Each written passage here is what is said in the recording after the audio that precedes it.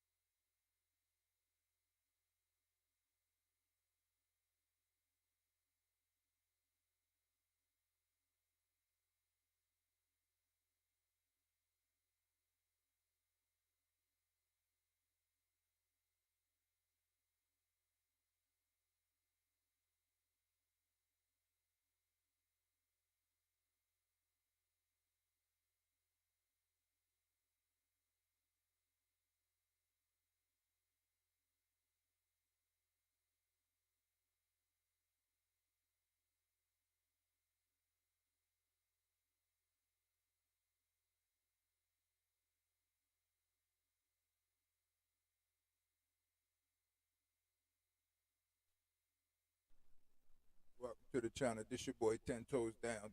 Thank you everybody for joining this live. Please share this video, share this live. Hit the post notification button when you know when I go live. Please comment guilty, not guilty, or it's gonna be a hung jury. Alright, we're gonna get right back to it just like this.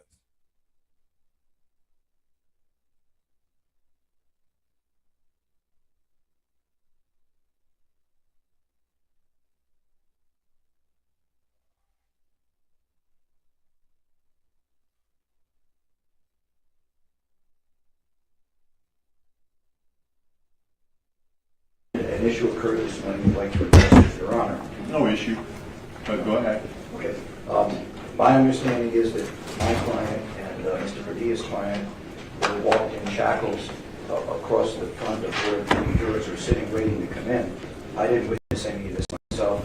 I'm not quite sure how that could happen in a trial of this magnitude at this late stage. Well, let me just set the record straight. There were no jurors sitting there waiting. They were not paraded in front. The jurors' waiting room is on the other side of the hall, and they hadn't even arrived yet. And I ensured that when the defendants were brought in, I instructed BSO not to do that, to make sure that as the jurors were potentially getting off the elevator, that they would not do that. But there was nobody in the hall at the time. Nobody was sitting out there.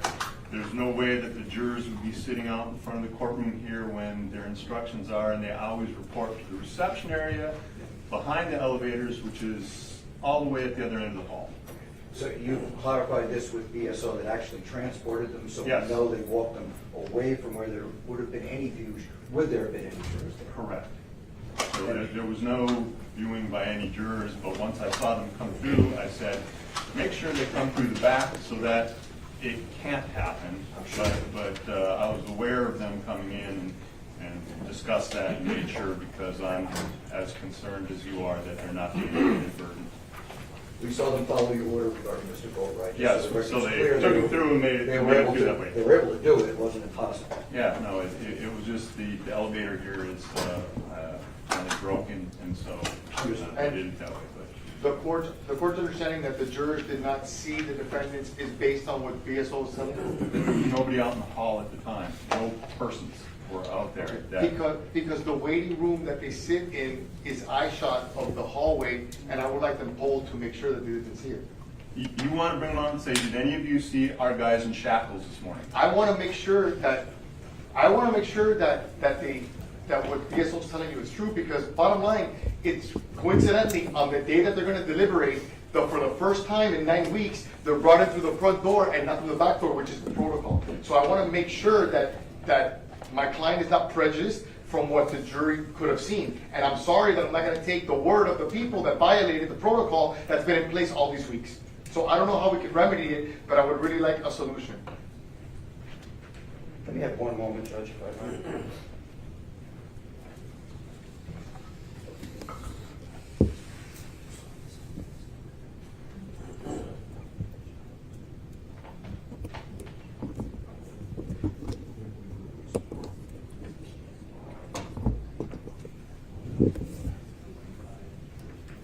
Nothing further, Your Honor. Thank you. Judge, for the record, there's no way of walking in through the front door that is not within the vision of the persons that are sitting in the waiting room where the jury waits every morning. It's my belief that this was done on purpose. It was done the day after I said inflammatory remarks against BSO. I find it very very odd that it happened on the day that they're going to deliberate, and for that reason I'm moving for a mistrial. And once again, sir, I don't know what your view of the hallway of the courthouse is, but the reception area is set back. It's recessed behind the elevators. We're on the other end of the hall, and there is no direct view from that area to here. I've been in that hallway many, many times in the many years that this floor has been open. I'm well aware there is no direct eye view from the reception area to this courtroom. Additionally, they were brought in at approximately somewhere between 10-2 and 5-2-10. The jury was told not to come back or be here at 10:30. I don't believe they began arriving until about 15 minutes after your clients were in the courtroom. Judge, I spoke with my client who said he saw various jurors. You saw jurors? Let's put him under oath. I want to know which jurors he saw. So we'll get to this, because then we're going to bring him in, and if he's perjuring himself, that'll be something else. Or if they're perjuring themselves, I don't know. I want to know which jurors he saw.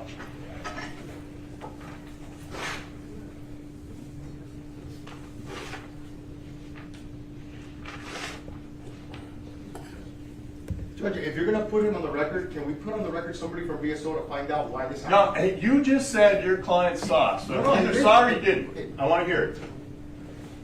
Either that's a factual statement or he's retracting it. I want to know. Why? You're making Okay, put him on the a record. representation. Go All on. right, Stand up. stand up, raise your right hand. Swear testimony you're about to give in the case now I'm hearing should be the truth, whole truth, nothing but the truth, so help you God. Put your hand down, state your full name, spell your last name. Deidre Williams, W-I-L-L-I-A, Which jurors did you see? the slim white lady with the glasses. Okay, we're going to bring her in. Okay. Have a seat. I guess in order to not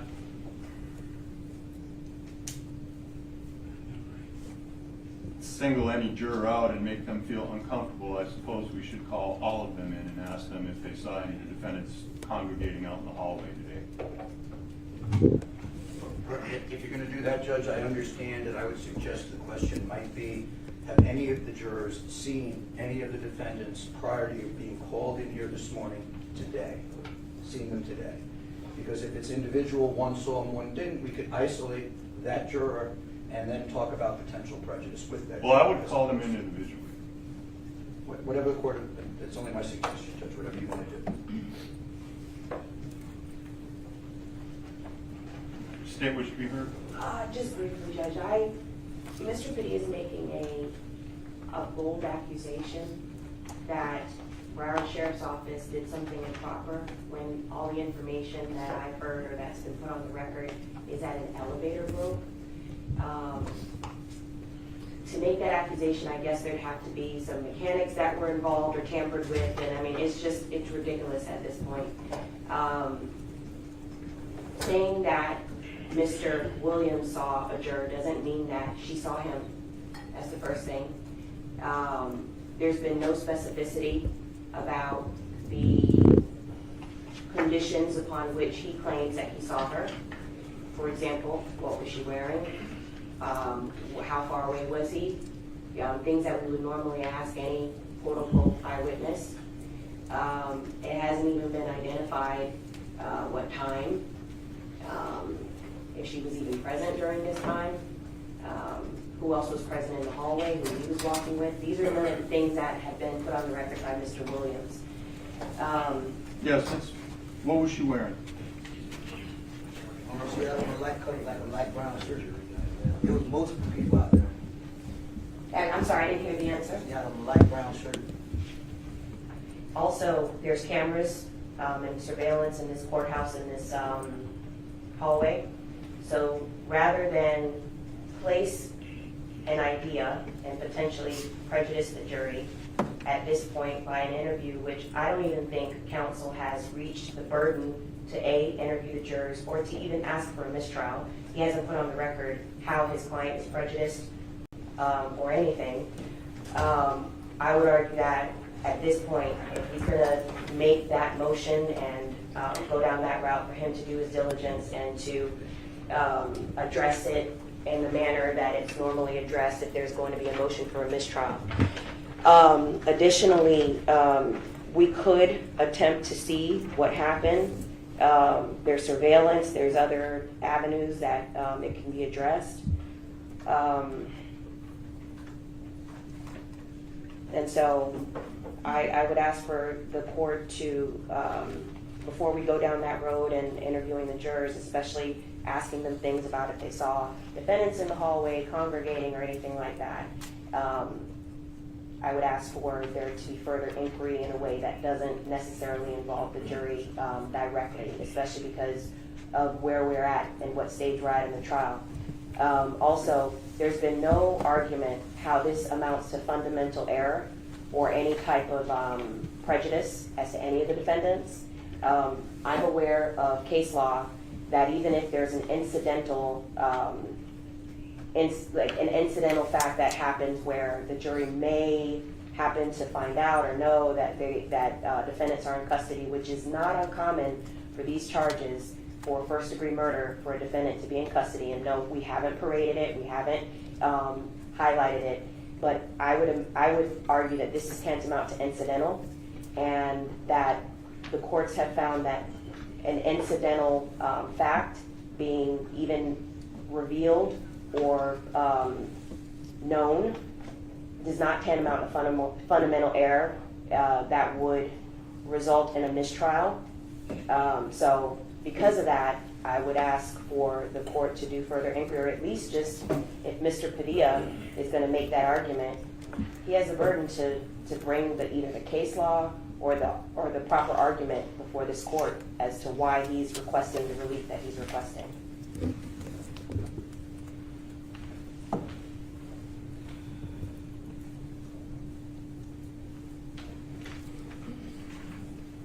Judge, if I may briefly respond.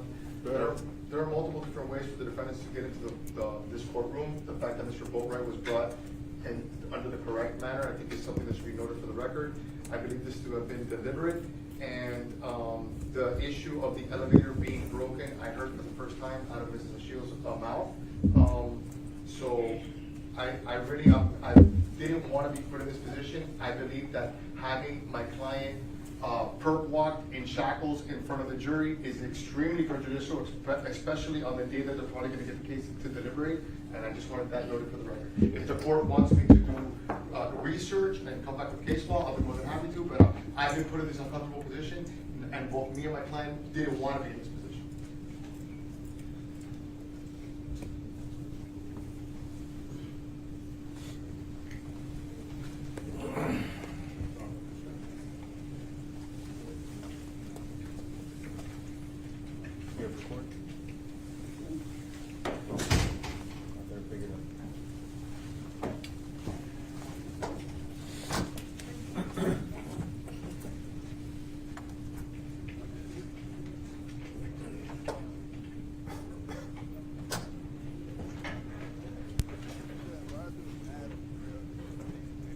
Everybody knows he didn't kill.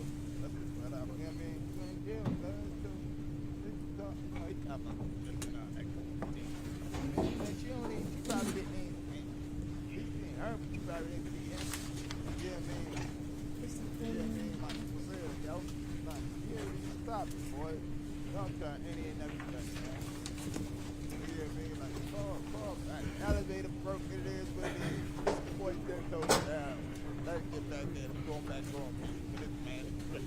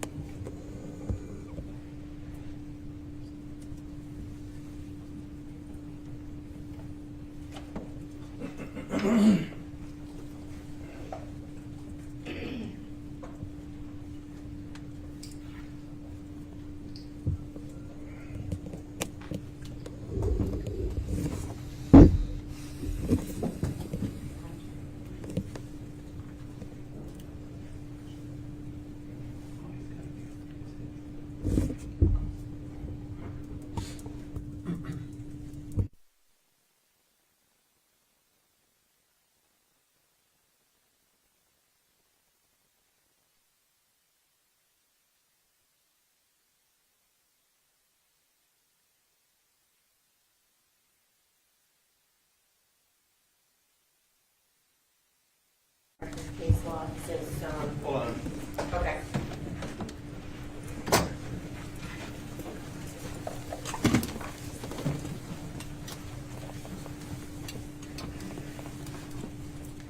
Can I have this occasion?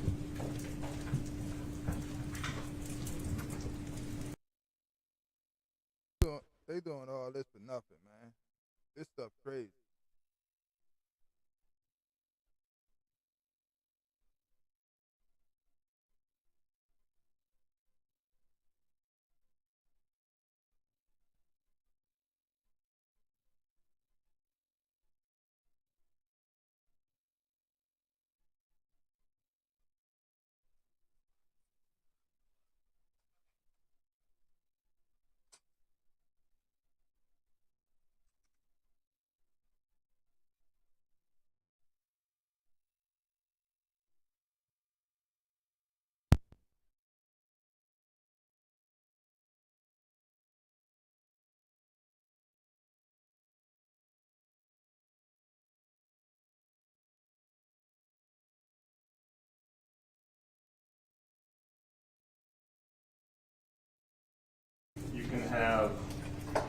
Phillips versus State, 39 Southern 3rd, 269, Florida Supreme Court.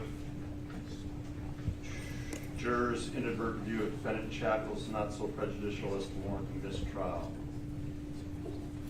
The fact that jurors may have inadvertently seen a defendant in shackles when he was being transported to or from the courtroom does not require reversal.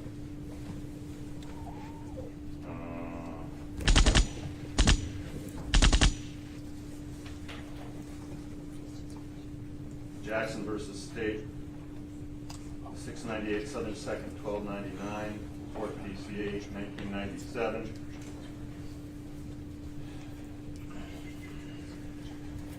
Handcuffing a defendant to a witness chair in the presence of the jury is error, but not reversible, where the encounter was brief and inadvertent.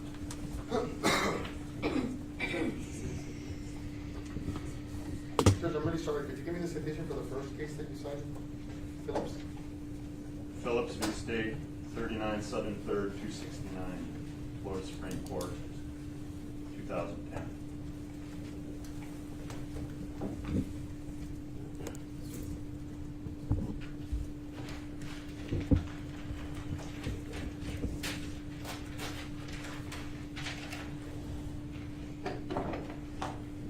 There's also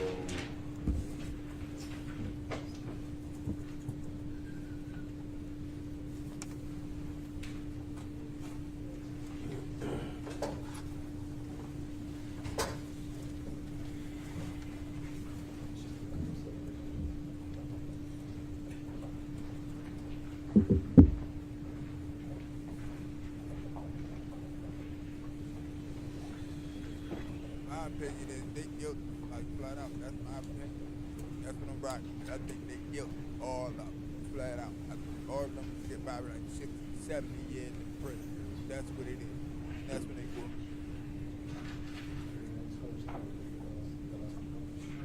Judge, 39 Southern 2nd, and I'm listening. Southern 3rd, Southern 3rd, and then, what else? 296. 296, thank you.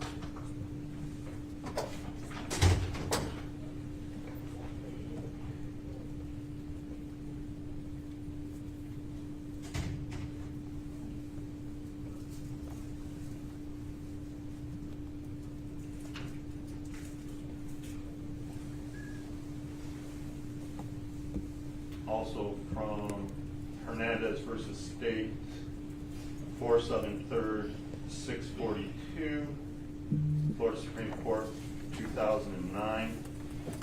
Quoting in pertinent part, we have long held that a juror or a prospective juror's brief inadvertent view of a defendant in shackles is not so prejudicial as to warrant a mistrial.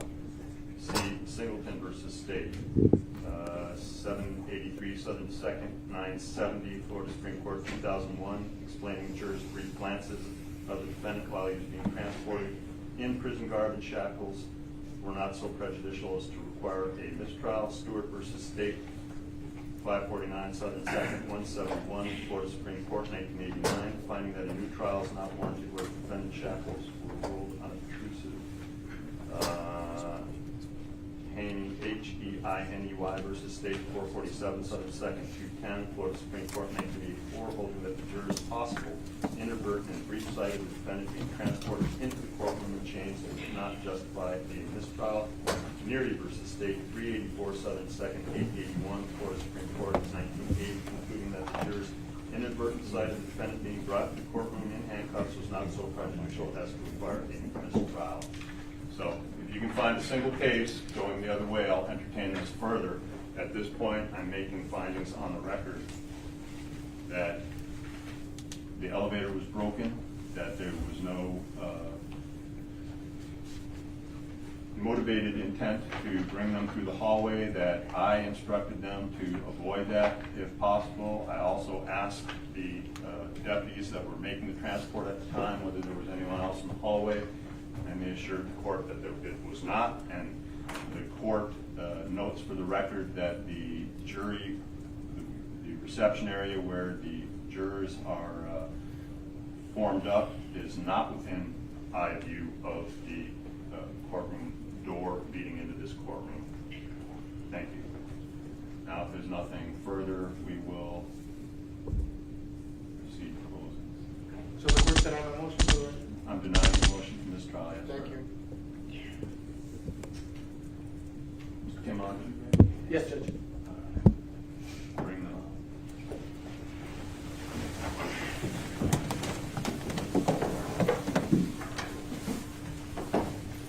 At 12:15, I have a mandatory meeting that I have to go to with the chief. And all with the entire criminal division has to be there. So I may need to cut things off if you're not done by then, because apparently it is what it is. We'll just take a lunch at that time, Judge. Yeah, well, I'm kind of hoping not to break up this stuff. That gives you an hour and 15, I don't know where you'll be. But if we get there, I'm gonna have to Okay, recess. You know what? Just let me know. I shall let you know. Sorry about that. Again, if it were my preference, I wouldn't be at that meeting. Although, if the chief's watching, I'm happy to go to the meeting, looking forward to it, sir. You want a warning before? You want a warning before the 1 hour 15? No. His warning is 20 minutes anyway. I've been there. It's because you're closing.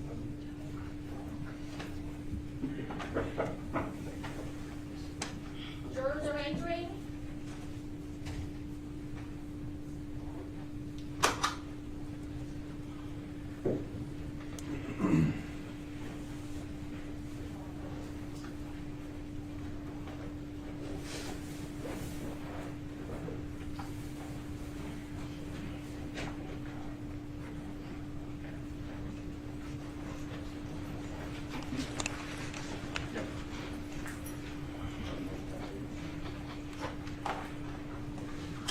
Good morning, ladies and gentlemen.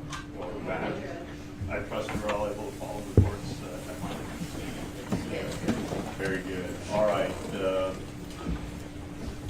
Kimmock, on behalf of Ms. Courtright, do you close? Yes, thank you, Judge. You may.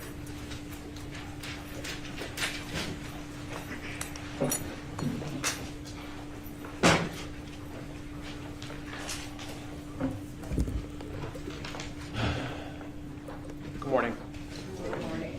May it please the court, state, ladies and gentlemen of the jury. When I gave my opening statement, I asked that you focus on the evidence that matters. The evidence that matters is what happened at 3:56 p.m. on June 18th of 2018. The state has asked you to focus on evidence that happened hours and days after and the day before. But the only question, the most important question that you have to answer is, has the state proven to you, are you sure beyond all reasonable doubt that Michael was involved in a murder at 3:56 p.m. on June 18th, 2018? They haven't proven that to you because he wasn't. I also, in my opening, asked you to pay attention to the quality. Yo, so if I had to, I got to put my 2 cents in real quick. Hey, yo, what the hell is he think? He keep on saying his client wasn't there. Like, yo, is he dreaming or something? Like, for real, yo, when they come back guilty on all of them, yo, I'm gonna like, look, he gonna be looking stupid. Like, that ain't no, yo, somebody already came and testified who was in the robbery with him, who said he was in there, like he was a part of it. Like, for real, like, for him just saying, and the other lawyers talking about that they wasn't there, they ain't robbed nobody. Like, what is wrong with it? What is excuse me? Like, what is wrong with his dumb ass, yo? Like, your client was there, yo. You should have tried another argument or something, man. I would have tried, like, I don't know, like, said the X tried to grab the gun, like he been saying at first. Like, I would not keep on saying that was the reason why his client said he shot X, because X was fighting over the gun. That's what he said. You know what I mean? But at the end of the day, I would try another angle than say my client was not there. So that's what I go back from when I said yesterday. So they gonna just give him all that money, $10,000 to $15,000, just because he a friend. They wasn't even trying to give Big Boy $10,000. They only gave him $5,000 because he didn't really do nothing in the robbery. So, but they gonna give him $10,000 to $15,000, and he wasn't even there. Suppose, what is wrong with you, boy? Like, man, come on, wake up. Let's get right back to it, just like that. That's your boy 10 Toes Down. Please like, comment, and subscribe to the channel. Let's get it. Quality of the evidence as opposed to just the quantity. The judge is going to tell you that the quality of evidence doesn't matter. The number of pieces of stuff that's put in front of you, the number of witnesses, what matters is the quality. The state wants you to focus on photographs and videos, again, that happened hours and days after this murder. They want you to focus on bullets and masks that had nothing to do with this murder, found in a vehicle weeks after the murder. And they want you to focus on these things because the evidence itself, the evidence that actually tells us who was or was not involved at 3:56 p.m. on June 18th, 2018, that evidence says Michael did not do this. And so I want to begin by talking about the most important piece of evidence in this case, and that is the DNA.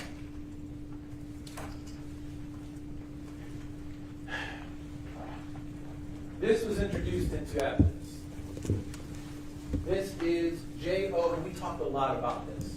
J01, swabs of left fingernail of Jazay Anthroy. J02, swabs of right fingernail of Jazay Anthroy.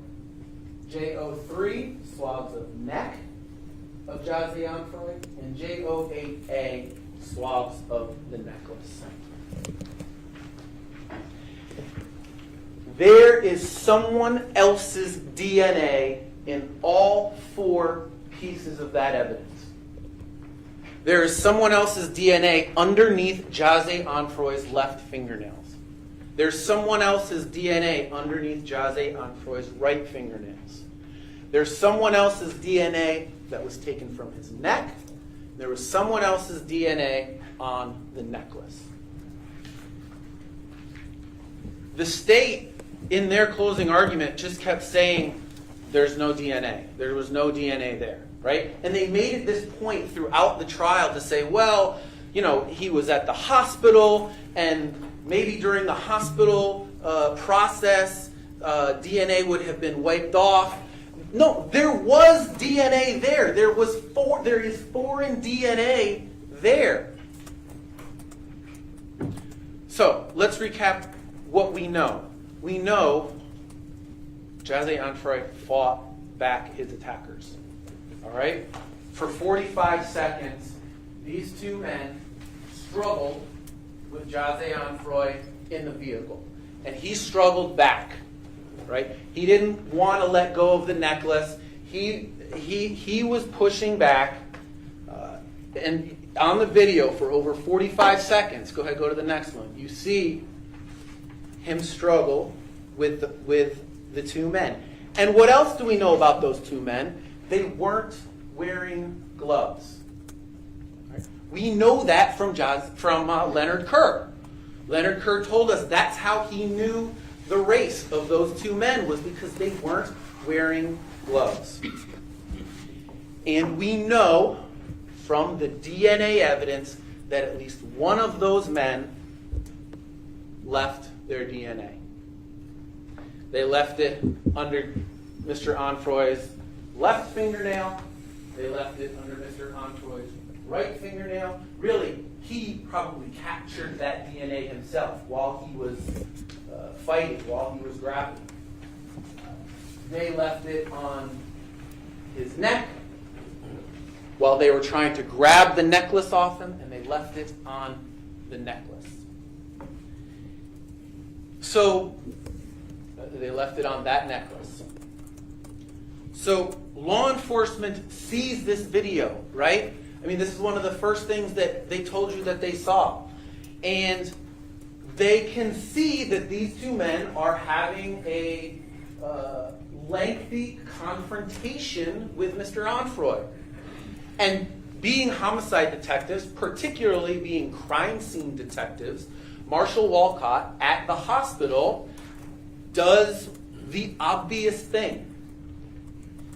He swabs underneath Jose Onfroy's left fingernails.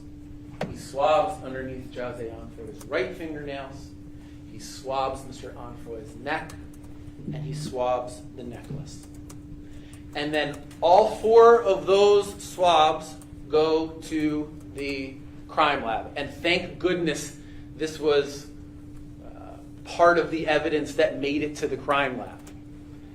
Because Nicole Einat then analyzes that evidence. And lo and behold, Detective Walcott's intuition was right. I asked Nicole Einat, notice this came out during my questioning. State has avoided the fingernails, has avoided the neck and the necklace. In fact, in their closing, they say there was no DNA. So I brought that out in my questioning. And I asked her, the swabs of the right fingernails, she says it was a mixture of two people. And I said, am I correct in assuming that Jose Onfroy was one of those people? Yes, of course. If we were to swab any of our fingernails right now, if you swab my fingernail right now, my DNA is going to be there, right? Nicole Einat said, there's someone else's DNA there too. And Nicole Einat said that she excluded Michael Boatwright as being the contributor to that DNA, and she excluded Trayvon Newsom as being the contributor to that DNA under the right fingernail. Someone else left that DNA underneath Jose Onfroy's right fingernail. And I asked Nicole Einat about the neck, J03. Detective Walcott knew that there was a struggle involving this necklace. He swabbed the man's neck. He swabbed Jose Onfroy's neck. And what did Nicole Einat tell us about that? It was a mixture of two people's DNA. Am I correct in assuming that Jose Onfroy was one of those people? Yes, of course. It was his neck. There was someone else's DNA on that neck. And Nicole Einat excluded Michael Boatwright as the contributor to that DNA and excluded Trayvon Newsom as the contributor to that DNA. Someone else left their DNA on Jose Onfroy's neck during that struggle. I asked Nicole Einat about the necklace.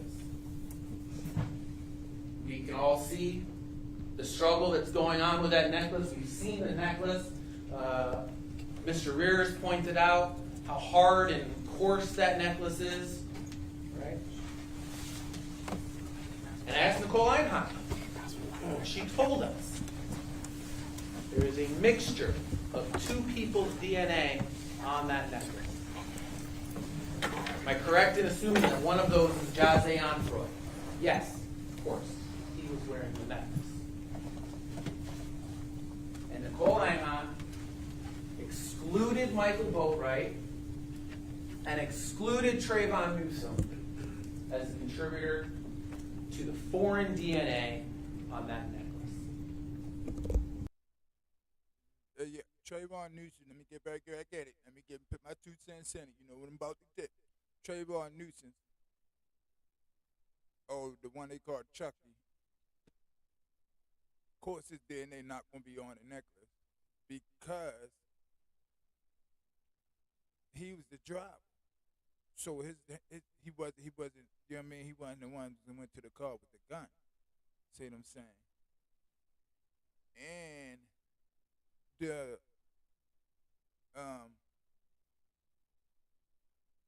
I don't know. I don't remember which one. I think it was the tall one. Allegedly, the one that was trying to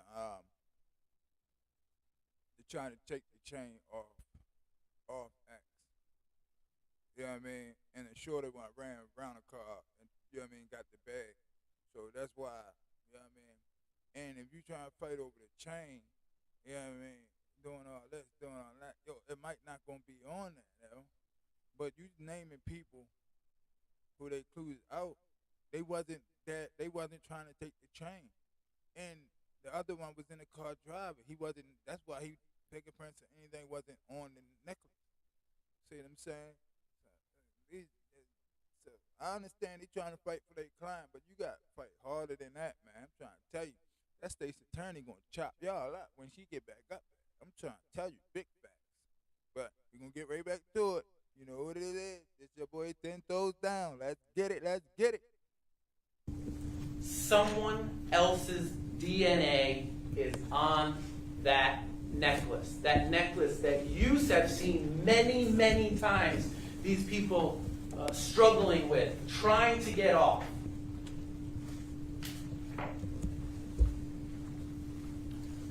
Whoever Jose Onfroy scratched or made contact with during that struggle on June 18, 2018, is not sitting at this table. The person is still out there.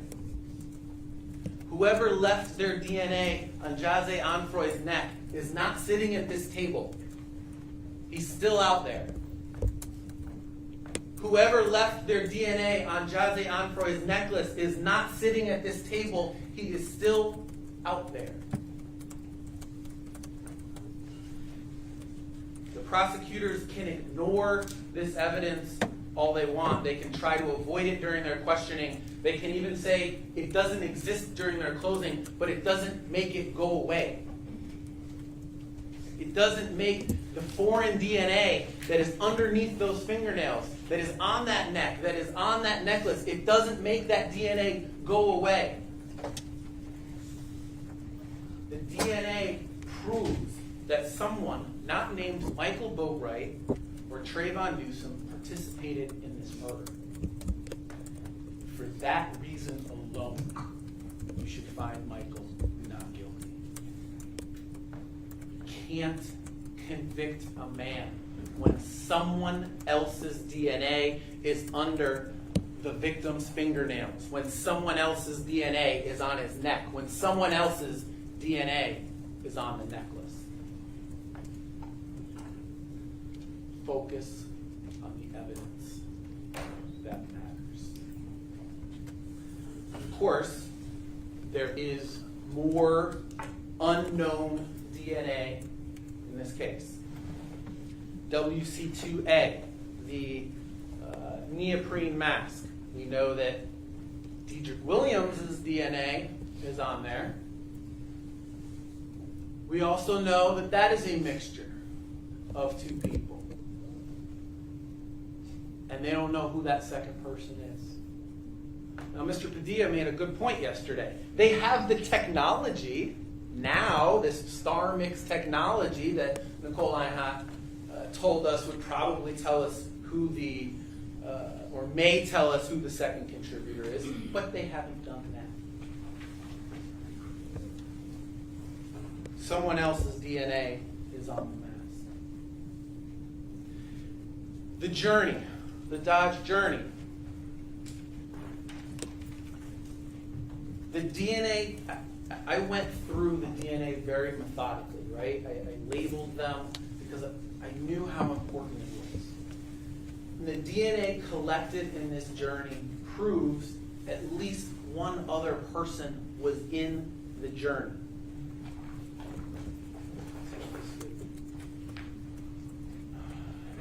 This is also an evidence. You'll see DNA 8, right, which is described as swap of composite volume, air conditioner, temperature controls of the journey. So the things that you turn to change the temperature, to change the volume, any things that anybody in the front seat would likely touch. We heard that that is a mixture of 3 people. One was Tanisha Clark, the owner of the journey. Makes sense. One was Robert Allen, who we know was driving the journey. The third person was unknown. They don't know who the third contributor to DNA 8 was. DNA 7 was number 33. This is the gear selector of the journey, the Dodge journey, the thing that you touch to put it in drive or park or reverse. She told us, Nicole Einhart told us, that was 2 contributors. One was Tanisha Clark, the owner of the journey. She couldn't tell us who the second contributor was. DNA 10, the front passenger window and door controls of the journey, right? So if you're sitting in the passenger seat, the thing that opens the door or that little knob that opens and closes the window. Nicole Einhart told us that was a mixture of at least 2 people. She couldn't tell us who those people were. DNA 16. Seat controls of the rear passenger side seat. Again, the seat in the back that is on the passenger side, the controls to move it, Nicole Einhart said that was a mixture of DNA, and she couldn't tell us whose DNA that was. DNA 17, the window controls of the rear passenger seat. Again, the thing that you click to go up and down the window. That was a mixture. And she couldn't tell us whose DNA that was. And finally, in the journey, DNA 19. Can you scroll down a little bit, Mike? Look. There it is. The driver side window control rear passenger. Again, Nicole Einhart told us there was DNA there. That was also a mixture, and she couldn't tell us who else were the contributors to that DNA. Focus on the evidence that matters. Here's why it matters, right? It matters who was in the journey, because 2 people that were in that journey committed this crime, no doubt about it. We see that on the video. So let's figure out who those people were, right? And we have all of this, A, DNA that couldn't be identified, and B, DNA that they didn't identify. Focus on the evidence that matters. The fingerprints from the journey. Again, the fingerprints can help tell us who else was in that journey. was in the Dodge Journey. The state, when they were questioning the fingerprint analyst, got out that SVL6 and SVL7, can we scroll down a little bit? Don't go to the next one, just scroll down a little bit. There we go. SVL6 is at the bottom, SVL7 is on the next one. They got out through Mr. Rodriguez that those were identified to Michael. They got out that another one, Ram 1, was identified to Trayvon. Well, we never contested that Michael was in that journey later on that day. Right? But what about the rest of the prints? What about the rest of those fingerprints? And look no further than SVL9. I'll go to the next one. SVL9. But I mean, you know, I'm gonna put my 2 cents back in, and here I go. Yo, of course, it's gonna be a lot more other fingerprints in it. Yo, it wasn't a brand new car. They rented that car off of somebody. So at the end of the day, it's gonna be other fingerprints in that car. You know what I mean? That girl probably had her mother, sister, brother, or uncle, everybody in that car. The person that they rented the car from. So you know what I mean? He's sitting there talking about, oh, it's other fingerprints in the car. Yo, yes, it is gonna be a lot more other fingerprints in the car. Yo, cause that car, it wasn't a brand new car for number one, and for number two, they rented that car off of somebody like another, you know what I mean? Somebody, not a car dealership, you know what I mean? Not a rental car place, just somebody like off the streets that had an app, you know what I mean, to rent a car. They're gonna find a lot of fingerprints in that. So I don't know what is the argument. It sounds stupid. So, but let's get right back to it. The reason that I highlighted it is because of how important it is. This was a fingerprint on the journey, and the fingerprint analyst excluded Michael Boatwright as a contributor to that, excluded Trayvon Newsom as a contributor to that, excluded Dedrick Williams as a contributor to that, and excluded Robert Allen as a contributor to that fingerprint. Whoever left that fingerprint is still out there. And then we've got all of the rest of these prints, right? SVL1, SVL2, SVL3, SVL4, SVL5, and SVL8. Someone left those prints.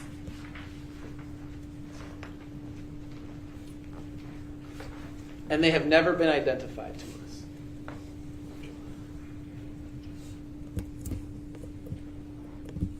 Someone else was in, at least one other person was in that Dodge Journey.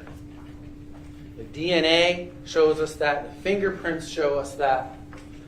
Focus on the evidence that matters. Now, there are a whole bunch of other places the police should have looked for physical evidence and didn't. They did probably a B or a B+ job, but this is a murder investigation.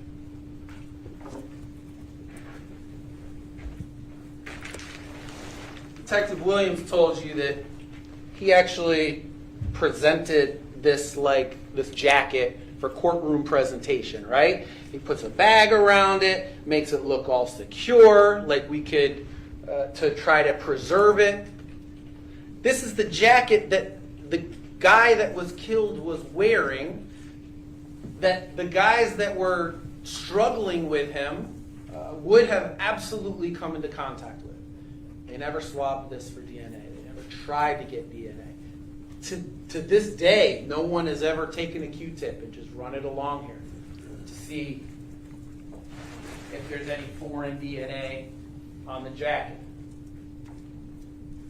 The window area of the BMW.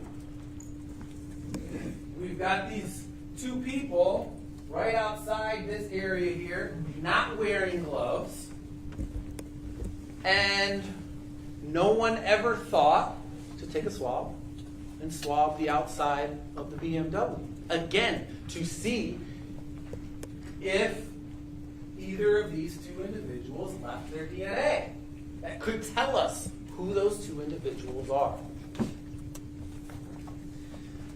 And then we have all of the parts of the journey that they swabbed and that are sitting in a warehouse somewhere.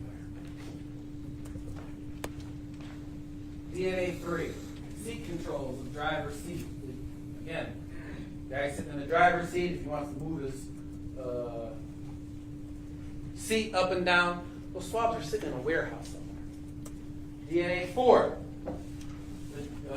the actual driver's seat. Swab of the actual driver's seat. Those swabs are sitting in a warehouse somewhere. DNA 5, the headrest on the driver's seat. Right? So where the back of the person's head, if they put their head back at any point, touch there. All right, right back. You know, I got to put my 2 cents back in it. We already know they was allegedly in there. Big Boy already testified, and we seen them and I don't think we seen them get in the Dodge Journey, but the girl testified who she gave the Dodge Journey to, and they was at the motor place. You know what I mean? With the Dodge Journey, and you see them when they get back to the community, getting out the Dodge Journey and all that type of stuff. So I don't know why he's trying to say that they wasn't in the Dodge Journey, or he's not trying to say that. Excuse me, he's trying to say they was in there after the fact. No, they didn't. You know, they tracked them ever since the robbery. They followed them everywhere. They followed them all the way back to the community. They seen them get out the Dodge Journey right after the robbery. So they seen them, yo, and they was in an accident. They seen all that, yo. Like, I don't know if he was asleep or what he was doing, yo, in the trial, yo, but his defense is like garbage, like for real, yo. Like, he needs to step it up a little bit more, get a little bit better, yo. Stop taking them angles like that, cause my opinion, like, they not going to work, yo. People can read, people can see, and like people see at home. We watching the trial at home, and I know that jury is watching it in person. They right there, so they, you know what I mean, they taking notes and doing whatever they can do. You know what I mean, and they focus it up, right? So if we look at it and we see them doing all this and all that with the money, going by clothes, doing everything they can, and on camera doing everything, like, what was he looking at? Was he asleep or something? No, he was too busy over there laughing with his client having a good time, but it's going to all pay off, because I'm telling you, God did not like ugly, and they did an ugly thing, and you're going to have to pay for it. Those swabs are sitting in a warehouse somewhere. We've got 3 people on trial for murder, and they've got swabs that they've got sitting in a warehouse somewhere untested. DNA 9, seat controls of the front passenger seat. All right? Sitting in a warehouse somewhere. DNA 11, the passenger curtain airbag front. Sitting in a warehouse somewhere. DNA 12, the passenger curtain airbag rear. Sitting in a warehouse somewhere. DNA 13, the front passenger headrest. Again, passenger seat headrest. Those swabs are sitting in a warehouse somewhere. DNA 14, the passenger curtain airbag rear, sitting in a warehouse somewhere. DNA 15, the rear passenger side headrest. Those swabs are sitting in a warehouse somewhere. DNA 18, the driver's side rear passenger headrest, sitting in a warehouse somewhere. And DNA 20, seat controls,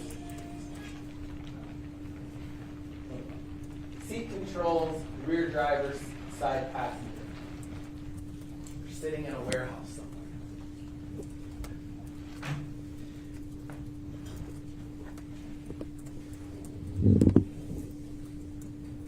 The DNA that is on those swabs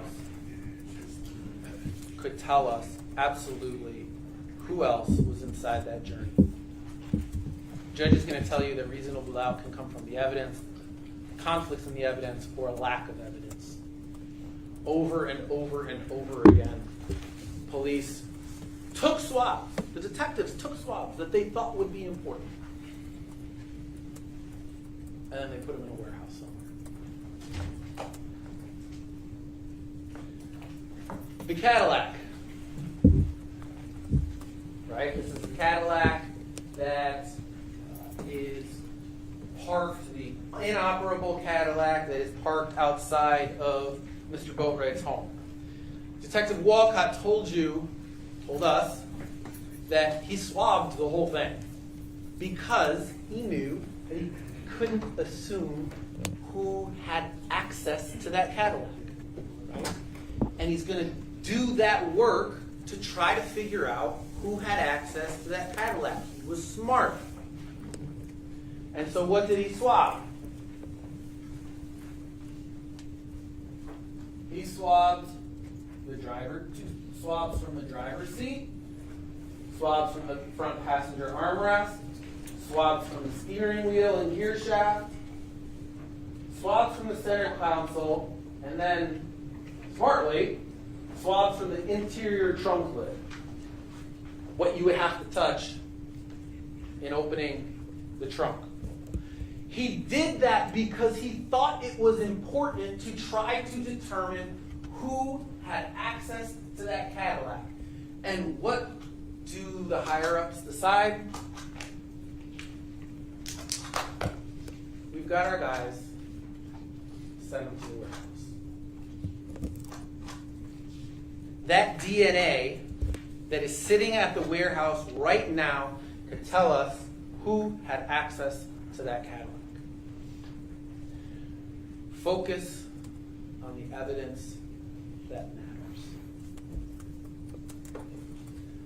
We've talked about the DNA. We've talked about fingerprints. How the DNA, how the DNA and fingerprint evidence show us that someone else was involved in the shooting, that someone else was in the journey.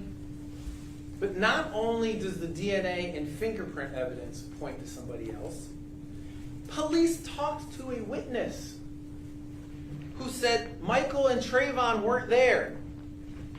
Detective Curcio talked to a man named Sherrod Clayton.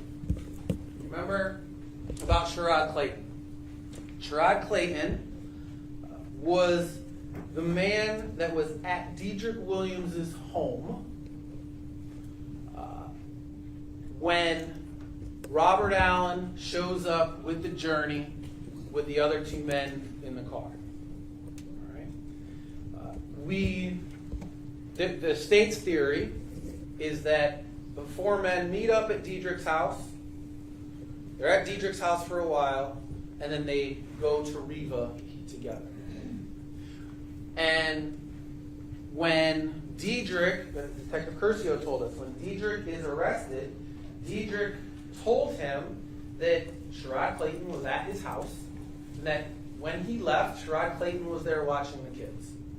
So, Detective Curcio goes and interviews Sherrod Clayton, and he asks him, do you recognize any of these men as being the men who showed up at Dedrick Williams' house before the murder?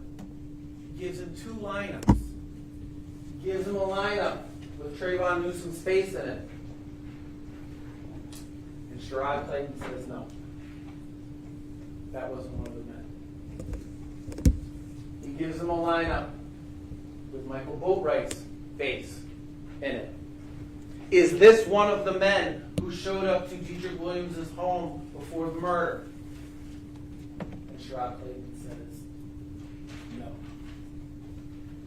None of those were one of the men.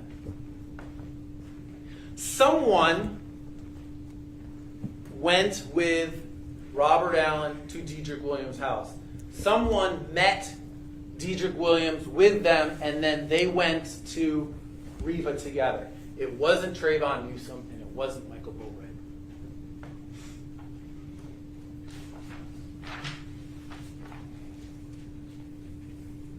So not only do we have this DNA evidence under the fingernails and on the neck and on the necklace pointing to another person. Not only do we have fingerprints and DNA that are unidentified in the journey pointing to another person, the detectives talked to somebody who was at Dedrick Williams' house who said, Michael Boatwright was not one of those men who showed up. Trayvon Newsom was not one of those men who showed up. Focus on the evidence that matters. Not only does the DNA, the fingerprints, an actual person point somewhere else, Michael's own internet searches show that he wasn't involved in the murder. This is what I wrote while I was standing at the podium while Jim Kempton was testifying. On June 29th, right? So this is now 11 days after the murder. Michael has been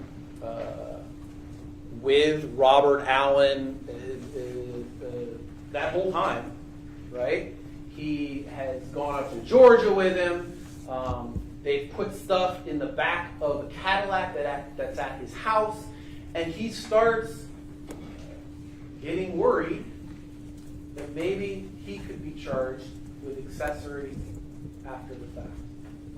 Someone who has committed a shooting, someone who has actually shot a man, isn't worried about being an accessory to murder, isn't worried about being an accessory after the fact to a murder. But Michael was, because he knew that he'd been with these guys afterwards. Now, let's be clear, he's not charged with accessory after the fact. No, but to be clear, yeah, I mean, you know, the reason why he thinking he accessory to it because he don't think, you know what I mean, because he ain't shoot nobody, because he ain't shoot, so that's why he is thinking that he could be accessory to murder, you know what I mean, accessory to robbery or whatever because he didn't shoot nobody, and you know what I mean, so that's not saying he wasn't there, he looking at it, because he was there with him, like and the way the cameras and everything show he was there with him, but he's looking at it like he ain't shoot nobody, so I think I can be accessory because I ain't shoot nobody and nothing like that. But he was there with them guys doing that. You know what I mean? Like, I don't care what nobody say. Like, my opinion, he was there. He was there with them. Did all them crimes. He was there. All 3 of them, 4 of them was there. That's my opinion. I'm not going. And I'm holding 110%. Hold it down. My opinion is that all of them was there. All of them was a part of it. I don't care who come and say that he wasn't there and all that. I don't care. My opinion is he was there. And I think everybody else opinion that they was there, just not these 3 lawyers. Right? That isn't one of the charges that you're going to have to consider, that you're going to consider. But look at what his internet searches were. And the timing of these is important. 119 to 121, there are 2 separate searches and 8 different entries. One is accessory to murder, one is accessory after the fact sentence. About 22 minutes later, there is another entry, again accessory to murder and accessory after the fact sentence. And then it stops for a while until the following night, 9:40 to 9:42 p.m. And Michael, again, searches accessory to murder. And then again, he searches something new. Accessory to murder after the fact sentence. He's worried. He's been with this man whose face is on TV, who is clearly a suspect in Robert Allen, and he's worried about what that could mean for him. Now, I brought that up, right, in my opening statement. I talked about that in my opening statement.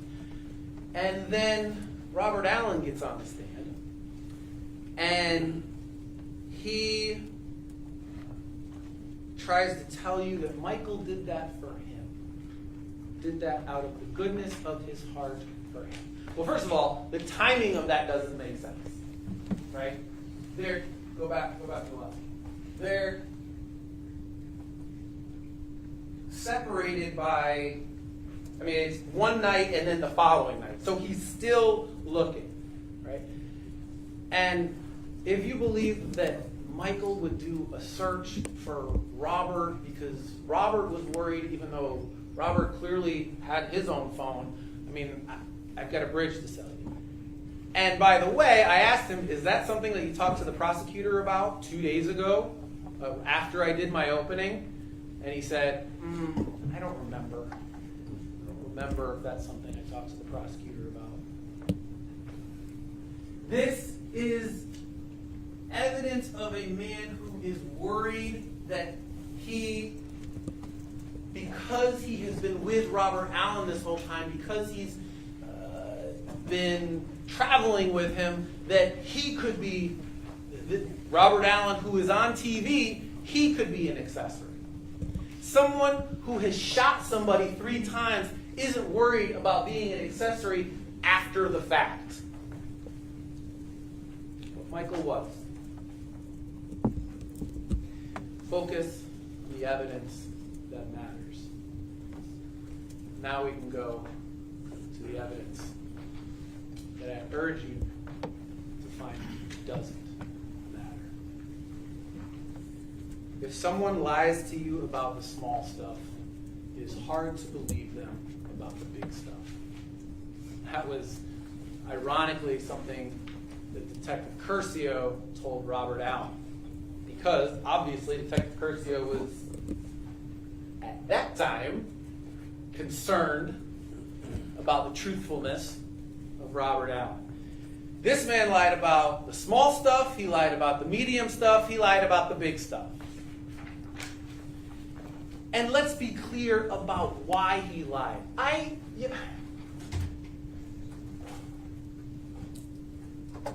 don't know that I blame him for lying. He was in an impossible situation for him.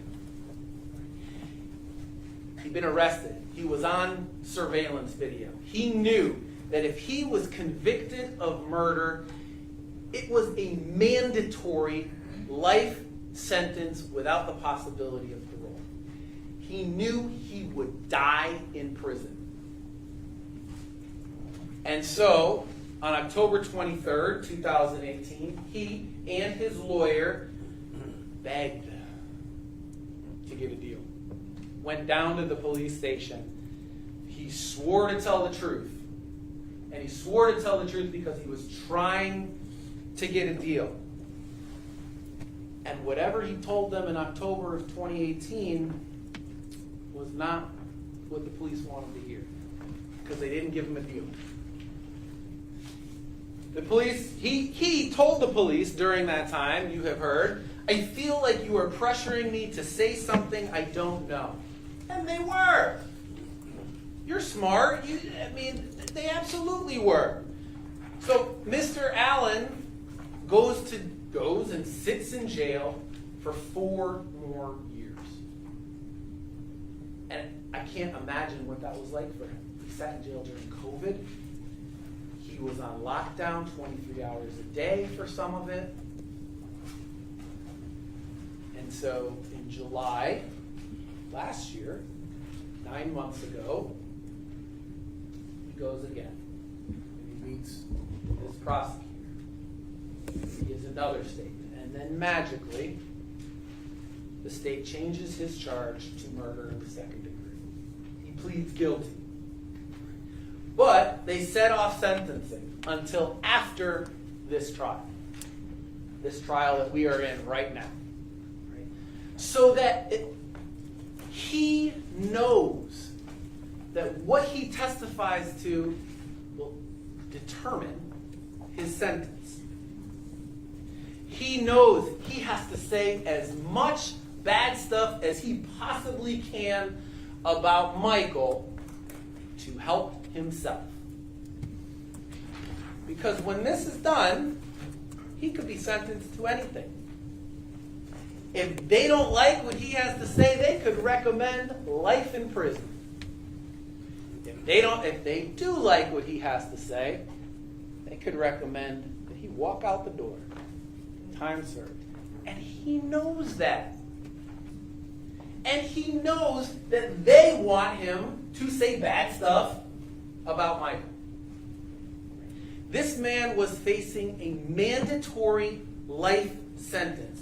And all he had to do to go home was tell some lies. And if you think that that man wouldn't jump on that, again, then I have a bridge to sell you. There's a second reason he lied. He got to kill two birds with one stone with this testimony. He gets his get out of jail almost free card, and he gets to protect the real killers. And he told us that. He told us that he wouldn't tell us one of the people involved. On day one, when the state is asking a question, So I'm going to object to this argument regarding pretrial, or I'm sorry, asylum rules. the prosecutor asks him who was driving that car, this car that magically showed up moments after this car crash. And Robert Allen tells you, I don't know. I don't know who that was. The next day, when I'm asking him questions, and again when Mr. Padilla is asking him questions, he tells us he does know. But he refuses to tell you who it was. This isn't like... But it was, excuse me, if you remember and you listen very closely, he did say he did not want to get her involved because she's not involved. So intended hinting to that was a lady, you know what I mean, who driving. She had nothing to do with nothing. You don't know where she was coming from. He probably just flagged her down to come and pick him up, or you know what I mean, to come and flag her down when he was walking down the street. Or he probably had called her and said, "Where you at? You close by? Come pick me up," or anything. So. You know what I mean? But he did say it was a girl. He said he did not want to get her involved. She ain't had nothing to do with it. That's what he said. That's why he did not tell you her name. The wire. There aren't like cars just parked around in case that, you know, Robert Allen gets in a car crash, they can come pick him up. This car was already on the road. This car was going with them. And Robert Allen refused to tell you who that person was. Now, excuse me, exactly what I just said. He trying to say this car was on the road. Yes, she probably was on the road, like driving around or something. He probably called her and told her to come pick him up. Or she was at that wherever she pouring out at, and he seen her and flagged her down. But you cannot sit there and say that car was with them, behind them, driving with them, committing the crimes with him. No, that's false information. But that's your opinion. My opinion is that car had nothing to do with that. That was the lady, and you seen two guys robbing X, two guys, and you seen AKA Chucky, the driver. He, yeah, man, I don't care what nobody said. He was the driver, flat out. I believe that boy, the fat boy, everything he said. I believe him. That's my opinion. But I believe it.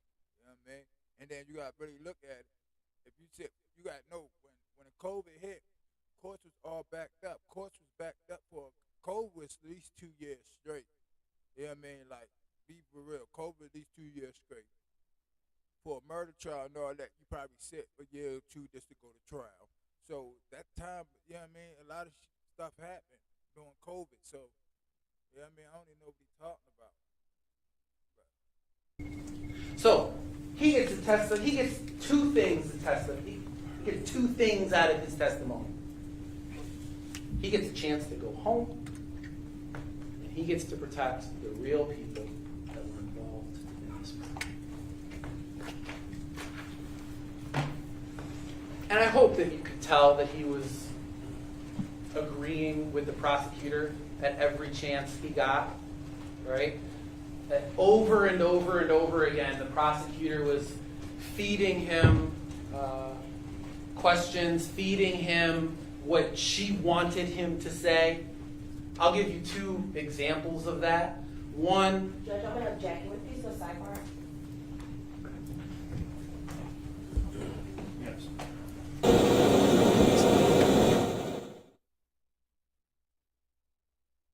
There's no right. She wasn't feeding them nothing. She was just asking the question how it is. And at the end of the day, it's not that. It's not nobody's fault. That I would have. He was the weakest link, to tell you the truth. Like he was the weakest link. What part that he did? Yeah, I mean, my opinion was the part that the big dude did, the one who testified, is he went in the store and pointed out X and came back and told them that was X. That's what he did. Like he was in the back seat. That's why they was only trying to give him a little bit of money because he didn't really take a part of nothing. So he wasn't the driver. He wasn't the one of the two that robbed X at gunpoint. So he really do nothing. That's why they wasn't really trying to give him no money. So that's why they really, I mean, he was going to get locked up for being accessory. That's what his charge was, accessory. But somebody died out the situation, so that's why they had to charge him with murder.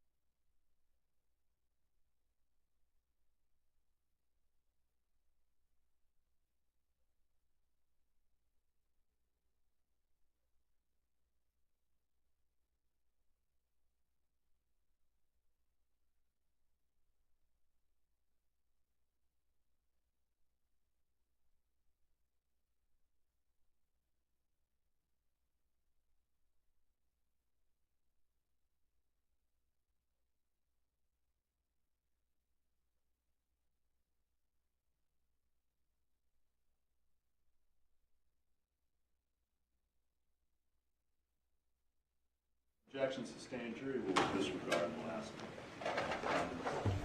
counsel with respect to prosecutor's questions. so Robert Allen first testifies that Diedrich got an Uber, right? That's how Diedrich got home from Robert Allen's house. And then the prosecutor says, are you sure that he used his phone to get an Uber? Right? Because she has his phone records. State has his phone records. And then he waffles. And then he says, oh no, actually I don't know that he used his phone to get an Uber. I don't know if that's true. And we're going to talk a little bit about why that's important in a minute. The state also asked Mr. Allen about Michael's gait. You remember that part? So she asked him, does the gait of the man that is walking in this video, is it the same as the gait of the man that is in that video? Right? And Robert Allen said, yes, they have the same gait. Well, when I cross-examined him on that, and actually explained to him, he didn't know what the word gait meant. Right? He was answering the question with the prosecutor, not knowing what the word gait meant. and I explained to him what the word gate meant. Did you catch it? He screwed up a little bit. All right. He admitted that no. Well, once I told him that the word gate means the way that you walk, right, he admitted that no.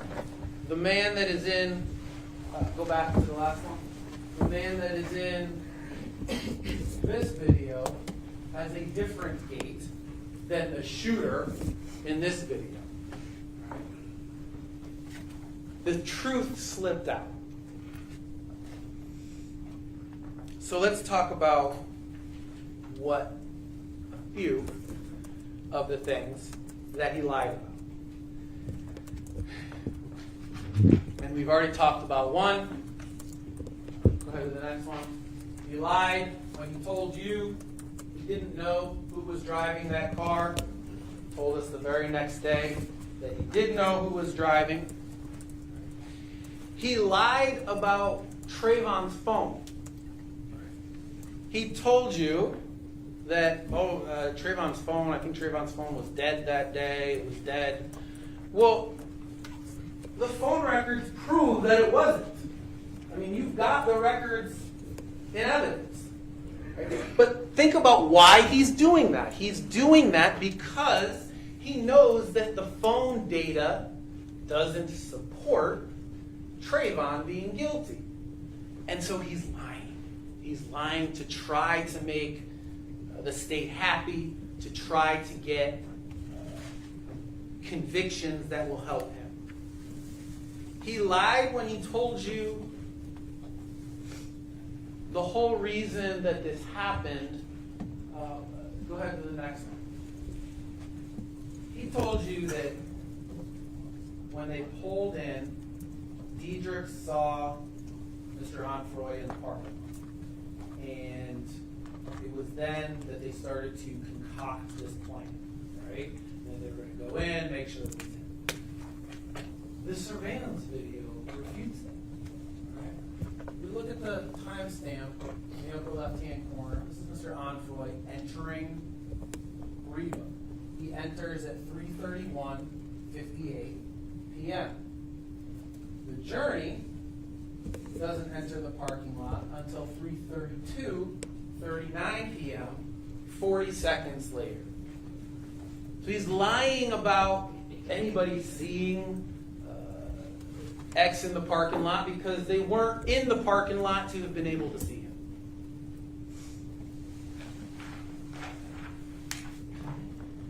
He lied when he said he tried to call Boatwright, what he called him, but it didn't connect. Remember, he said he's in the store, he's in Riva. He tries to call Mr. Boatwright, but it doesn't connect. In 2018, he says he called Boatwright and actually spoke to him. That's what he says in October of 2018. And in 2022, when he's talking to the prosecutor, he says he called Boatwright to ask him if he needed anything in the store, but it didn't connect. So two differences there. One, 2018, he says he called him to tell him that Mr. Onfroy was in the store. 28, and talked to him. 2022, he says he called him, but it was only to ask if he needed anything at Riva, and it didn't connect. And then with you, he says he called him to tell him about Mr. Onfroy being in the store, but it didn't connect. This story keeps changing, and the reason it keeps changing is because he wasn't calling Michael. Right? When you are telling a lie, and it's made up, you're going to get the details wrong. The truth stays the same. The truth doesn't change. When you're making up a story and you're trying to keep your story straight, things don't go well. He did not try to call Michael. Michael wasn't there. He didn't have anything to do with this. And Robert Allen messed that up. He lied when he said the plan was, when he told you that the plan was to take the bag. Told you that they had gotten in the car and they'd seen this Louis Vuitton bag, and their plan was to take the Louis Vuitton bag. In 2018, he said their intention, they saw the necklace, and their intention was to take the necklace. Again, he can't keep his story straight because he just keeps lying and lying and lying. One of the funnier lies, I mean, none of this is funny, but one of the funnier lies is that he lies about the distribution of money. In 2022, again, 9 months ago, when he's meeting with the prosecutor, he tells the prosecutor that he got $5,000, that Diedrich got $12,000, Trayvon got $12,000, and Michael got $17,000. They were distributing this money. That's what he says just 9 months ago, under oath to this prosecutor. I think he probably realized at some point between then and now that that doesn't add up to 50. And so he changed the story. Then he comes to you and he says, well, actually it was 5 that I got and everybody else got 15. The only explanation for that lie is that Michael and Trayvon weren't actually part of that money distribution. I don't know how many people were involved in that money distribution, but he's trying to substitute Michael and Trayvon for the real killers, the real people that were involved, and he screwed up. He screwed up in 2022, and that's why he can't keep his story together. He can't keep his story straight because the actual people that distributed this money, that collected this money, did not include Michael or Trayvon.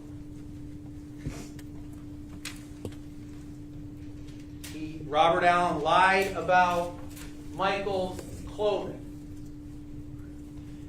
He told you that, in 2018, he told police that Michael changed into Robert Allen's brother's clothing at Robert Allen's house. That's what he says in 2018. To you, he says Michael changed into his own clothing at my house. Why lie about that? That is a very obvious difference. 2018, Michael changed into my brother's clothing. Now, Michael changed into his own clothing. Lying about that doesn't minimize Robert Allen's involvement in any way. It doesn't make Michael any more guilty in any way. There's no reason to lie about it. The reason he got it wrong is because he's lying about the whole thing. He's lying about Michael changing clothes. Michael did not change clothes that day. Michael had no reason to change clothes that day. But Robert Allen is making this stuff up. He's making up that Michael changed clothes and not keeping the details straight in his mind. So 4 years ago, he says, yeah, Michael changed into my brother's clothes.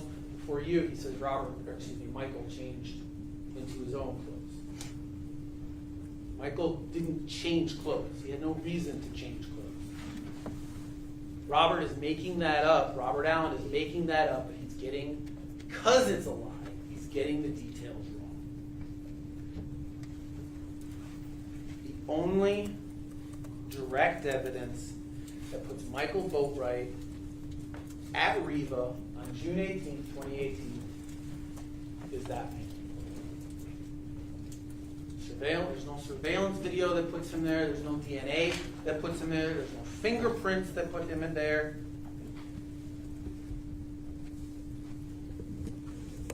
The state wants you to convict based on what he is saying.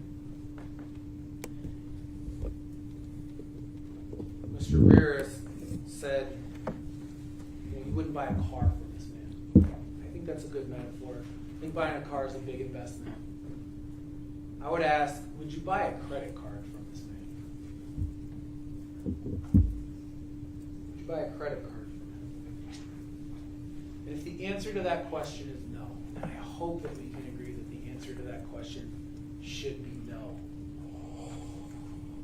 and don't trust him when it comes to Michael's freedom.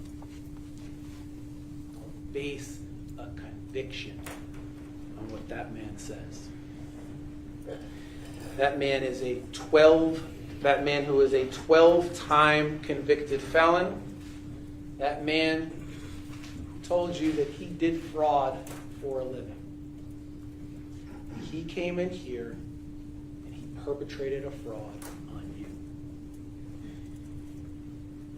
If he would lie, if he would do fraud for a few bucks out there, imagine what he would lie about to avoid a life sentence. So I ask you, focus on the evidence that matters. I want to talk about some unanswered questions. Again, the judge will tell you that reasonable doubt can be based on the evidence, the conflicts in the evidence, or lack of evidence. And there are very big, significant, unanswered questions in this case. Question number one, how involved is Keith Grayley? Let's start with the facts. Keith Grayley, the man knows Deidre Woods. You can see him on video. You can see him talking the whole time. Fact two, Keith Grayley bought a mask. I hope that we can all agree on that now. In fact, he bought the same exact mask that Deidre bought moments before two men with masks committed this murder. We see it on video. Go back to the last one. We see it on video. Mask. Go ahead. Go to that. All right. We see it on video. And yet, prosecution gets two men, go back. Two men, one Terry Yoakum, another Jesse Bukajian, testify initially, no, he was just ordering parts for his bike. Mr. Spear got them to admit, yes, when I talked to police, I told police he bought a mask. We can see the mask for ourselves. And Detective Walt Foster told us, confirmed, that Keith Grayley had bought a mask. And we see him, walking out with it in his hand. So, why are they trying to mislead us about that? Again, if you lie about the little things, it's hard to believe you when you talk about the big things. The reason is because they didn't investigate this man like they should have. They get warrants all over the place on Michael when Lil Boat shows up in Diedrich's phone. Here, they've got a man who's buying a mask moments before this murder that two men murder somebody wearing masks, and they didn't get a warrant to search his home, they didn't get a warrant to search his phone, they didn't get a warrant for his DNA. And, they say the reason is because the evidence doesn't point to him, right? He left before the murder happened. Well, okay, he got in a separate car and drove away. And the state was very clear about how long 8 minutes and 35 seconds was yesterday. Right? They did not show us that he didn't come back. In fact, we know that two cars, we'll talk about that in a second, two cars come back and park right outside this Dodge Journey. Now, I don't know that Keith Grayley committed this murder. I that has not been proven to anybody, right? But there is very big unanswered questions about where he was at that time, and the reason those questions aren't answered is because police didn't investigate. They go to his, Detective Foster tells you, they go to his house afterwards, and he refused to cooperate with them. He tried to tell police he didn't know who Dedrick Williams was. And they don't get, again, they don't get his DNA. Because they don't get Keith Grayley's DNA, they can't use Keith Grayley's DNA to test against the DNA that is underneath Jahzeh Humphrey's fingernails, to test against the DNA that's on the neck or on the necklace.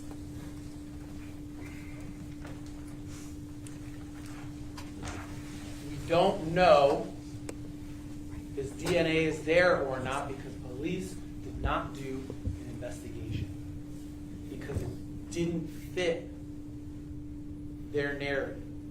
Mr. Padilla yesterday talked a lot about tunnel vision, and I agree with that. They had this tunnel vision on these guys, and they ignored very obvious things that were right in front of their face. The unanswered questions about Keith Grayley should give us all a doubt about whether he was involved, and that doubt is reasonable, and for that reason alone, we should find Michael not guilty. Another unanswered question: what happened across the street? All right. The Journey is parked across the street. It's backed up, right? And they're waiting. And not one, but two separate cars come and park next to the Journey or in front of the Journey. First, we've got this vehicle here. We can see coming in. Go to the next one. And then park next to the vehicle. You see on the video somebody get out. You see this trunk open up. But it's still, we've got the trees. We can't see what happens. We've got this little white car that comes moments later. Go ahead to the next one. And parks right in front of the Journey. And you can see on the video something is going on there. There's movement. You can't see much more than that, but you can see that there is movement. Police, I don't know if police even noticed these things until we got to trial, right? Because they certainly didn't investigate either of those vehicles.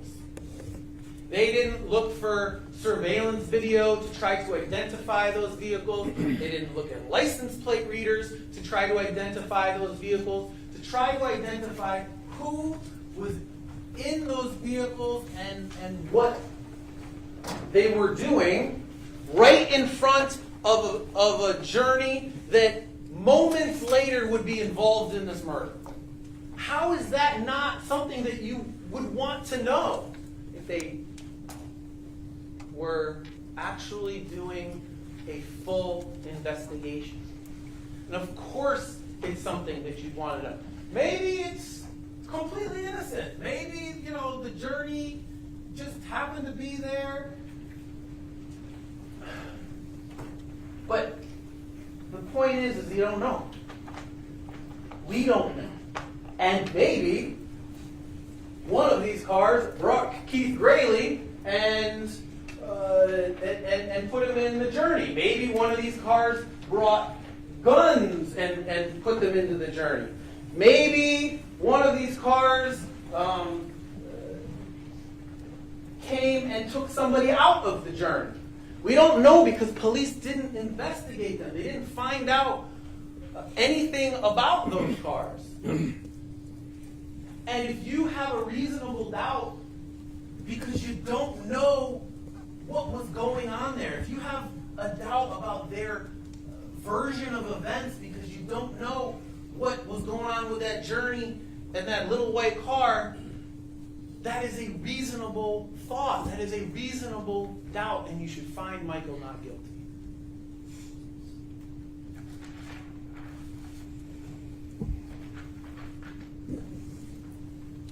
Along the same line is who were the people across the street that Sergeant O'Malley talked to that refused to cooperate. Sergeant O'Malley told you that he was looking for surveillance video, that he came across a group of men who refused to talk to him, who said they didn't want to talk about the case, right? And they did nothing. The detectives did nothing for that information.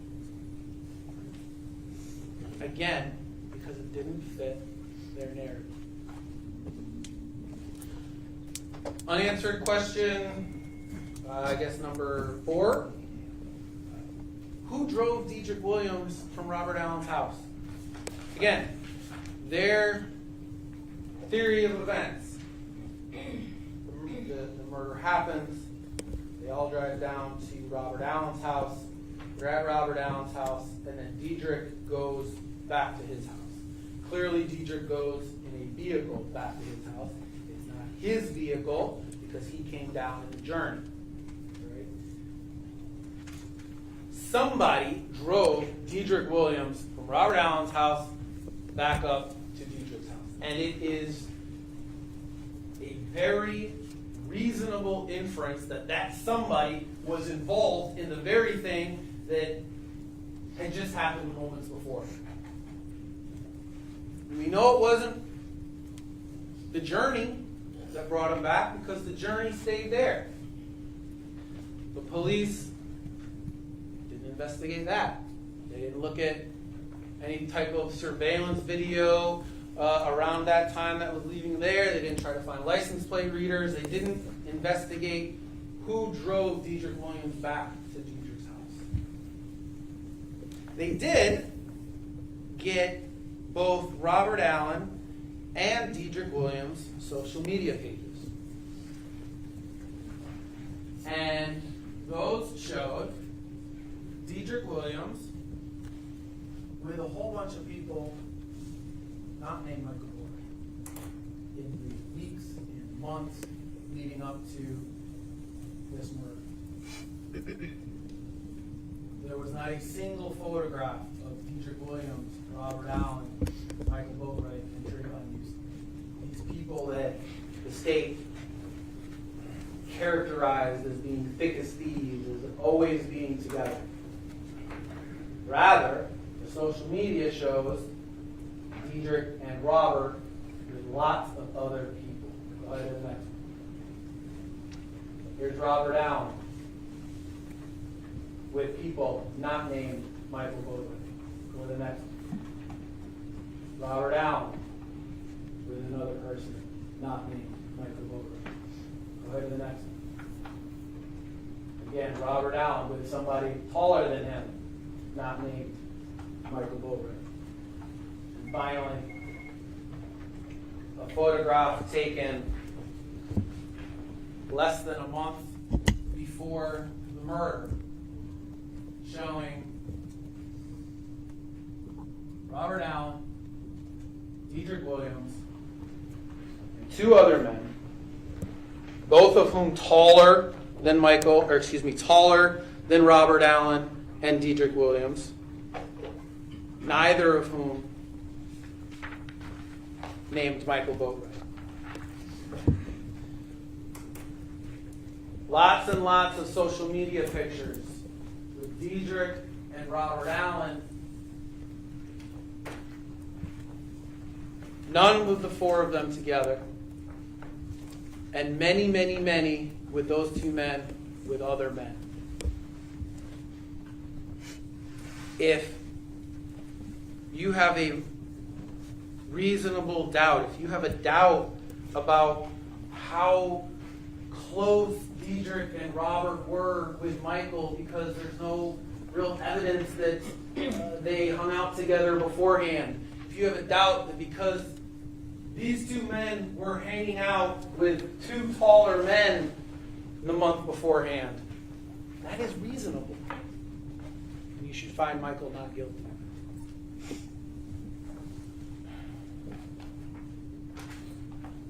I am being told that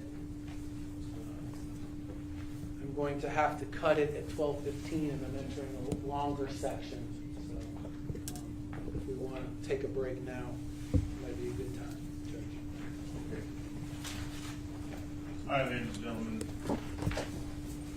as with each time we break, do not form any definite or fixed opinions regarding the case. We hear all the evidence, counsel, questions on the law by me until that time.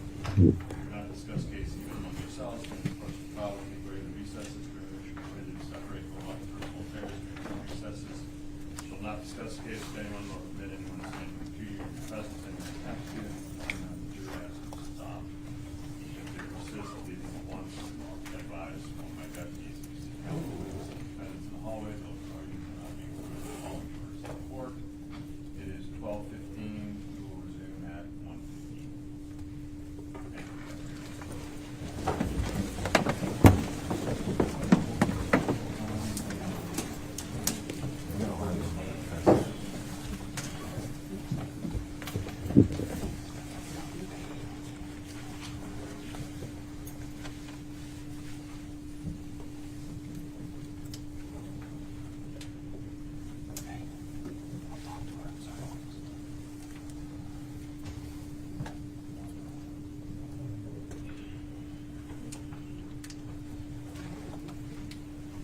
I will be in recess now. Sounds off.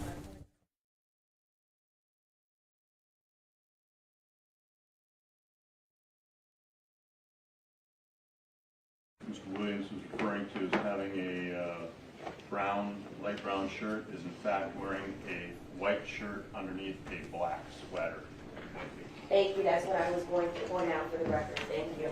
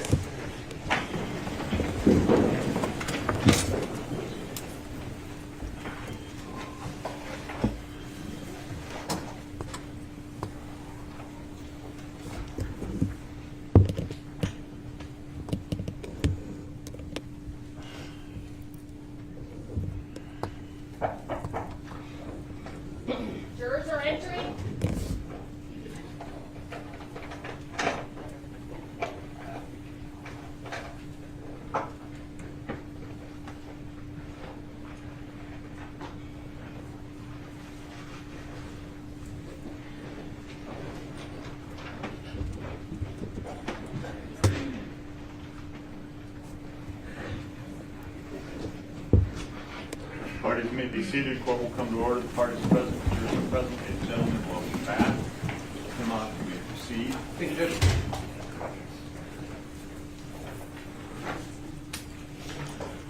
Okay, so before lunch we were talking about the unanswered questions, the important unanswered questions in this case. How involved was Keith Grayley? What was going on across the street? The next one I want to talk about has to do with the masks, and that is, where is the red mask? You heard from two witnesses who saw what happened that day. One was Scott Barbeau, say his name right. The other one was Layla Khan. Both of them said that one of the gunmen was wearing a red mask. And obviously, no red mask has ever been found, identified, and it's important because of the deal the state is trying to make out of the two masks that were found in the Cadillac. Those masks were not used in this murder. First of all, the state doesn't even think that at least one of those masks was used in the murder because, go ahead to the next one. One of them has Diedrich's DNA on it. And it's not their theory, and the evidence is overwhelming, that Diedrich was not one of the shooters. And so they just throw this second mask in because there were two masks, but under their own theory, this mask wasn't involved. And we know that Michael wore a mask for work, right? He did landscaping. We showed you this picture because we didn't have anything to hide. And he uses masks for his landscaping work. Nothing in that trunk was used in this murder. The murder weapon wasn't there. The second gun that the second gunman had wasn't there. The Louis Vuitton bag wasn't there. There was no red mask in that trunk. Whatever the robbers did with the guns that were used, with the Louis Vuitton bag, with the masks, they didn't put it in this trunk. The state talks about these bullets, all right? And first says bullets that were found in the back of that trunk match bullets from the homicide. That is not true. None of those bullets that were found in the trunk were ever cycled through a weapon. There was absolutely nothing linking bullets found in the trunk to the homicide. The prosecutor says, well, there were 4 bullets missing. There were 3 that were fired, and Diedrich had 1, and those are the 4 bullets. Also not true. Police found, go on this side, two boxes of Aguila 22 round bullets. And you can see them right here. And they're the ones that have the A on them. Both of those boxes have 50 bullets. And you can see it. Here's the boxes. Carry 50 bullets with them. All right. One of them had 6 bullets in it, meaning it was missing 44 bullets. One of them had 40 bullets in it, meaning it was missing 10. There weren't 4 bullets that were missing from these boxes. There was 54 bullets that were missing from these boxes. That is an example of, again, the state trying to build a case on stuff that is not evidence. We also know, with regards to the trunk, that Diedrich Williams put something in that trunk. We know that because on June 19th, the day after the homicide, Diedrich went to Just for Sports and bought some stuff. You saw it. And we saw that bag and that stuff was found in the trunk of the car. Diedrich was arrested June 20th. So sometime between June 19th and June 20th, he went to the trunk of that car and put the Just for Sports bag and stuff in there. Which may be another reason that Michael would want to Google accessory after the, or internet search, I don't know if we know it's Google, internet search after the fact, accessory after the fact murder. Because he's worried about the fact that Diedrich has put stuff in the trunk of a car that is on his property. And what does that mean for him?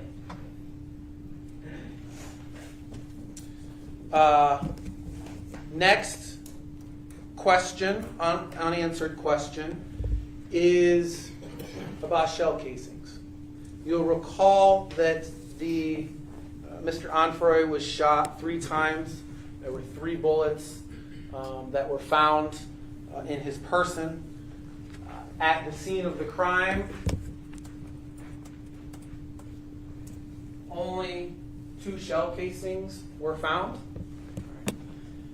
Either someone picked up a shell casing, or police didn't do their job in securing this scene. I think it's unlikely that the second is the case. I mean, they secured it very well.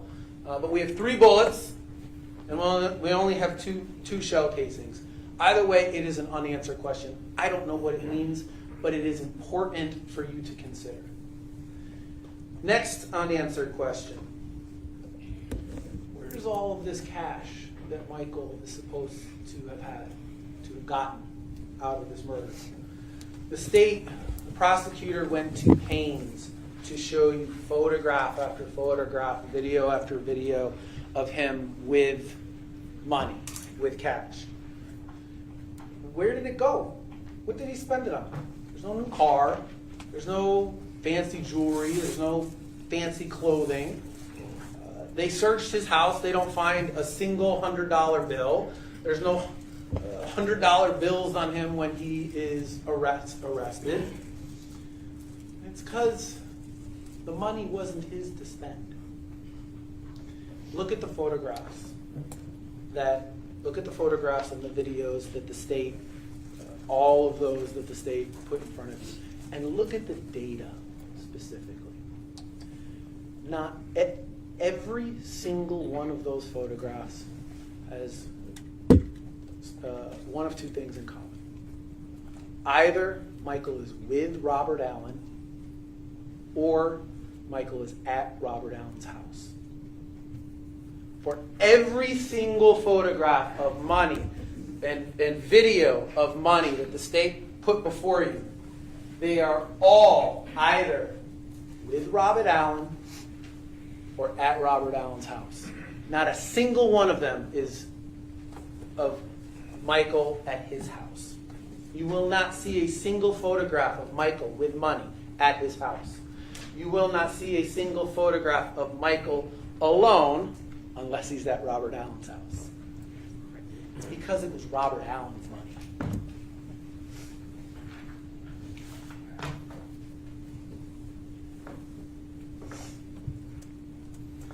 Next unanswered question.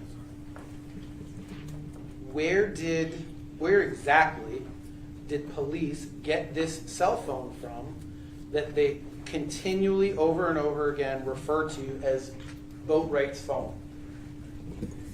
They have never told you where this phone, how they got this phone, where this phone came from. Detective Curcio testified, I got it from Walt Foster after Mr. Boatwright was arrested. Walt Foster, we had him come in and testify and say, no, I didn't find the phone. I wasn't even there when he was arrested. And in fact, I got 2 phones. An officer gave me 2 phones. So, and it's important. It's important because we don't know if that phone was found in a car somewhere. We don't know if it was found on another person. We don't know where it was found. And this is a piece of evidence that the state wants you to rely upon. compare this envelope, this evidence envelope, with the envelope of one of the phones they find at Diedrich's house. What does that say? Scroll down. All right. This shows us who found it. It shows us where it was found, northeast bedroom, right? If you go back to the previous one, none of that information is on the envelope that this 1410 envelope. They point to this phone, the state points to this phone as proof somehow that Michael was involved in this murder. There is not a single photograph between 12:13 and 9:25 p.m. that can put it in Michael's possession. There's not a single text message during that time that puts it in Michael's possession. There's not a single outgoing call during that time that puts it in Michael's possession. In fact, the one call that we do know that Michael made that day was to this one, Tony Robinson. Tony Robinson told you that she received a call about 6:45 p.m. from Michael telling her that a car accident had happened. And it wasn't from Michael's phone. She told you that that was from Robert Allen's phone. It's because Michael didn't have his phone. The only reason Michael would call Tony Robinson from Robert Allen's phone is if he didn't have that phone with him. Now, I have spent, obviously, the last hour, including before lunch, last hour and a half almost, talking about why I think the evidence shows that Michael wasn't there. Or that the evidence certainly doesn't prove that Michael was there. Right? We've got the DNA underneath the foreign DNA underneath the fingernails, the necklace, the foreign DNA on the necklace, the foreign DNA on the neck. By the way, if there is any witness at all that you think is important, that you don't remember their testimony, you can ask to have it read back to you. And if it's important, do it. Take the time to do that. We've talked about how, Sherrod Clayton telling police that Michael wasn't one of the men that came back to the house. We've talked about Robert Allen's lies. We've talked about Keith Grayley. We've talked about the mysteries surrounding the car across the street. We've talked about the fact that about a month before this happened, Robert Allen and Diedrich Williams were with two other men who fit the description of the robbers. And the fact that none of the direct evidence puts him there. No DNA, no prints, no eyewitnesses, no surveillance video. But let's say you disagree with me. Let's say that you think there is enough evidence that at least puts Michael in the journey at Reba. I don't think that is there. I strongly believe that this evidence does not show that. But even if you believe that, him being in the journey is not enough to convict him for murder or robbery. The only evidence that puts a gun in Michael's hand or has Michael participate in this murder at all is Robert Allen. You cannot base a conviction on what Robert Allen told you. I want to share a little bit about kind of what worries me about the case.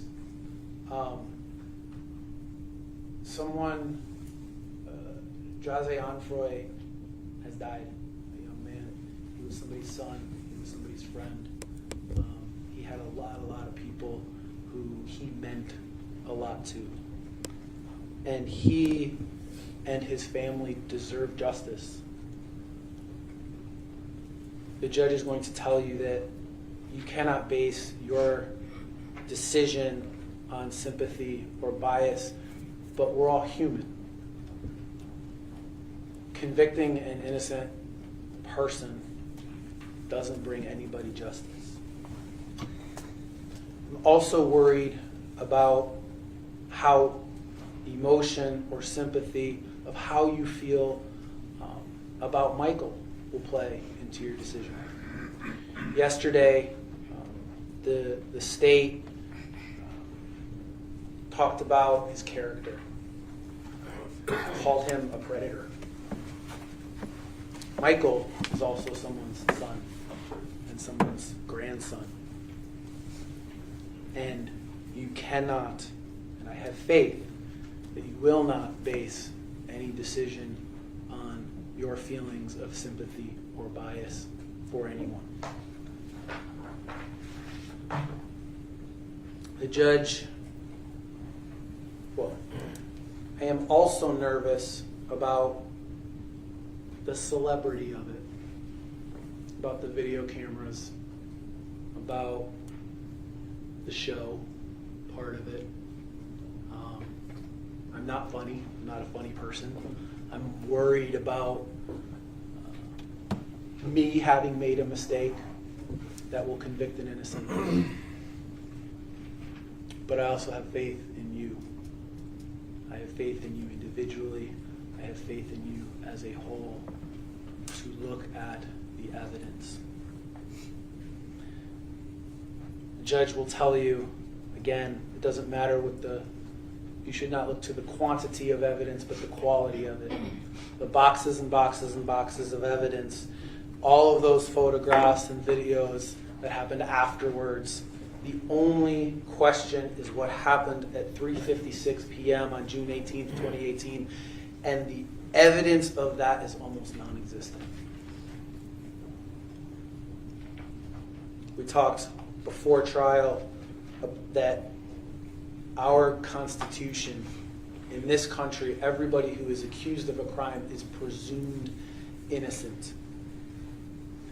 And that when you go in, right, you don't go in, who gives the best case? Whose story makes the most sense? That's not the question that you're asked. The question that you're asked is, we start off like this. Michael is presumed innocent, and if and only if you are sure, beyond all reasonable doubt, that he's guilty, could you convict anyone in this country? And they didn't come close to getting there. Now, I don't know who killed Jazeon Freud. I don't have to prove that to you, right? This isn't a question of, well, does it make more sense if Michael and Trayvon did it, or does it make more sense if Keith Grayley did it? I wasn't involved in the investigation in June of 2018. The question is not what makes more sense. The question is, have they proven to you, are you sure beyond all reasonable doubt that they got the right person? And how can we be when we've got someone else's DNA underneath the fingernails? We've got someone else's DNA on the neck and necklace. How can we be when we've got another man buying a mask at the same time, a man that was never investigated?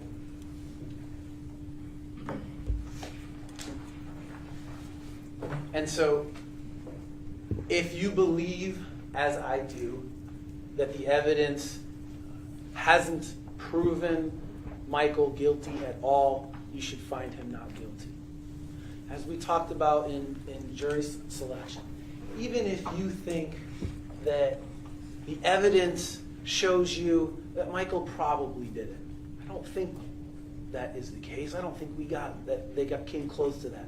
But even if you think he probably did it, but if you're not sure, you step beyond all reasonable doubt, you still must find him not guilty. That's how we protect innocent people from being convicted of crimes in this country. Here's something we do know. Someone else's DNA was underneath Jazeon Freud's fingernails. Someone else's DNA was on his neck and on the necklace. I'm asking you to stop this charade. I'm asking you to look at the evidence that matters and find Michael Boatwright not guilty. Thank you.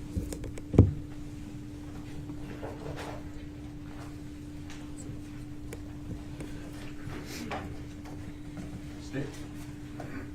Thank you, Judge. I'm just gonna wait for Mr. Spirit to finish.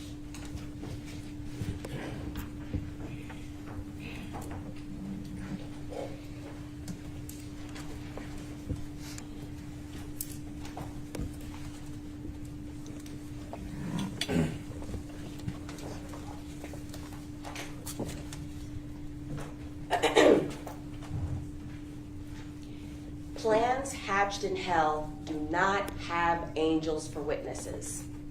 I'll say it again. Plans that are hatched in hell do not have angels for witnesses. You recall, one of the first questions that I asked Robert Allen was, "Are you an angel?" I think I asked him twice, and he admitted to you he wasn't. He's not an angel. I never tried to dress him up as an angel. Quite the opposite. And literally, he was dressed in custody. He came in to you with shackles, shackled feet, in custody, and was honest about his life, the life that he's led. It hasn't been a model lifestyle. He didn't come from a model background. But plans hatched in hell do not have angels for witnesses. The plans that were hatched by these co-defendants to rob and kill Jase, his name is pronounced Jase, Onfroy, was hatched in hell, and the witnesses are who they are. I didn't pick them.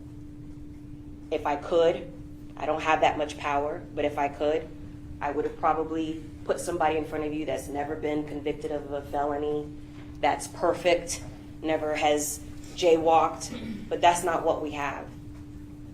We have 4 people who from the day before robbed and decided to rent a car for the express purpose of robbing and killing Jase Onfroy when they came across him. They were ready to rob whoever they came across that day. We know that. They were armed with firearms that were loaded. They had masks, and there are a lot of things that we don't have. Not because the state or BSO didn't do its job. 3 out of the 4 co-defendants were not arrested right away. Let's not forget that. Let's put some of these things into context. Firearms were hidden, still never found to this day.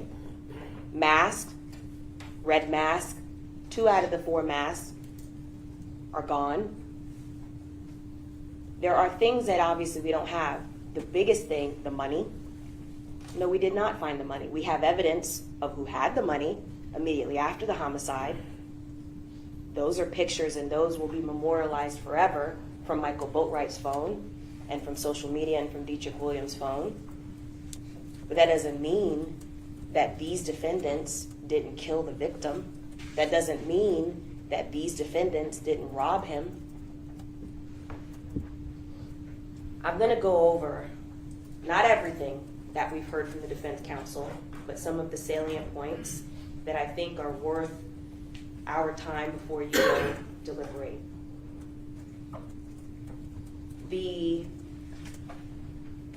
You first heard from Mr. Newsom's attorney, Mr. Reyes, yesterday. I think one of the first things that he said was how Trayvon Newsom was not connected to this crime, how there's so little evidence regarding Trayvon Newsom, and that he didn't even use the car, or that the car was not rented for him or something to that effect. I'm paraphrasing. I'm not Miss Chin here as a court reporter, but you can rely on your recollection. He did. He used the car. Just because he wasn't the person that went with Michael Boatwright and Robert Allen the day before, that doesn't mean he didn't use it. Remember, Dietrich Williams wasn't there. but he was using the car the next day. Okay? These are points that it's a common sense approach, because when you walk through those doors and you came here every single morning for this trial, and you sat down here and you diligently listened, you're not supposed to check your common sense at the door. That would be silly. What we know is that Tony Robinson was used as a shell.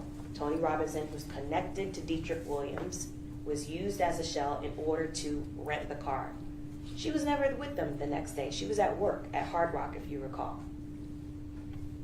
So Trayvon Newsome absolutely used the car. He was in it, and so much so that he felt compelled to take responsibility for the car crash. Does that sound like somebody who didn't use the car to you? That sounds like somebody who was using the car and took responsibility for the car because it was in his possession and he was using it along with his co-defendants. The other thing I want to talk about, and I'll use this generally, if you notice, and I see you guys have all been taking notes, yesterday, I don't think I mentioned Robert Allen more than half a dozen times. And he was not the feature. I spoke for a long time. I had a PowerPoint. I barely mentioned Robert Allen. On purpose, by the way. Because I wanted you to understand that there's so much evidence besides Robert Allen that you can rely on, that's credible, that's quality evidence, that you can convict these 3 co-defendants for. I didn't rest my hat on Robert Allen. I didn't rest my case on Robert Allen. I know who Robert Allen is. Robert Allen knows who Robert Allen is.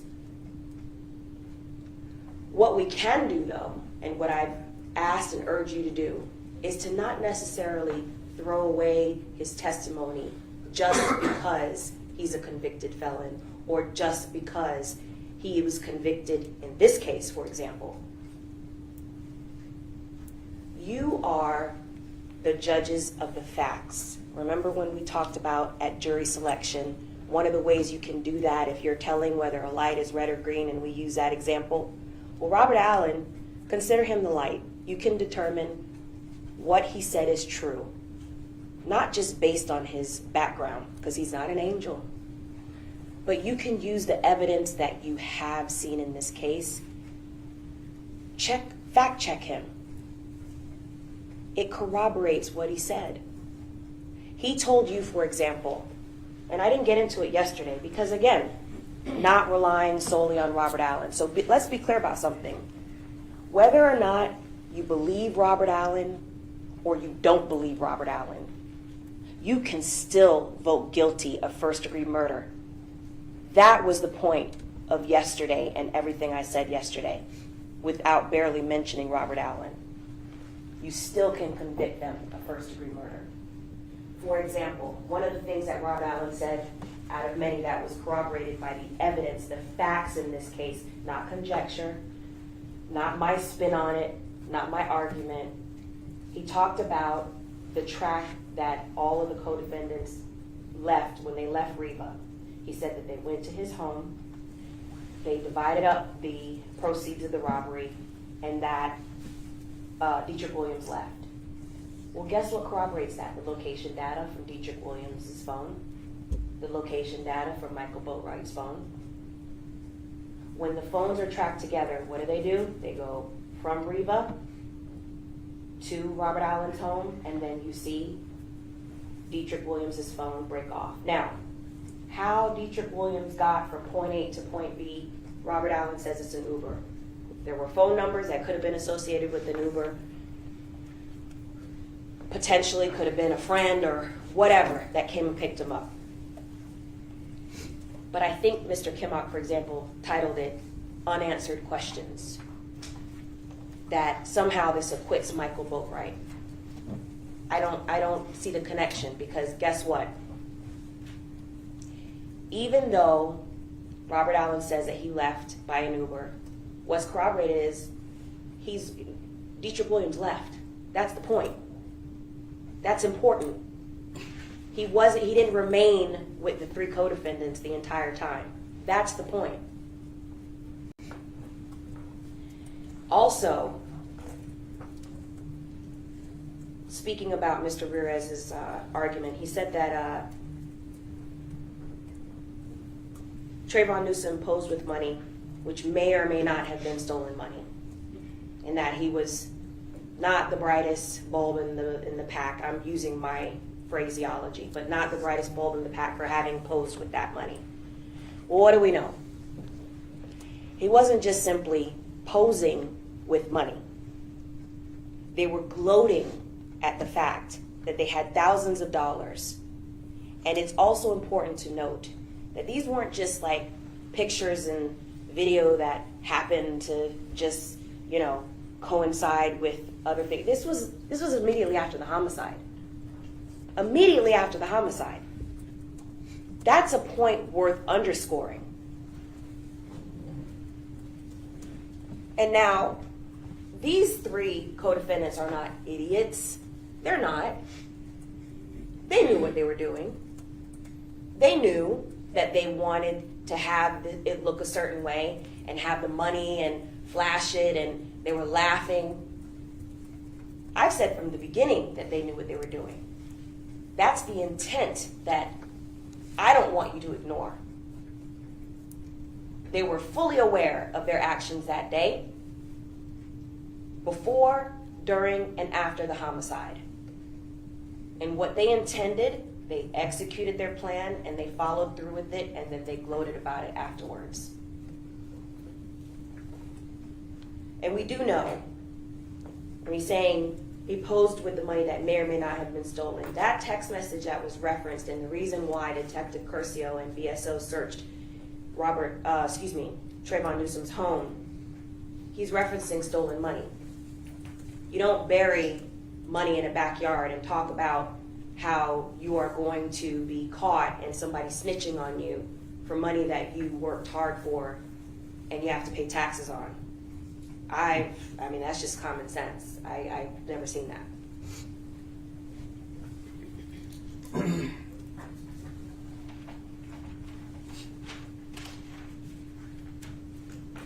Mr. Ayers also talked about how there were two gunmen and both DNA evidence, and okay, I'll give him that. The DNA evidence on the mask doesn't link to Trayvon Newsom, but let's not forget Trayvon Newsom was out of custody the longest. He was arrested last. He was arrested 2 months after this homicide. You know what you can do in 2 months? You can get rid of $15,000. You can get rid of the mask. He also was aware that his co-defendants had been arrested. Can you imagine the panic that could have been going through his head as he sees in the news that his co-defendants that he had just been flashing the stolen money with are now arrested? You can also get rid of the firearm that you used, the clothing that you wore. There's a lot of things you can do in 2 months. You can get rid of the phone that you had in your possession. And yes, he turned himself in. He didn't turn himself in with the phone that he was using. So these are reasonable things as to why we don't have the evidence. But you cannot necessarily say, well, that's a reason to exonerate or acquit him. These are reasons that you can take into consideration, and not say that, oh, well, BSO didn't do his job. I would argue it another way. Trayvon Newsom did such a good job hiding the evidence, he hid it from BSO. Judge, objection. Facts not in evidence being argued. Ruled for a comment. He did such a good job hiding the evidence, he hid it from BSO.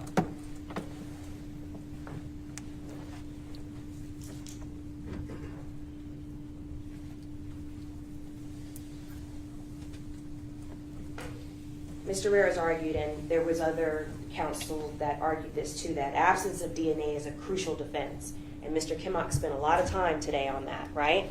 And I'm going to get into that a little bit more when I address Mr. Kimmock's comments more specifically. One of the things that we know about the DNA in this case, for example, you heard about DNA, for example, being in Mr. Onfroy's car from his girlfriend. His girlfriend wasn't on video. His girlfriend was never a suspect. But her DNA was there. DNA is not necessarily something that completely exonerates someone or implicates them. That's the point. I'm asking you to rely on all the evidence. This was never solved by the absence of DNA or the inclusion of DNA. This case was solved and the defendants were arrested by all of the evidence that was in this case. The surveillance, the eyewitness testimony, the evidence from their phones, the location data on their phones. These are all things that place them there. Because DNA, unlike, for example, which I'm going to get into, the location data from the defendant's phones, does not have a timestamp. Does not have any way, like fingerprints, of telling you when they were placed there. And this big emphasis of where DNA is or is not, for example, in the rental car. It's a rental car. It's a rental car.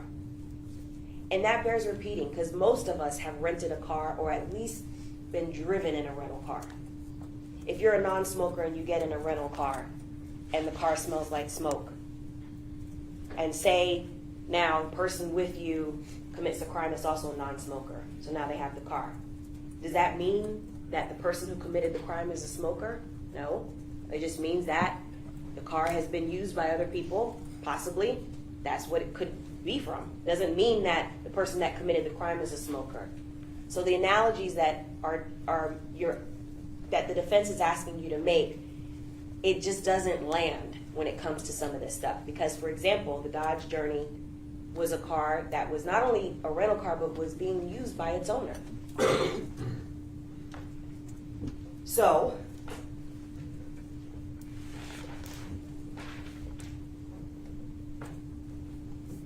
Mr. Rivera said the second gunman is still out there. No, he's not. The second gunman is sitting right there in the middle with that printed shirt. The second gunman has been arrested since August of 2018.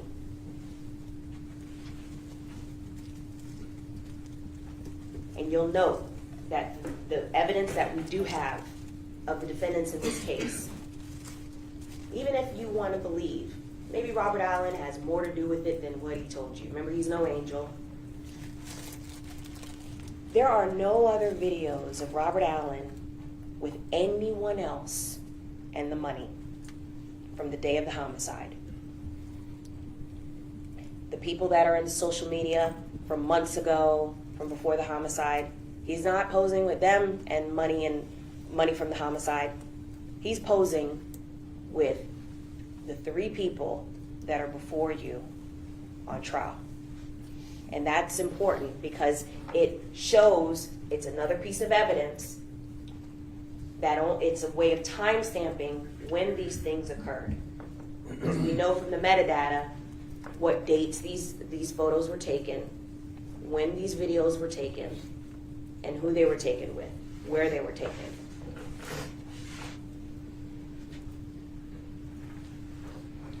Mr. Herrera said nothing against Trayvon Newsom that's been testified to, basically, is without Robert Allen.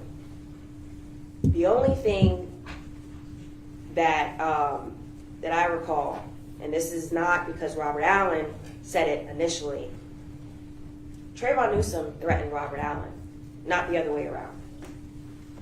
And let's call it what it is. It wasn't, I'm mad at you because you're testifying against me. It was a threat. Robert Allen told you that. And we know that, not because you have to just simply believe Robert Allen at his word, because he's not an angel, but it was also a deputy witnessed it.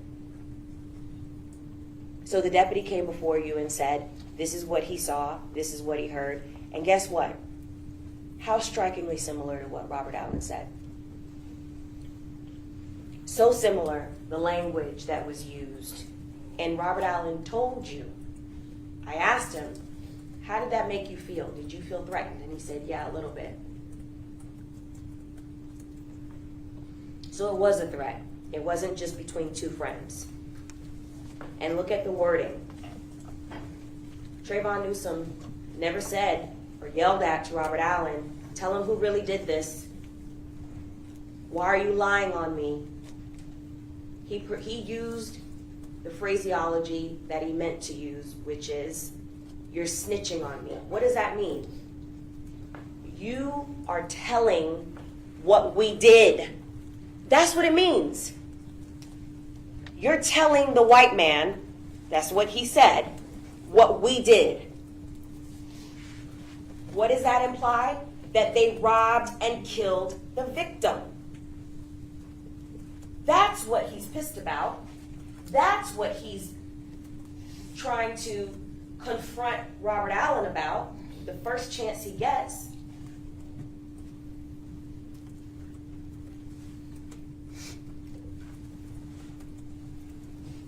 Mr. Ramirez also asked you, if all the guns were together, why wasn't Trayvon's gun found? Because he got rid of it. I'll answer that question for you. Because he got rid of it. He had 2 months and got rid of the gun that he used. The only gun that we were able to recover, which was immediately after the homicide, was Dietrich Williams' gun. And this is another thing that you can use to corroborate what Robert Allen said. You don't have to rely solely on what he said.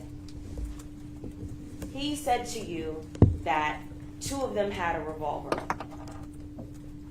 Trayvon Newsom had a revolver and Dietrich Williams had a revolver. And he described to you what Dietrich Williams' revolver looked like. And Mr. Padilla yesterday wanted to make a big fact about Robert Allen's deceased father and his character and how he did whatever he did in his past and how he supplied the guns. Well, you know what's the point that he didn't underscore? The very guns that Robert Allen's father supplied was in his client's possession. So what does that say about his client? It's found on him. This gun. Matching, excuse me, exactly what Robert Allen said it would, with the special ornate designs on it. Excuse me. So that's something else that you can use to fact check what Robert Allen said.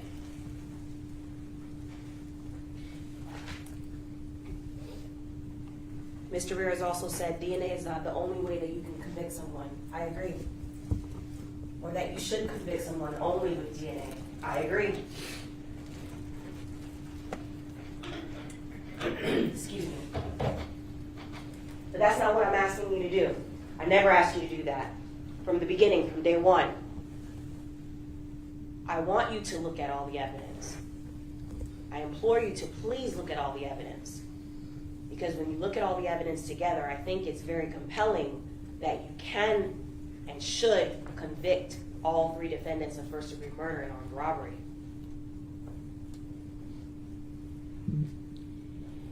Mr. Ramirez,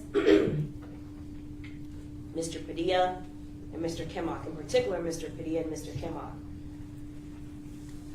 talked to you a lot about what they felt the state showed and talked a little bit about what they said in opening. But you'll recall what they didn't say in their openings are what happened to the big promises that they said.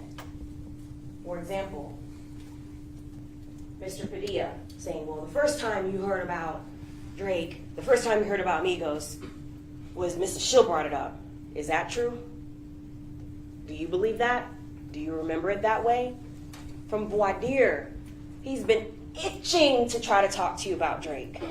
Itching to try to talk to you about Migos and Toronto, and every question he's had has been about that. Every single question. Of a lot of the witnesses, zero, negative zero evidence that what he indicated to you, that you would be able to see and it would be so clear that this was somebody else involved. And no, we never saw any evidence of that. There's no evidence of that that's been presented to you. The evidence that has been presented to you is the opposite. His client was involved. His client's evidence that was found at his client's house matches to the murder weapon. Evidence that was found in his client's phone puts him at the homicide scene.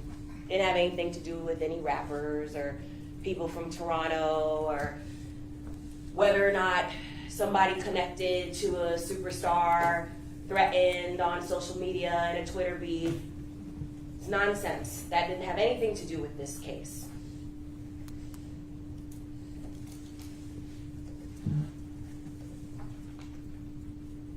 Mr. Kimmock promised you and said that the evidence would show that his client was at his grandmother's house sleeping. Here we are at the end of the trial. Here we are. The evidence has been presented to you. Does it show that? He talked a lot to you about DNA. And remember, DNA is not time-stamped, and the absence of DNA doesn't mean that you didn't do something. But you know what is time-stamped? You know what Mr. Kimmock, for example, never mentioned? I listened carefully for it. He never mentioned the word Bluetooth. Not once. Not once did he mention that word.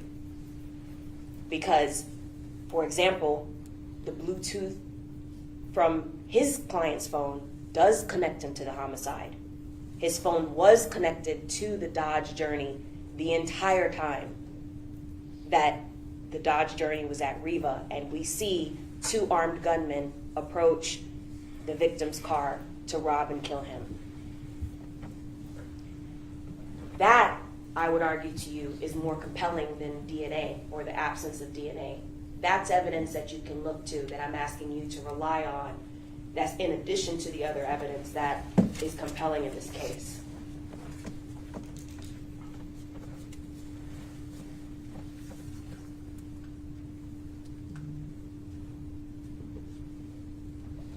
Mr. Padilla said that $800 isn't a lot of money. Really?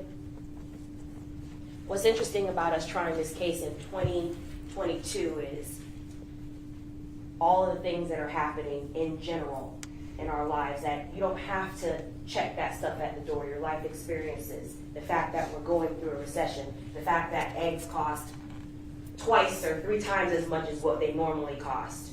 $800 is a lot of money to a lot of people. $800 is certainly a lot of money for somebody that's a self-proclaimed tattoo artist that tattoos out of his driveway and house. That's a lot of money to be blowing if that's your line of work. And I'm not saying that to besmirch tattoo artists that tattoo out of their garages, but let's be honest. You're not going to make millions of dollars in 1 week or 1 day, or thousands of dollars doing that. I mean, you have to be a damn good tattoo artist. So what do we know? And we'll look at, and you've seen the evidence from his home. If he's somebody that's so flashy and just always had this much money, does his house look like that? That he was so wealthy? You can look at these things and consider them as part of the evidence as you're evaluating whether or not it's credible.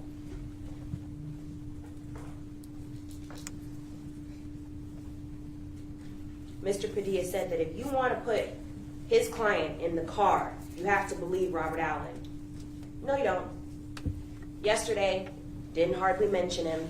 If you notice, yesterday when I was discussing Dietrich Williams, I actually referred to a lot and had a lot of the evidence that I dedicated in my PowerPoint regarding Dietrich Williams to the location data from the cell phones, because that's what places him in the car. That's what places him at the homicide scene. That's what places him with his co-defendants. So again, you could take Robert Allen's testimony and disregard it completely. But then what about the location data? That's credible evidence. What about the fact that he, Dietrich Williams, is seen on scene and identified by Terry Yoakum? That's credible evidence. Terry Bukachian, another credible witness, identifies his client during that time. again, you can use this evidence to fact check Robert Allen, because Robert Allen told you that's who he was with. Whether or not you believe Robert Allen or not, what does the other evidence say? 1,000% that Dietrich Williams was there during that time. And we know that because guess what? His location data on his phone never shows him leaving, never shows him going and deviating from another area, even when those two cars who likely could have just been cars that were stopping in the street. It's the middle of the day. This is not like Unsolved Mysteries, where it's like, oh my gosh, these two cars stopped in front of the car and we don't know who they belong to. They were in a residential neighborhood and it was the middle of the day in broad daylight. There were people in the parking lot, there were people that live across the street that were completely unaware that they were planning to rob and kill the victim. And so, we never saw Dietrich Williams's phone deviate and go someplace else as if it left the homicide scene. Quite the opposite. It stayed there the entire time. And just like Robert Allen told you, from there, they went to Robert Allen's home, and from there is when we see Dietrich Williams separate from his co-defendants after they separated the money.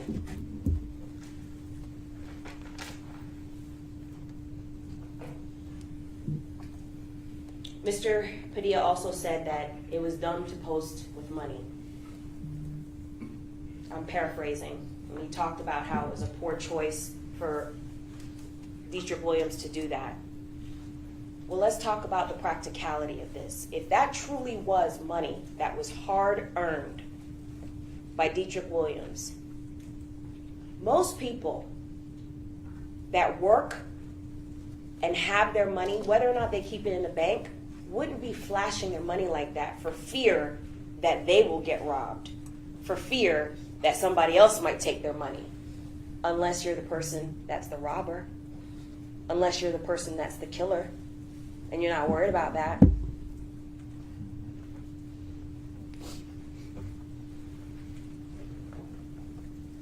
And this is not an indictment on whether or not they're smart or not smart. The only thing that I have maintained from the beginning is that they intended to do what they did that day. They knew what they were doing from when they rented the car. They knew what they were doing. And Dietrich Williams, let's be honest, even if you believe that he is an avid bike rider, maybe he is, maybe he isn't. On that day, on June 18th, 2018, he wasn't with his other bike riding friends. He wasn't even in possession of a bike that day. Where was he? In a Dodge Journey with his co-defendants and the armed weapon that you saw, and he had the mask ready to rob and to kill whomever. Now, Dietrich Williams happens to be not the person that jumped out and committed the robbery, and Robert Allen was the person that happened not to jump out and commit the robbery. But remember, we talked about this. When they were lying in wait for over 8 minutes for the victim to come out of Riva Motorsports, that's what they decided. They figured out who was going to do what. And Dietrich Williams, his role that day was to be the driver. And so even though he was armed and he had his mask, which do match to him, and we have in evidence, for that day and that moment, they decided amongst themselves that Trayvon Newsom and Michael Boatwright would be the two that jump out and commit this crime.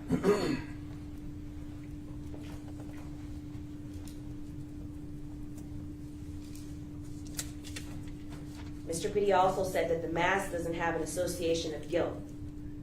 By itself, no. But look at the circumstances. Where was the mask? It wasn't found at Dietrich Williams' home. It was found at Michael Boatwright's home in an inoperable car, hidden with 3 boxes of .22 caliber Aguila brand ammo. That's where the mask was. Nothing to do with bike riding. hidden with other things that are associated with this homicide. That's important to note that, because that is what shows the consciousness of guilt and the association with this case, not the mask by itself. Similarly, something that Mr. Kimmock addressed with Mr. Graley. Well, Mr. Graley was buying a mask. So what? Who cares? Guess what? This store sold masks. Lots of people. You have this surveillance, the complete surveillance. If you run that surveillance and there's hours of it, you're going to see lots of people buying masks at that counter. Because guess what? That's what they sold. They sold masks. So who cares? What we do care about, because he said it a couple times, focus on the evidence that matters. Well, the evidence that matters is that Keith Graley got into a white car and left prior to the homicide. The evidence that matters is that Keith Graley isn't even the same complexion as Michael Boatwright. Just because somebody's black doesn't mean that that's the person that did it. He's lighter skinned than the actual shooter. You could see that for yourself. He's also wearing a different type of hat. The hat that Mr. Boatwright was wearing has red on it. Mr. Graley's does not. And contrary to what all defense counsel said, well, they should have done this and VSO should have done that. Guess what law enforcement cannot do? It cannot harass citizens simply because they show up on surveillance and say, well, give me your phone. There's something called law and order. There's something called search warrants. There's something called they have to apply for it and have probable cause. That was testified to you about that. So just because a name comes up in an investigation doesn't mean that they can just seize somebody's phone and then just start searching it. This would be a different kind of case, and we'd be having different types of hearings if that was the case. Same reason why they couldn't just pick up Drake's phone or whoever's phone. You can't do that. So instead of making it seem like VSO didn't do their job, guess what? VSO is following the law that they cannot just grab anybody's phone, including Mr. Graley.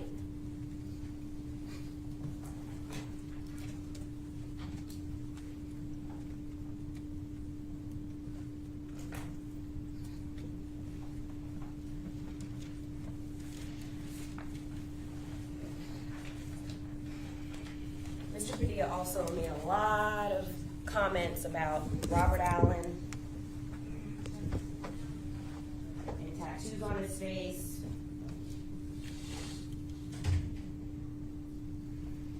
And how you shouldn't trust him. Well, guess who else has tattoos on his face?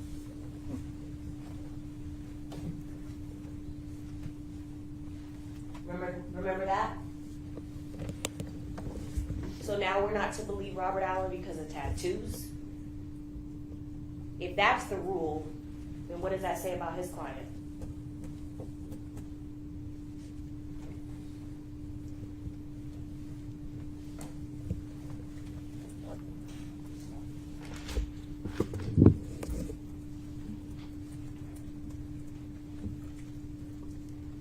And let's be clear about something. Even if you find one thing that Mr. Padilla said about other people that could have been involved and how BSO didn't investigate this properly, I disagree. But let's just say you find any of that credible. Does it absolve his client? Does it absolve Mr. Newsom? Does it absolve Michael Boatwright?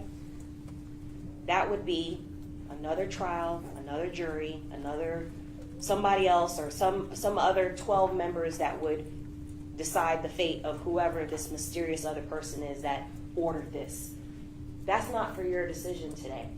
Your decision today is whether or not Dietrich Williams is guilty of first-degree murder and armed robbery, as well as the other two co-defendants in this case.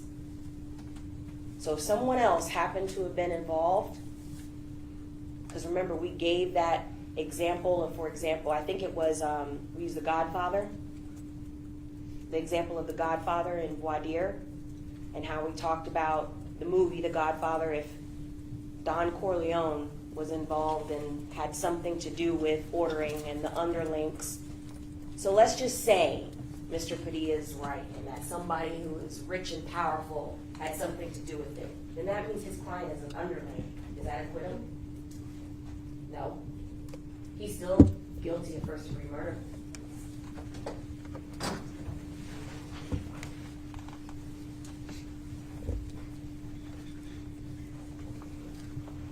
And one of the things that I listened out for that I did not hear, just the same how Mr. Kimmock avoided the word Bluetooth connectivity. He wants to talk about DNA, never mentioned the Bluetooth connectivity of his client. Mr. Padilla never mentioned or talked about that live .22 caliber that was fired out of the same murder weapon that killed Jose Onfoy that was found at his client's house.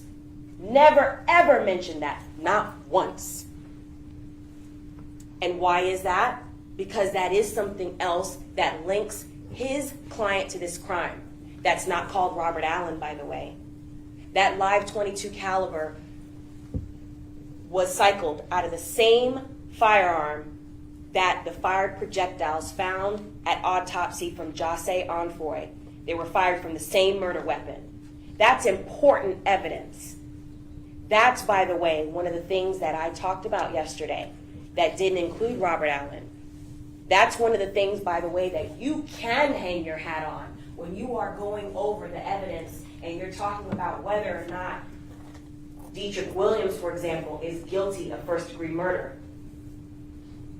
How'd that get there?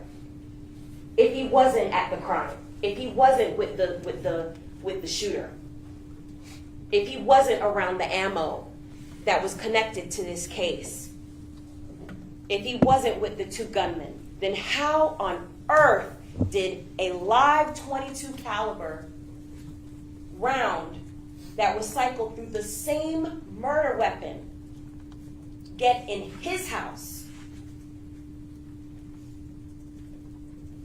That is huge.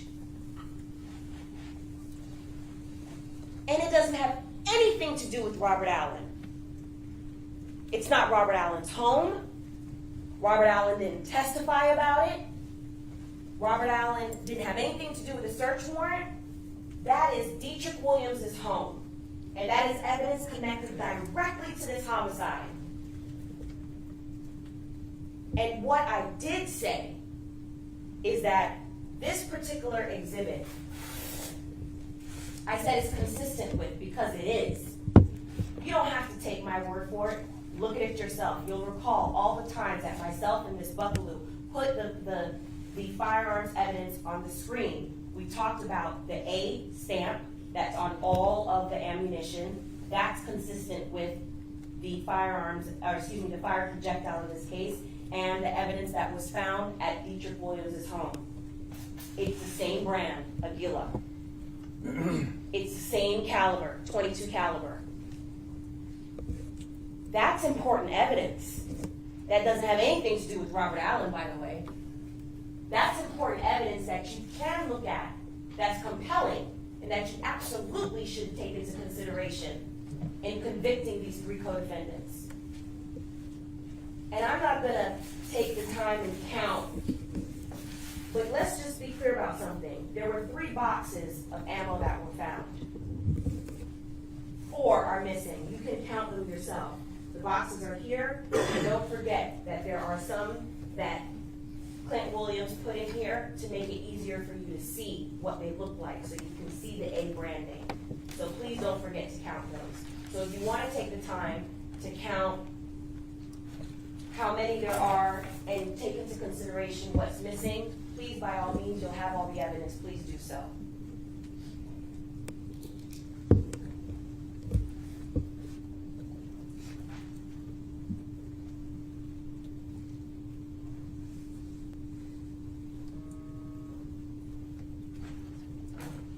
I want to be very clear about something, because it was mentioned with respect to MSE, referred to as Marjorie Stoneman Douglas.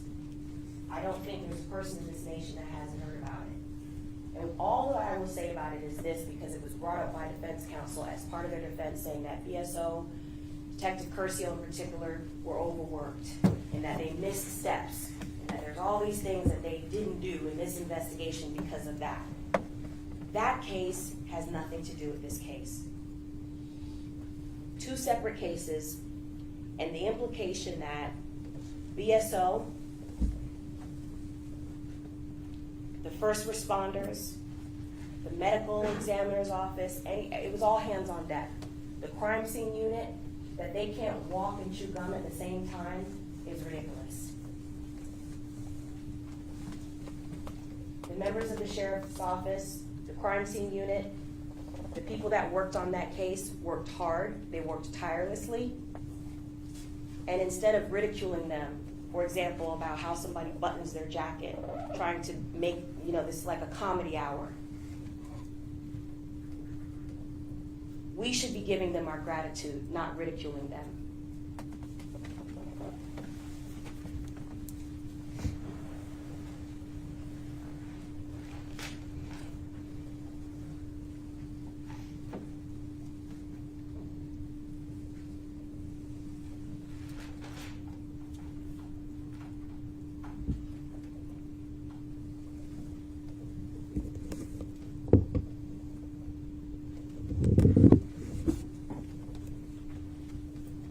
Mr. Kimmock said today that the evidence found in the vehicle was weeks after the murder.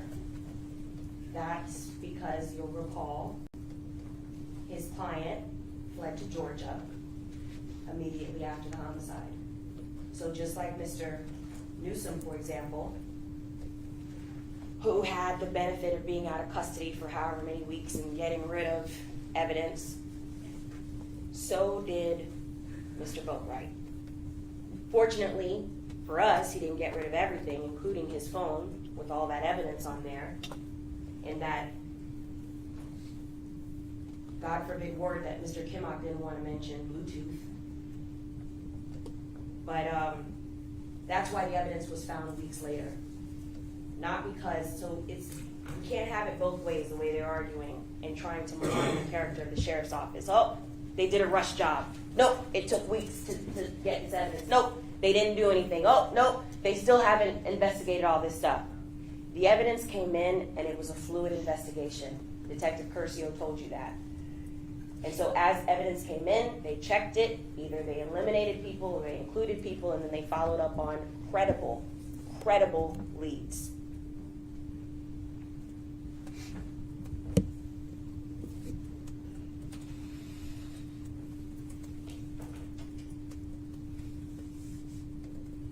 That dirty word that Mr. Kimmock didn't want to mention, Bluetooth. Remember that word? You want to talk about DNA? Let's talk about the Bluetooth. We know from personal experience that you have to be close enough to a car or a building in order for your phone to connect to the car or that building or wherever the Bluetooth is, or the device. And so, what do we know? That the entire time, and again, I want to point out to you, this doesn't have anything to do with Robert Allen. This doesn't have anything to do with if Robert Allen is a liar or a horrible person or a 12-time convicted felon. This is credible evidence that has everything to do with those three defendants' guilt, because the phone during the time of the homicide was connected to Michael Boatwright's Bluetooth. That puts him there. And my goodness, there's a timestamp on it. Thank God for that. Because that timestamp is very specific with location data. And it puts him right at Reba during the time that he is putting a .22 caliber rifle in the victim's face. That's what we know. It wasn't Keith Grayley. It wasn't some other person. It was Michael Boatwright. Not sleeping at his grandmother's house, as was promised to you that the evidence would show at the beginning of this trial. And I believe those were almost his exact words, Mr. Kimmock's exact words. We didn't see that. We didn't even hear from his grandmother what his grandmother's name is, because that's not evidence that the state had. We had evidence. Objection, burden shifting.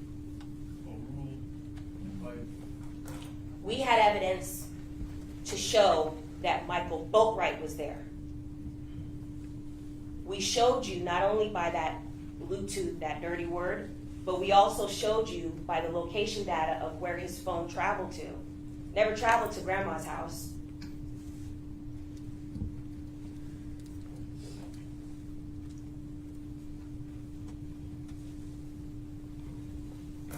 Mr. Kimmock also said DNA was a crucial evidence in this case. And we'll get into the questions that he says were never answered. But DNA is a crucial reason alone that you should have quit Michael Boatwright. I'm sorry, what? Excuse me? If you do that, then you're ignoring all of the other evidence that you've heard for weeks in this case.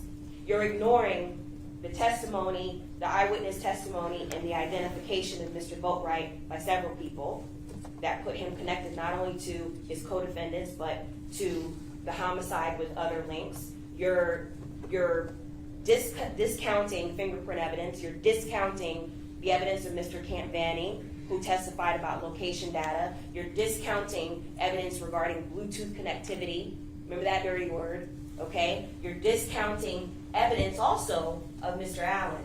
You don't have to rest on Mr. Allen's testimony, but you're discounting the corroborated parts that you can corroborate with that as well.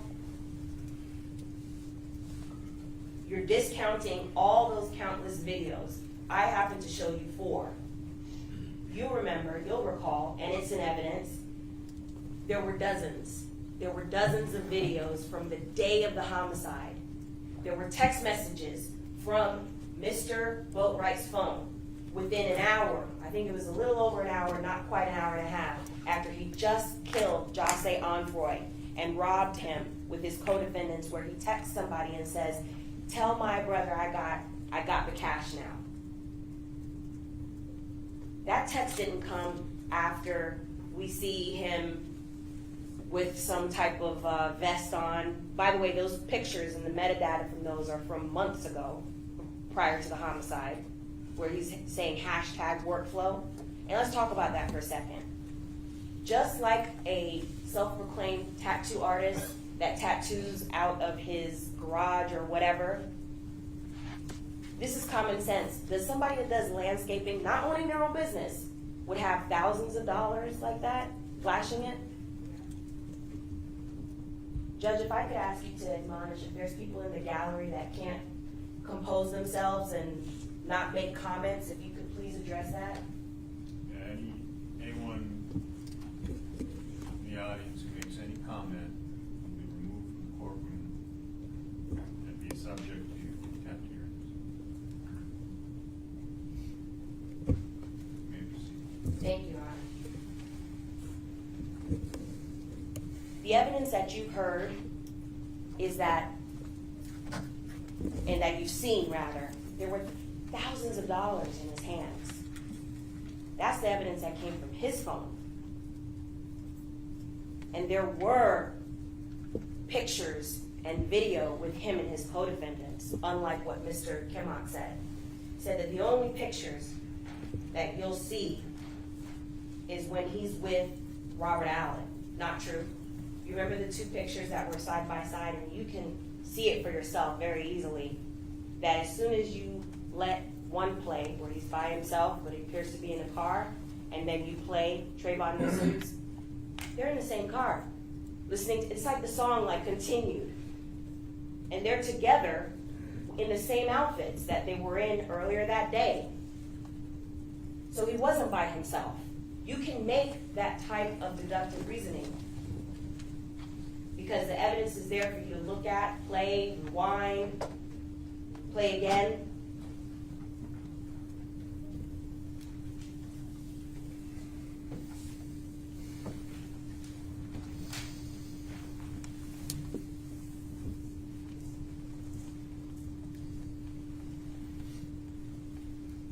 Mr. Kimmock said that the DNA from the Dodge shows that someone else was in the journey.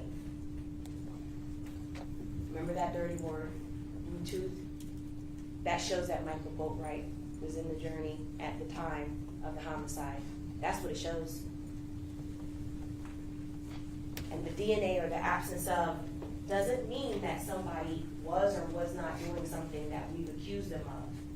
We talked about that. You'll recall when Miss Inett was on the phone, or excuse me, on the stand.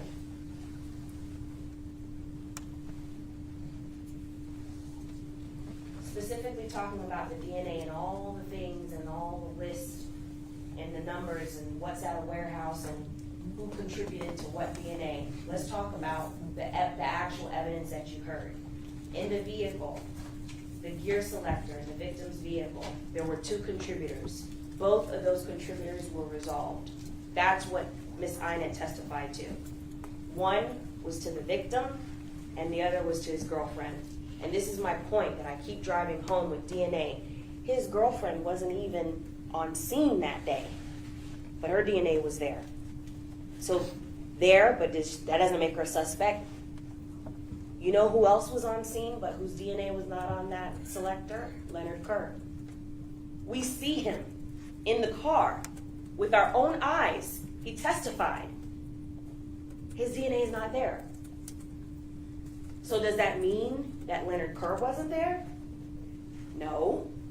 It means that you can rely on other evidence like surveillance and testimony to put him there, and he told you he was there. But my point is that DNA alone does not exclusively tell you if someone is or is not at a location at a particular time. That's the point.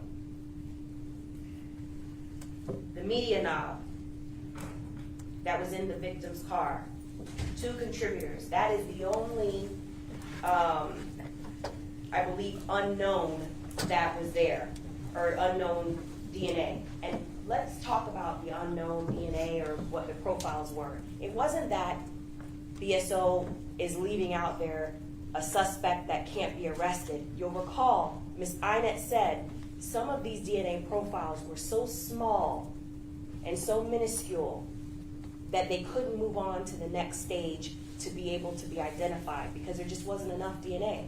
So I don't care if this case is 50 years old and every agency, including the CIA and the FBI, investigated. You'll never get that answer. And so that's not the standard. The standard that the state has to prove is not beyond all doubt that we have to say whose DNA is the unknown. Because it was testified to that some of that DNA, we couldn't do anything further with it. And so what we can know is that it was resolved to the victim, and that, of course, there were other people in the car. For example, Leonard Kerr. His DNA wasn't part of that profile. We know he was there. And just so like how we know he was there and his DNA wasn't part of that profile, it stands to reason that the defendants could be there and their DNA not necessarily be there. That's not exclusively what we're relying on. The DNA under the fingernails of the victim, that DNA was identified.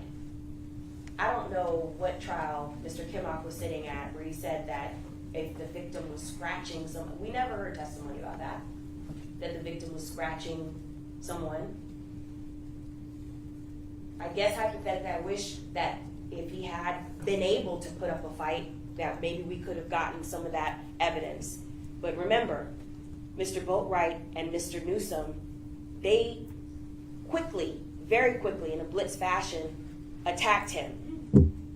And so there's no evidence, no testimony. The only testimony that you heard was that the defendants were punching, and then you can actually see Mr. Boatwright in particular, he's holding his weapon with 2 arms. That's the testimony that you heard from Leonard Kerr. That's what you can see in the surveillance. And then Trayvon Newsom goes around to the other side and grabs the Louis Vuitton satchel. So where is this like scratching, knockdown, drag out that the defense argued we should see DNA from? That's not what happened.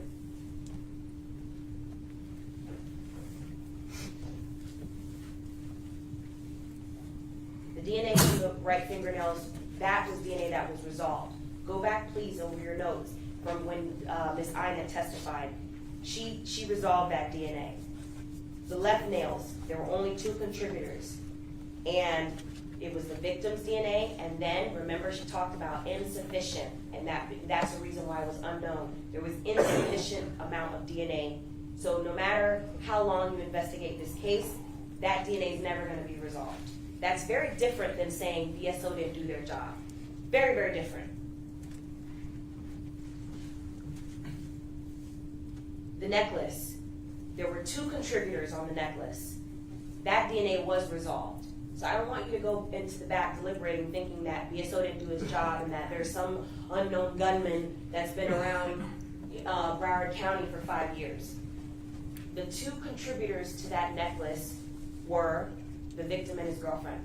That's what Ms. Ina testified about. Objection, that's not evidence. Jury will rely on its own recollection. You were there, you listened to her testimony. I implore you to rely on your notes and regarding that. There were several times that she talked about all the other contributors and how it was resolved. The cell phone site locations, and I will talk about this and just a few other things before it's time for me to sit down. With respect to the cell phone evidence, let's break it up into pre-homicide, during the homicide, and after the homicide. There's several things in evidence that you have at your disposal to either go back over and if you recall Mr. Campani's testimony and also Detective Curcio's testimony, there was evidence about cell phone GPS data and then the locations from a third party, the cell towers. Cell phone devices are more precise than the cell site locations.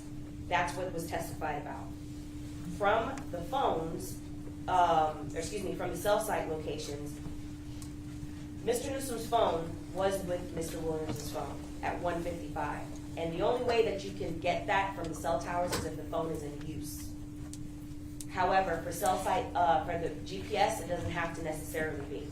But the cell phone locations puts Williams at the locations that are more precise, which is at his home at 306, 311, and he's with the co-defendants before they go to Reba. That's what the testimony was. The cell sites also place Robert Allen near Williams' home, consistent with what Robert Allen said, and then it also places Mr. Boatwright at the cell site location near Williams' home. Even more specifically, Mr. Boatwright's phone download showed that he was connected to Wi-Fi named Chucky when he was at his house. That's an evidence. You can go over that. There's that dirty word, the Wi-Fi, the Bluetooth, that does show Mr. Boatwright's locations. During the time that they were at Reba, the cell sites put Williams, Boatwright, and Allen together. And that's important and crucial because that also corroborates what Robert Allen says. It corroborates the video, and it shows that they were at the locations that was testified to. After the homicide, the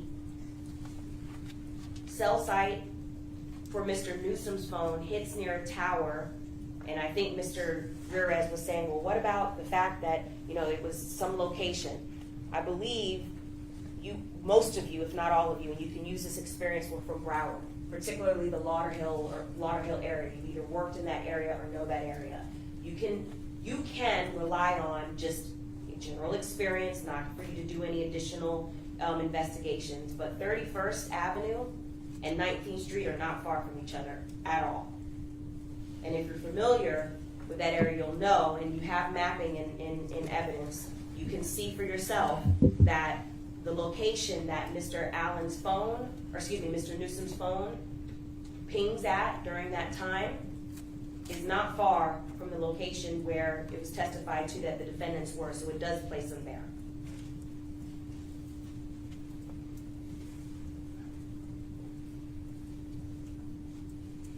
The absence of some of this DNA, for example, that is in the victim's car, that the knob there's no DNA from the defendants. I highly doubt that while the defendants were robbing and killing the victim, that they were changing the channel and the dial on the victim's radio. So that's a reasonable explanation as to why their DNA would not be on, for example, an object like that.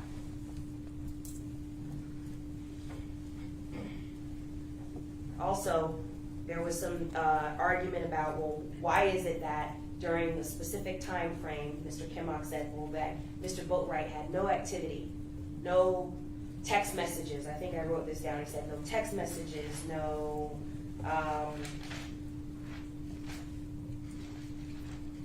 no DNA linking him to that.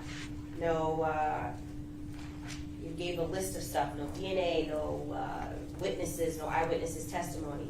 Well, even with his own cell phone, there's no activity in his cell phone during that time because I submit to you, he was too busy killing and robbing the victim. So it's hard to send a text message when you have a .22 caliber rifle in your hand and you have it shoved in a victim's face. It's hard to send a text message when you're trying to get rid of that firearm, and it's hard to send a text message when you're then trying to change your clothing so that you can evade detection. So that's a reasonable explanation as to why that particular evidence isn't there at that time. But as soon as he is able to get back to his phone, what does he do? He starts bragging about the money and showing off the fact that he now has this influx in cash.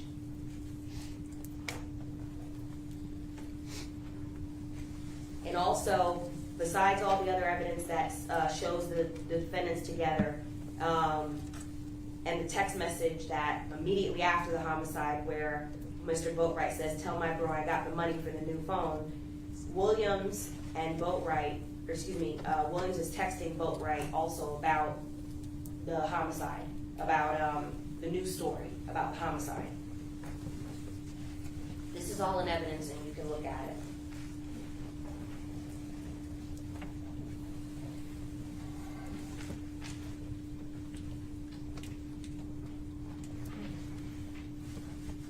I've addressed some of these through my other arguments that other counsel made about the unanswered questions that Mr. Kimmock said, where's the money, and no photos or no outgoing calls during the time that his client is committing this homicide. And then also who drove Mr. Williams from the house. I could stand up here for hours and go over point by point. But let's be clear about something. These questions do not alleviate the hard factual evidence that does point to these three co-defendants. It doesn't. Who drove Mr. Williams from Mr. Allen's home doesn't matter when you have all this other evidence showing that Mr. Williams was there during the homicide, Mr. Boatwright was there. That's what I'm asking you to pay attention to.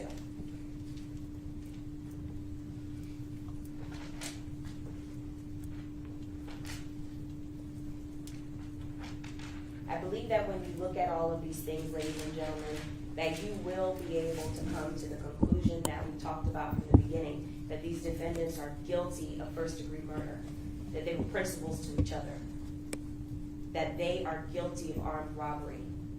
And I thank you for your time and attention during these very long weeks, during counsel's arguments, and the presentation of evidence. Thank you.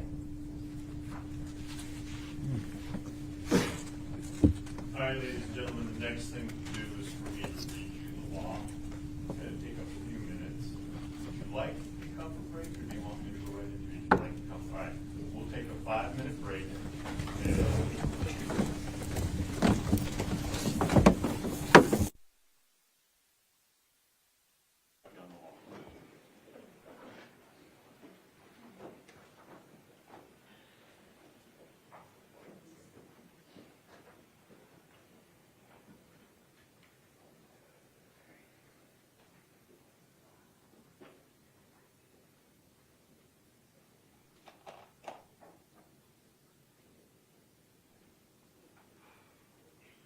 Okay.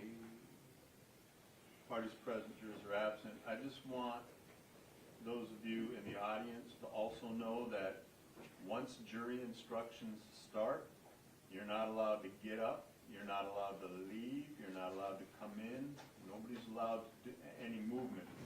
So if you're all welcome to listen, but if you stay, you have to stay seated and quiet. And so now's your chance to either come or go, but once we start, there is no more movement in the courtroom. Thank you. Judge, real quick.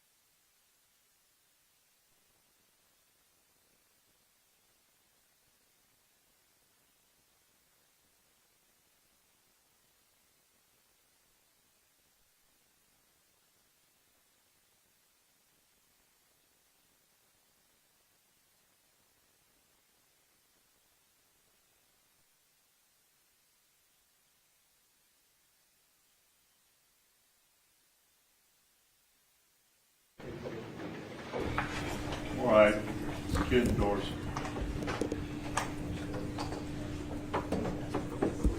Bring them out.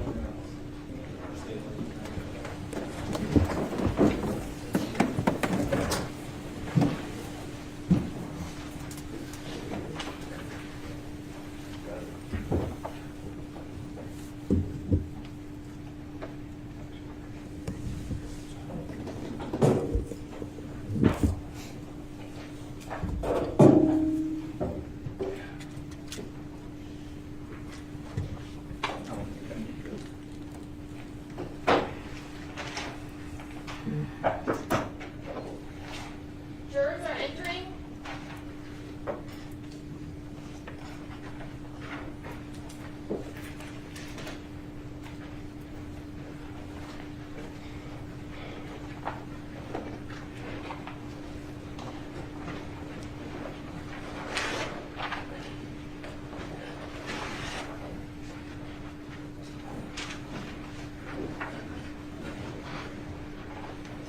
Parties may be seated. Court will come to order. The parties are present. The jurors are present. Ladies and gentlemen, welcome back.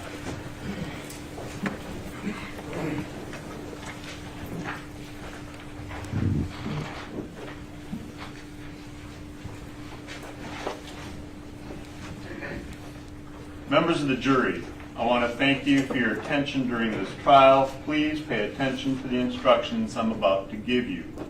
I will give you a written copy of what I am reading to you, so it is not necessary for you to take notes unless you wish to or wish to highlight something, but you will have the complete copy of my instructions to take back with you.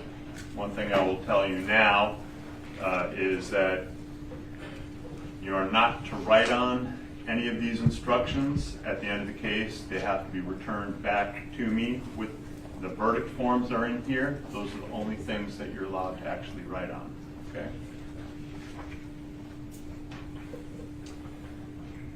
Diedrich Williams, the defendant in this case, has been accused in count 1 of the crime of murder in the first degree and in count 2 of the crime of armed robbery. Michael Boatwright, a defendant in this case, has been accused in count 1 of the crime of murder in the first degree and in count 2 of the crime of armed robbery. And Trayvon Newsom, the defendant in this case, has been accused in count 1 of the crime of murder in the first degree and in count 2 of the crime of armed robbery. Now, some of the instructions you hear are going to be repeated in their entirety as to each particular defendant. Introduction to homicide. In this case, Diedrich Williams is accused of murder in the first degree and armed robbery as charged in the indictment. Murder in the first degree includes the lesser crimes of murder in the second degree and manslaughter, all of which are unlawful. However, a killing that was excusable or that was committed by the justifiable use of deadly force is lawful. If you find Jose Onfroy was killed by Diedrich Williams, you should then consider the circumstances surrounding the killing in deciding if the killing was murder in the first degree, or was murder in the second degree, or was manslaughter, or whether the killing was excusable or resulted from the justifiable use of deadly force. The killing of a human being is justifiable homicide and lawful if necessarily done while resisting an attempt to murder or commit a felony upon the defendant, or to commit a felony in any dwelling house in which the defendant was at the time of the killing. The killing of a human being is excusable and therefore lawful under any one of the following 3 circumstances. Number 1, when the killing is committed by accident and misfortune in doing any lawful act by lawful means with usual ordinary caution and without any unlawful intent. Or when the killing occurs by accident or misfortune in the heat of passion upon any sudden and sufficient provocation. Or 3, when the killing is committed by accident and misfortune resulting from a sudden combat if a dangerous weapon is not used and the killing is not done in a cruel or unusual manner. A dangerous weapon is any object that will likely cause death or great bodily harm if used in the ordinary and usual manner contemplated by its design and construction. An object not designed to inflict bodily harm may nonetheless be a dangerous weapon if it was used in a manner likely to cause death or great bodily harm. Great bodily harm means great as distinguished from slight, trivial, minor, or moderate harm, and as such does not include mere bruising. I will now instruct you on the circumstances that must be proven before Diedrich Williams may be found guilty of murder in the first degree or any lesser included crimes. Actually, I'll do that in a moment. Similarly, in this case, Michael Boatwright is accused of murder in the first degree and armed robbery as charged in the indictment. Once again, murder in the first degree includes the lesser crimes of murder in the second degree and manslaughter, all of which are unlawful. However, a killing that was excusable or was committed by the justifiable use of deadly force is lawful.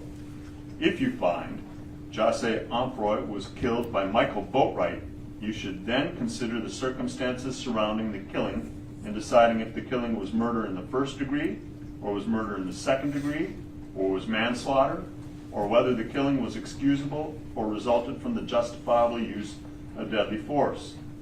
Once again, the killing of a human being is justifiable homicide and lawful if necessarily done while resisting an attempt to murder or commit a felony upon the defendant, or to commit a felony in any dwelling house in which the defendant was at the time of the killing. A killing of a human being is excusable and therefore lawful under any one of the following three circumstances. When a killing is committed by accident and misfortune in doing any lawful act by lawful means with usual ordinary caution and without any unlawful intent, or when the killing occurs by accident or misfortune in the heat of passion upon any sudden and sufficient provocation, or when the killing is committed by accident and misfortune resulting from a sudden combat if a dangerous weapon is not used and the killing is not done in a cruel and unusual manner. A dangerous weapon is any object that will likely cause death or great bodily harm if used in the ordinary and usual manner contemplated by its design and construction.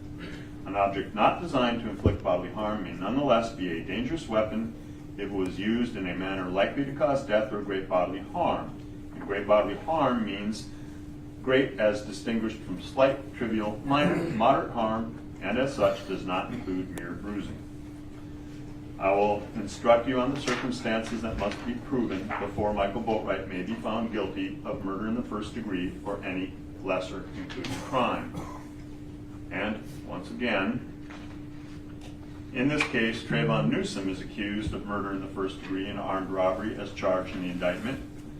Murder in the first degree includes the lesser crimes of murder in the second degree and manslaughter, all of which are unlawful. However, a killing that was excusable or was committed by justifiable use of deadly force is lawful if you find José Onfroy was killed by Trayvon Newsom. You would then consider all the circumstances surrounding the killing in deciding if the killing was murder in the first degree, or was murder in the second degree, or was manslaughter, or whether the killing was excusable or resulted from justifiable use of deadly force. Once again, the killing of a human being is justifiable homicide and lawful if necessarily done while resisting an attempt to murder or commit a felony upon the defendant, or to commit a felony in any dwelling house in which the defendant was at the time of the killing. The killing of a human being is excusable and therefore lawful under any of the following three circumstances, as stated.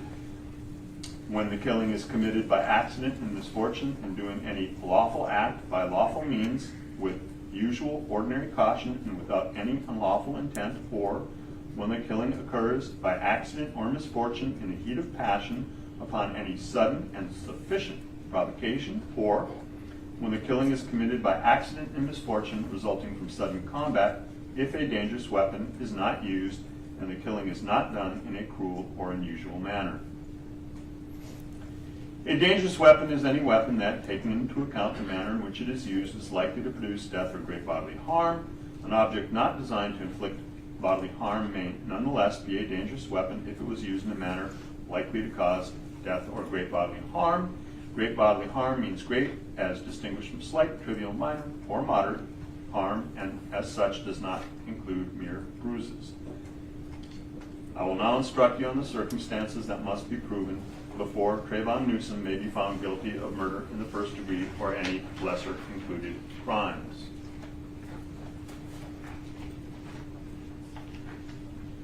There are two ways a person may commit first-degree murder.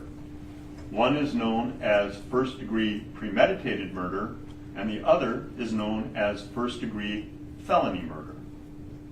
To prove the crime of first-degree premeditated murder, the state must prove the following three elements beyond a reasonable doubt. Number one, José Onfroy is dead. Number two, the death was caused by the criminal act of Dedrick Williams. And three, there was a premeditated killing of José Onfroy. An act includes a series of related actions arising from and performed pursuant to a single design or purpose. Killing with premeditation is killing after consciously deciding to do so. The decision must be present in the mind at the time of the killing. The law does not fix an exact period of time that must pass between the formation of the premeditated intent to kill and the killing. The period of time must be long enough to allow reflection by the defendant. Premeditation can be inferred from the nature of the weapon used, the presence or absence of adequate provocation, previous difficulties between the parties, the manner in which the homicide was committed, and the nature and manner of the wounds that were inflicted. It must exist for such time before the homicide as will enable the accused to be conscious of the nature of the deed he is about to commit and the probable result to follow from it insofar as the life of the victim is concerned. The premeditated intent to kill must be formed before the killing. The question of premeditation is a question of fact to be determined by you from the evidence. It will be sufficient proof of premeditation if the circumstances of the killing and the conduct of the accused convince you beyond a reasonable doubt of the existence of premeditation at the time of the killing. Once again, there are two ways a person may commit first-degree murder. One is known as first-degree premeditated murder, and the other is known as first-degree felony murder. To prove the crime of first-degree premeditated murder, the state must prove the following three elements beyond a reasonable doubt. Number one, José Onfroy is dead. Number two, the death was caused by the criminal act of Michael Boatwright. And three, there was a premeditated killing of José Onfroy. An act includes a series of related actions arising from and performed pursuant to a single design or purpose. Killing with premeditation is killing after consciously deciding to do so. The decision must be present in the mind at the time of the killing. The law does not fix the exact period of time that must pass between the formation of the premeditated intent to kill and the killing. The period of time must be long enough to allow reflection by the defendant. Premeditation can be inferred from the nature of the weapon used, the presence or absence of adequate provocation, previous difficulties between the parties, the manner in which the homicide was committed, and the nature and manner of the wounds inflicted. It must exist for such time before the homicide as will enable the accused to be conscious of the nature of the deed he is about to commit and the probable result to follow from it insofar as the life of the victim is concerned. The premeditated intent to kill must be formed before the killing. The question of premeditation is a question of fact to be determined by you from the evidence. It will be sufficient proof of premeditation if the circumstances of the killing and the conduct of the accused convince you beyond a reasonable doubt of the existence of premeditation at the time of the killing. Once again, there are two ways a person may commit first-degree murder. One is known as first-degree premeditated murder, and the other is known as first-degree felony murder. To prove the crime of first-degree premeditated murder, the state must prove the following three elements beyond a reasonable doubt. Number one, Jose Onfroy is dead. Number two, that death was caused by the criminal act of Trayvon Newsom. And three, there was a premeditated killing of Jose Onfroy.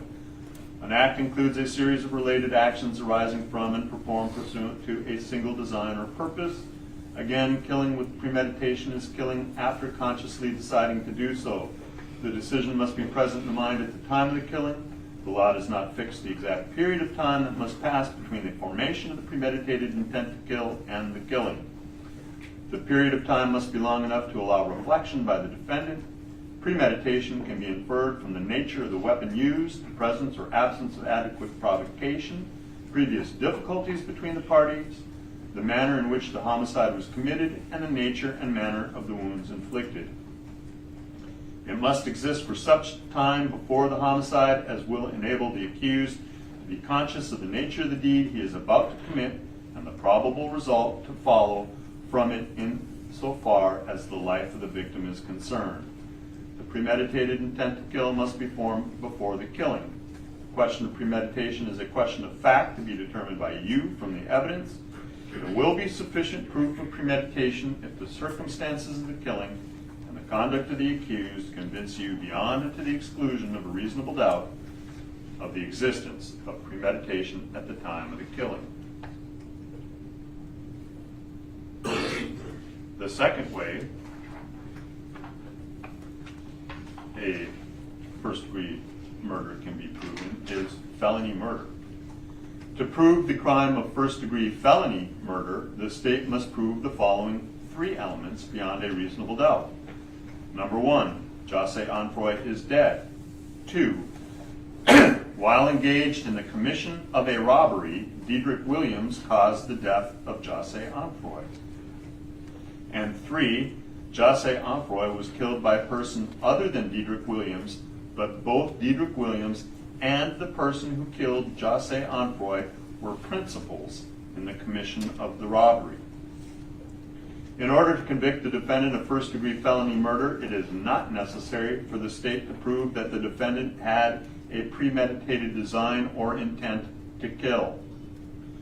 To prove the crime of robbery, the state must prove the following four elements beyond a reasonable doubt. The defendant took money or property from the person or custody of Jose Onfroy. Two, force, violence, assault, or putting in fear was used in the course of the taking. Three, the property taken was of some value. Four, the taking was with the intent to permanently or temporarily deprive Jose Onfroy of his right to the property or any benefit from it. If the defendant helped another person or persons to commit a crime, the defendant is a principal and must be treated as if he had done all the things the other person did if, number one, the defendant had a conscious intent that the criminal act be done, and two, the defendant did some act or said some word which was intended to and which did incite, cause, encourage, assist, or advise the other person or persons to actually commit the crime. To be a principal, the defendant does not have to be present when the crime is committed.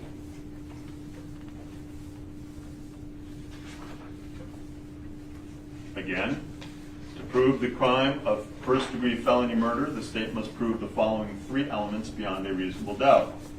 Jose Onfroy is dead. Number two, while engaged in the commission of a robbery, Michael Boatwright caused the death of Jose Onfroy. And three, Michael Boatwright was the person who actually killed Jose Onfroy. In order to convict the defendant of first-degree felony murder, it is not necessary for the state to prove that the defendant had a premeditated design or intent to kill. To prove the crime of robbery, the state must prove the following four elements beyond a reasonable doubt. The defendant took money or property from the person or custody of Jose Onfroy. Force, violence, assault, or putting in fear was used in the course of taking. Three, the property taken was of some value. And 4, the taking was with the intent to permanently or temporarily deprive Jose Onfroy of his right to the property or any benefit therefrom. If the defendant helped another person or persons to commit a crime, the defendant is a principal and must be treated as if he had done all the things the other person or persons did if 1, the defendant had a conscious intent that the criminal act be done, and 2, the defendant did some act or said some word which was intended to and which did incite, cause, encourage, assist, or advise the other person or persons to actually commit the crime.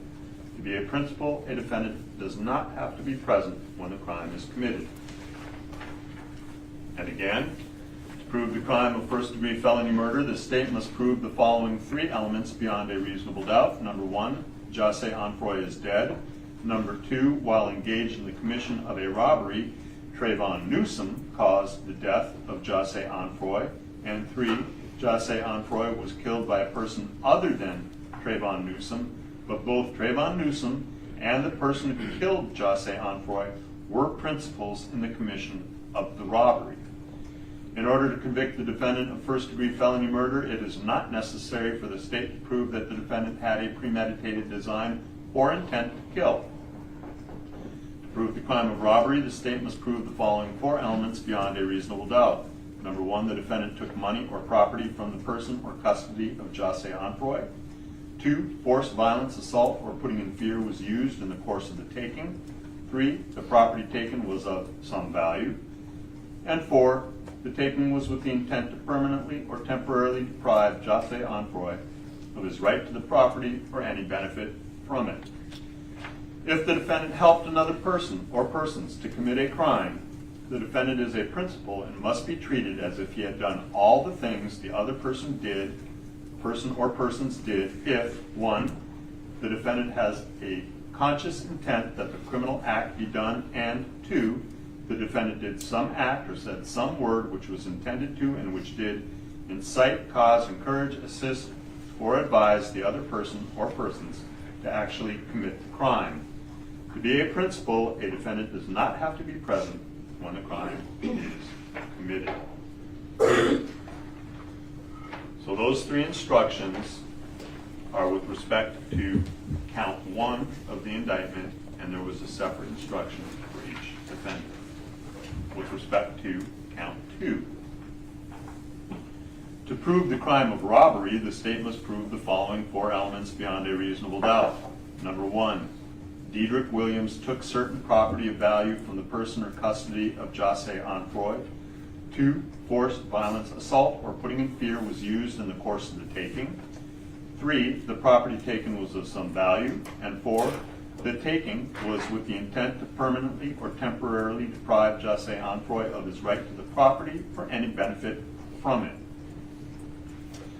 An assault is an intentional and unlawful threat, either by word or act, to do violence to a victim when it appears the person making the threat has the ability to carry out the threat, and the act creates in the mind of the victim a well-founded fear that violence is about to take place.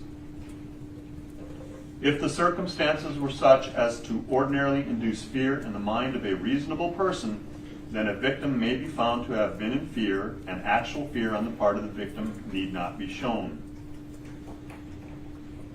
In the course of the taking means the act occurred prior to, contemporaneous with, or subsequent to the taking of the property, and the act and the taking of the property constitute a continuous series of acts or events.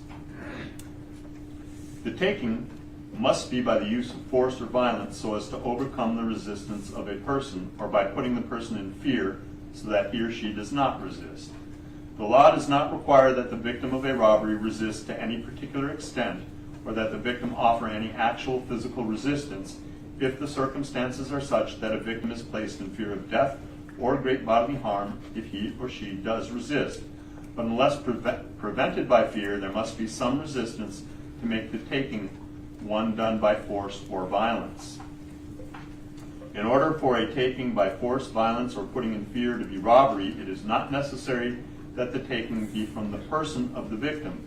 It is sufficient if the property taken is under the custody of the victim, so that it cannot be taken without the use of force, violence, or intimidation directed at a victim. If you find the defendant guilty of the crime of robbery, you must further determine beyond a reasonable doubt if in the course of committing the robbery, the defendant carried some kind of weapon. An act is in the course of committing the robbery if it occurred in an attempt to commit the robbery or in flight after the attempt or commission. If you find that the defendant carried a firearm in the course of committing the robbery, you should find him guilty of robbery with a firearm. A firearm means any weapon which is designed to or may readily be converted to expel a projectile by the action of an explosive. If you find that the defendant carried no firearm or weapon in the course of committing the robbery but did commit the robbery, you should find him guilty only of robbery. With respect to count 2, to prove the crime of robbery, the state must prove the following 4 elements beyond a reasonable doubt. Michael Boatwright took certain property of value from the person or custody of Jase Onfroy. 2, force, violence, assault, or putting in fear was used in the course of the taking. 3, the property taken was of some value. And 4, the taking was with the intent to permanently or temporarily deprive Jase Onfroy of his right to the property or any benefit from it.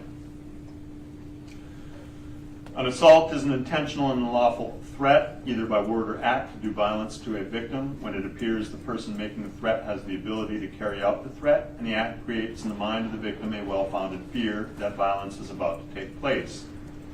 If the circumstances were such as to ordinarily induce fear in the mind of a reasonable person, then a victim may be found to have been in fear, and actual fear on the part of the victim need not be shown. In the course of the taking means that the act occurred prior to, contemporaneous with, or subsequent to the taking of the property, and the act and the taking of the property constitute a continuous series of acts or events. The taking must be done by the use of force or violence to overcome the resistance of a person, or by putting the person in fear so that he or she does not resist. The law does not require that a victim of a robbery resist to any particular extent, or that a victim offer any actual physical resistance. If the circumstances are such that the victim is placed in fear of death or great bodily harm if he or she does resist, but unless prevented by fear, there must be some resistance to make the taking one done by force or violence. In order for a taking by force, violence, or putting in fear to be robbery, it is not necessary that the taking be from the person of the victim. It is sufficient if the property taken is under the custody of the victim so that it cannot be taken without the use of force, violence, or intimidation directed against the victim. If you find the defendant guilty of the crime of robbery, you must further determine, if beyond a reasonable doubt, if in the course of committing the robbery, the defendant carried some kind of weapon. An act is in the course of committing a robbery if it occurred in an attempt to commit the robbery or in flight after the attempt or commission. If you find the defendant carried a firearm in the course of committing the robbery, you should find him guilty of robbery with a firearm. A firearm means any weapon which is designed to, or may readily be converted to expel a projectile by the action of an explosive. If you find the defendant carried no firearm or weapon in the course of committing the robbery, but did commit the robbery, you should find him guilty only of robbery. And once again, prove the crime of robbery, the state must prove the following 4 elements beyond a reasonable doubt. Trayvon Newsom took certain property of value from the person or custody of Jase Onfroy. Force, violence, or assault, or putting in fear was used in the course of the taking.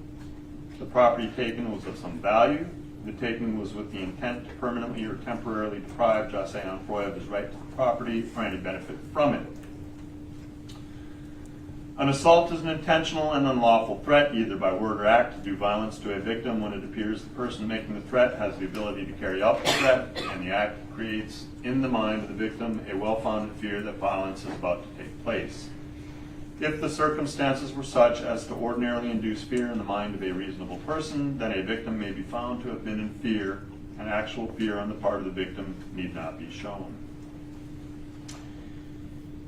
In the course of the taking means that the act occurred prior to, contemporaneous with, or subsequent to the taking of the property, and the act and the taking of the property constitute a continuous series of acts or events.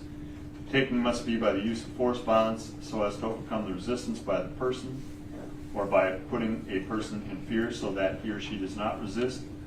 Law does not require that a victim of a robbery resist to any particular extent or that a victim offer any actual physical resistance if the circumstances are such that a victim is placed in fear of death or great bodily harm, or if he or she does resist. But unless prevented by fear, there must be some resistance to make the taking one done by force or violence. In order for a taking by force, violence, or putting in fear to be robbery, it is not necessary that the taking be from the person of the victim. It is sufficient if the property taken is under the custody of the victim so that it cannot be taken without the use of force, violence, or intimidation directed against a victim.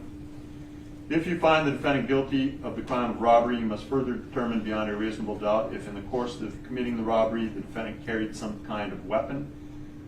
An act is in the course of committing a robbery if it occurs in an attempt to commit the robbery or in flight after the attempt or commission.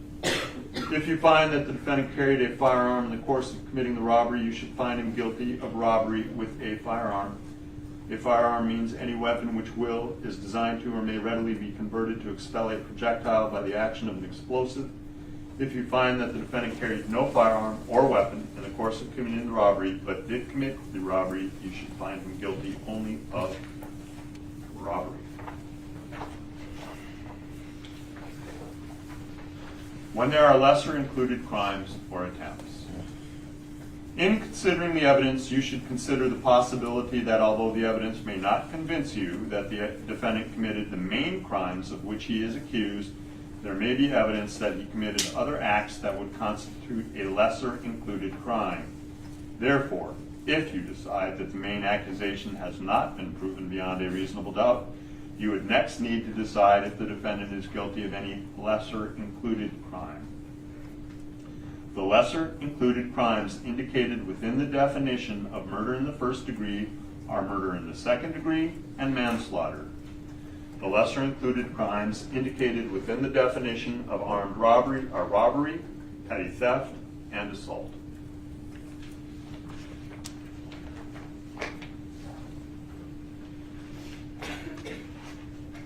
To prove the lesser included crime of murder in the second degree, the state must prove the following three elements beyond a reasonable doubt. Number one, Jose Onfroy is dead. Number two, the death was caused by the criminal act of Diedrich Williams. Number three, there was an unlawful killing of Jose Onfroy by an act imminently dangerous to another and demonstrating a depraved mind without regard for human life. An act includes a series of related actions arising from and performed pursuant to a single design or purpose. An act is imminently dangerous to another and demonstrating a depraved mind if it is an act or series of acts that, number one, a personary of ordinary judgment would know is reasonably certain to kill or do serious bodily injury to another, and two, is done from ill will, hatred, spite, or an evil intent, and three, is of such a nature that the act itself indicates an indifference to human life. In order to convict of second-degree murder, it is not necessary for the state to prove the defendant had an intent to cause death. Again, to prove the crime of murder in the second degree, the state must prove the following three elements beyond a reasonable doubt. Number one, Jose Onfroy is dead. Number two, the death was caused by the criminal act of Michael Boatwright. Number three, there was an unlawful killing of Jose Onfroy by an act imminently dangerous to another and demonstrating a depraved mind without regard for human life. An act includes a series of related actions arising from and performed pursuant to a single design or purpose. An act is imminently dangerous to another and demonstrating a depraved mind if it is an act or series of acts that, number one, a person of ordinary judgment would know is reasonably certain to kill or do serious bodily injury to another, and two, is done from ill will, hatred, spite, or an evil intent, and three, is of such a nature that the act itself indicates an indifference to human life. In order to convict of second-degree murder, it is not necessary for the state to prove that the defendant had intent to cause death. And one more time. To prove the crime of murder in the second degree, the state must prove the following three elements beyond a reasonable doubt. Number one, Jose Onfroy is dead. Number two, the death was caused by the criminal act of Trayvon Newsom. And three, there was an unlawful killing of Jose Onfroy by an act imminently dangerous to another and demonstrating a depraved mind without regard for human life. An act includes a series of related actions arising from and performed pursuant to a single design or purpose. An act is imminently dangerous to another and demonstrating a depraved mind if it is an act or series of acts that, 1, a person of ordinary judgment would know is reasonably certain to kill or do serious bodily injury to another, and 2, is done from ill will, hatred, spite, or an evil intent, and 3, is of such a nature that the act itself indicates an indifference to human life. In order to convict of second-degree murder, it is not necessary for the state to prove that the defendant had an intent to cause death.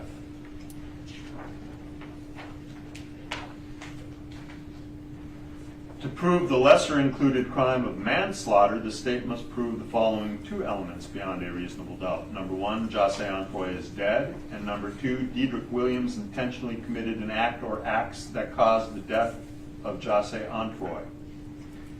Every person has a duty to act reasonably towards others. If there is a violation of that duty without any conscious intention to harm, that violation is negligence. A defendant cannot be guilty of manslaughter by committing a merely negligent act, or if the killing was either justifiable or an excusable homicide, as I have previously instructed you. In order to convict of manslaughter by act, it is not necessary for the state to prove that the defendant had an intent to cause death. Only an intent to commit an act that was not merely negligent, justified, or excusable, and which caused death. The killing of a human being is justifiable homicide and lawful if necessarily done while resisting an attempt to murder or commit a felony upon the defendant, or to commit a felony in any dwelling house in which the defendant was at the time of the killing. Again, to prove the lesser included crime of manslaughter, the state must prove the following two elements beyond a reasonable doubt. Number one, Jose Onfroy is dead. Number two, Michael Boatwright intentionally committed an act or acts that caused the death of Jose Onfroy. Every person has a duty to act reasonably towards others. If there is a violation of that duty without any conscious intention to harm, that violation is negligence. The defendant cannot be guilty of manslaughter by committing a merely negligent act, or if the killing was done either justifiable or excusable homicide, as I have previously instructed you. In order to convict by manslaughter by act, it is not necessary for the state to prove that the defendant had an intent to cause death, only an intent to commit an act that was not merely negligent, justified, or excusable, and which caused death. The killing of a human being is a justifiable homicide and lawful if necessarily done while resisting an attempt to murder or commit a felony upon the defendant, or to commit a felony in any dwelling house in which the defendant was at the time of the killing. And once again, to prove the lesser included crime of manslaughter, the state must prove the following two elements beyond a reasonable doubt. Number one, Jose Onfroy is dead. Number two, Trayvon Newsom intentionally committed an act or acts that caused the death of Jose Onfroy. Every person has a duty to act reasonably towards others. If there is a violation of that duty without any conscious intention to harm, that violation is negligence. The defendant cannot be guilty of manslaughter by committing a merely negligent act, or if the killing was either justifiable or excusable homicide, as I have previously instructed you. In order to convict of manslaughter by act, it is not necessary for the state to prove that the defendant had an intent to cause death, only an intent to commit an act that was not merely negligent, justified, or excusable, and which caused death. Killing of a human being is justifiable homicide and lawful if necessarily done while resisting an attempt to murder or commit a felony upon the defendant, or to commit a felony in any dwelling house in which the defendant was at the time of the killing. Those are with the lesser included offenses with respect to count one. With respect to count two, the lesser included offenses to the charged offense is robbery. To prove the crime of robbery, a lesser included offense, the state must prove the following 4 elements beyond a reasonable doubt. Number 1, Dedrick Williams took certain property of value from the person or custody of Jocelyn Onfroy.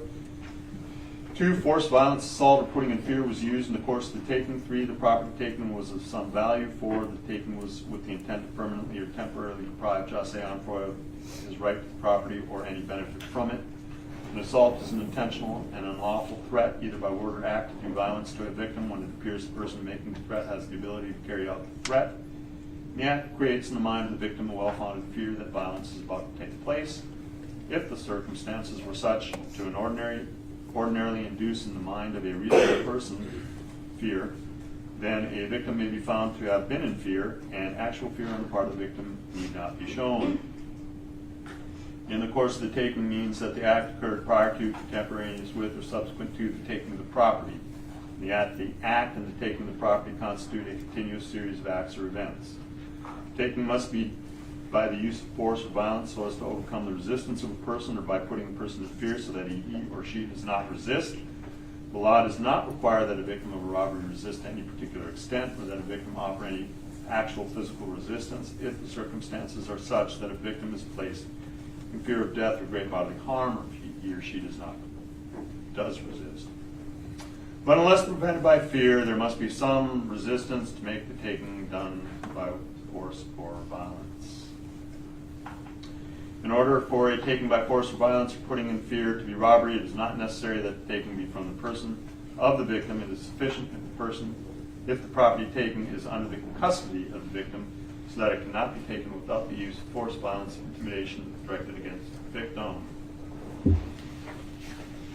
Again, to prove the lesser included crime of robbery, the state must prove the following 4 elements beyond a reasonable doubt. Number 1, Michael Boatwright took certain property of value from the person or custody of Jocelyn Onfroy.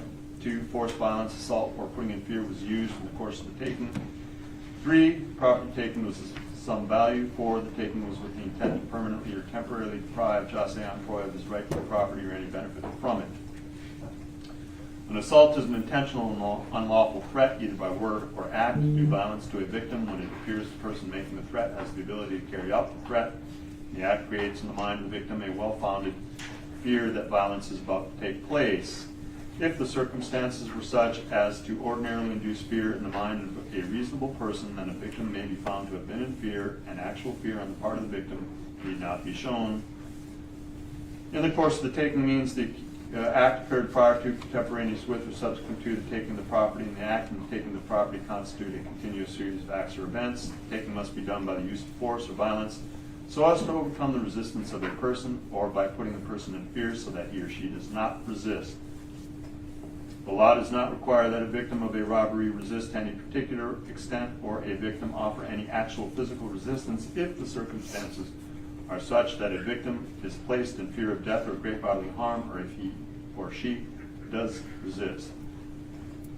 But unless prevented by fear, there must be some resistance to make the taking one done by force or violence. In order for taking to be force, violence, or putting in fear to be robbery, it is not necessary that the taking be from the person of the victim. It is sufficient if the property is taken under the custody of the victim so that it cannot be taken without the use of force, violence, or intimidation directed against the victim.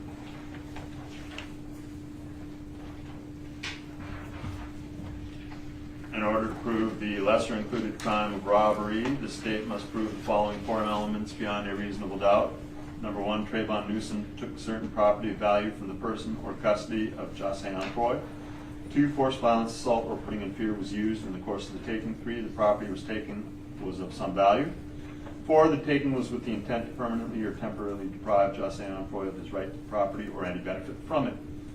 An assault is an intentional and unlawful threat, either by word or act, to do violence to a victim when it appears the person making the threat has the ability to carry out the threat, and the act creates in the mind of the victim a well-founded fear that violence is about to take place. If the circumstances were such as to ordinarily induce fear in the mind of a reasonable person, then a victim may be found to have been in fear, and actual fear on the part of the victim need not be shown. In the course of the taking means that the act occurred prior to, contemporaneous with, or subsequent to the taking of the property, and the act and the taking of the property constitute a continuous series of acts or events. The taking must be by the use of force or violence so as to overcome the resistance of a person, or by putting the person in fear so that he or she does not resist. The law does not require that a victim of a robbery resist to any particular extent, or that the victim offer any actual physical resistance if the circumstances are such that a victim is placed in fear of death or great bodily harm if he or she does resist. Unless prevented by fear, there must be some resistance to make the taking one done by force or violence.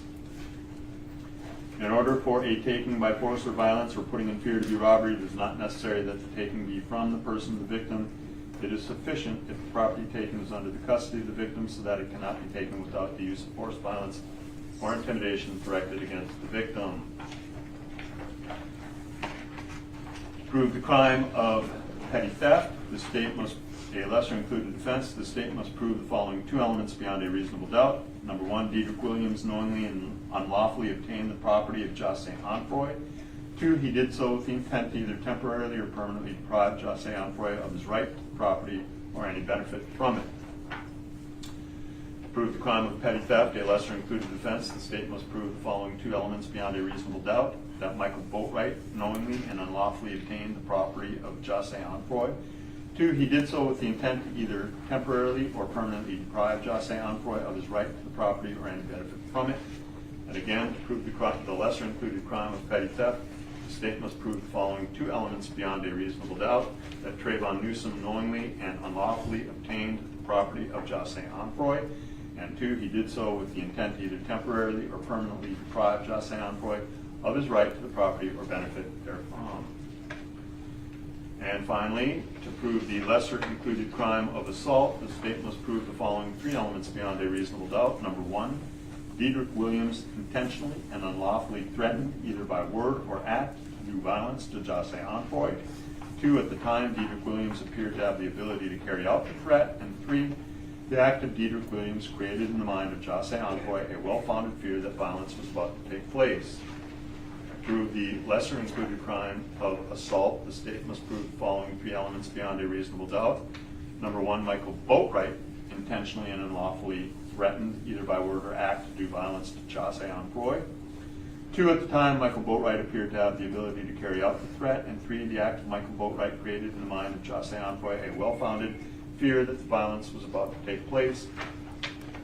Finally, the lesser included crime of assault, the state must prove the following three elements beyond a reasonable doubt. That Trayvon Newsom intentionally and unlawfully threatened, either by word or act, to do violence to José Onfroy. Two, at the time, Trayvon Newsom appeared to have the ability to carry out the threat. And three, the act of Trayvon Newsom created in the mind of José Onfroy a well-founded fear that violence was about to take place.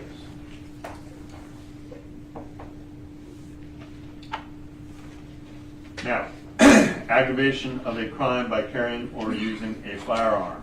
If you find that Michael Boatwright committed first-degree murder or armed robbery, and you also find beyond a reasonable doubt that during the commission of the crime he personally carried, displayed, and used a firearm, you should find him guilty of first-degree murder or armed robbery with a firearm. A firearm, again, is defined as any weapon which is designed to or may readily be converted to expel a projectile by the action of an explosive.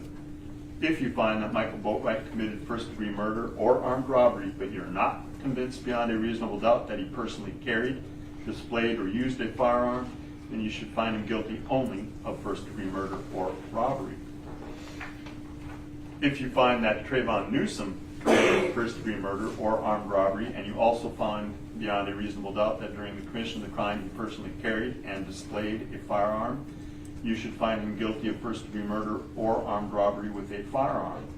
The firearm, again, is defined as any weapon which is designed to or may readily be converted to expel a projectile by the action of an explosive. If you find Trayvon Newsom committed first-degree murder or armed robbery, but you are not convinced beyond a reasonable doubt that he personally carried and displayed a firearm, then you should find him guilty only of first-degree murder or robbery. Principles. If a defendant helped another person or persons to commit or attempt to commit a crime, the defendant is a principal and must be treated as if he had done all the things the other person or persons did if, 1, the defendant had a conscious intent that the criminal act be done, and 2, the defendant did some act or said some word which was intended to and which did incite, cause, encourage, assist, or advise the other person or persons to actually commit or attempt to commit the crime. To be a principal, a defendant does not have to be present when the crime is committed or attempted.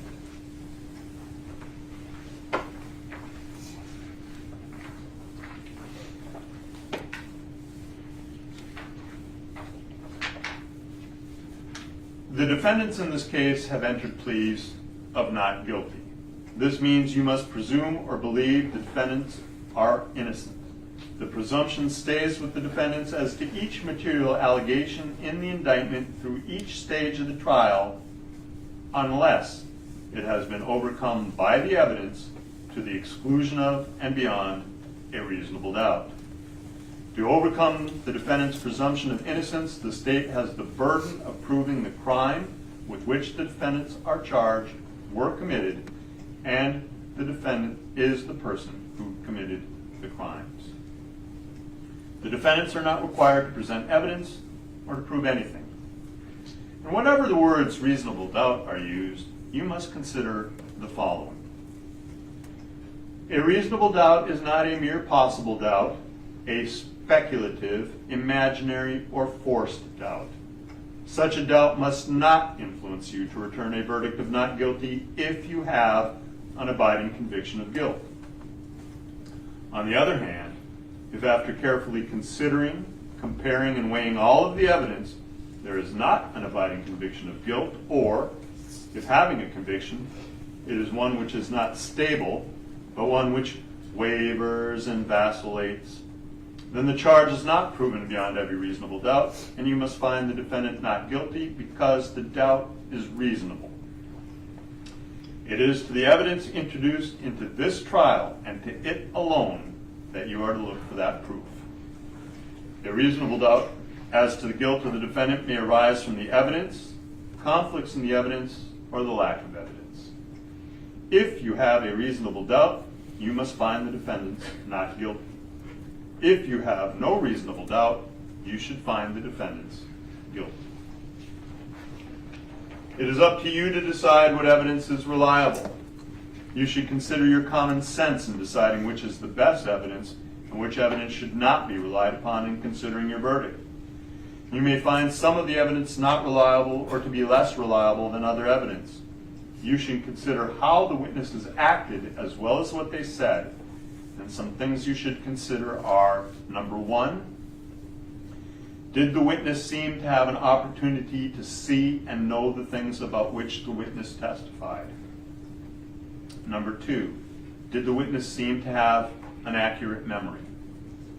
Number 3, was the witness honest and straightforward in answering the attorney's questions? 4, did the witness have some interest in how this case should be decided? 5, does the witness's testimony agree with the other testimony and the other evidence in the case? 6, has the witness been offered or received any money, preferential treatment, or other benefit in order to get the witness to testify? 7, had any pressure or threat been used against the witness that affected the truth of the witness's testimony? 8, did the witness at some other time make a statement that is inconsistent with the testimony he or she gave in court? And 9, has the witness been convicted of a felony or of a misdemeanor involving dishonesty or false statement? Whether the state has met its burden of proof does not depend upon the number of witnesses called, nor upon the number of exhibits offered, but instead upon the nature and quality of the evidence presented. The fact that a witness is employed in law enforcement does not mean that his or her testimony deserves more or less consideration than that of any other witness. Expert witnesses are like other witnesses with one exception. The law will permit an expert witness to give his or her opinion. However, an expert's opinion is reliable only when given on a subject about which you believe him or her to be an expert. Like other witnesses, you may properly believe or disbelieve all or any part of an expert's testimony.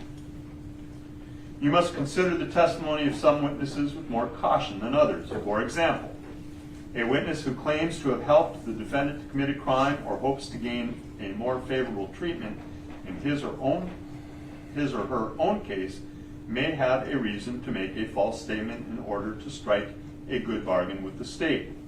This is particularly true when there is no other evidence tending to agree with what the witness has said about the defendant.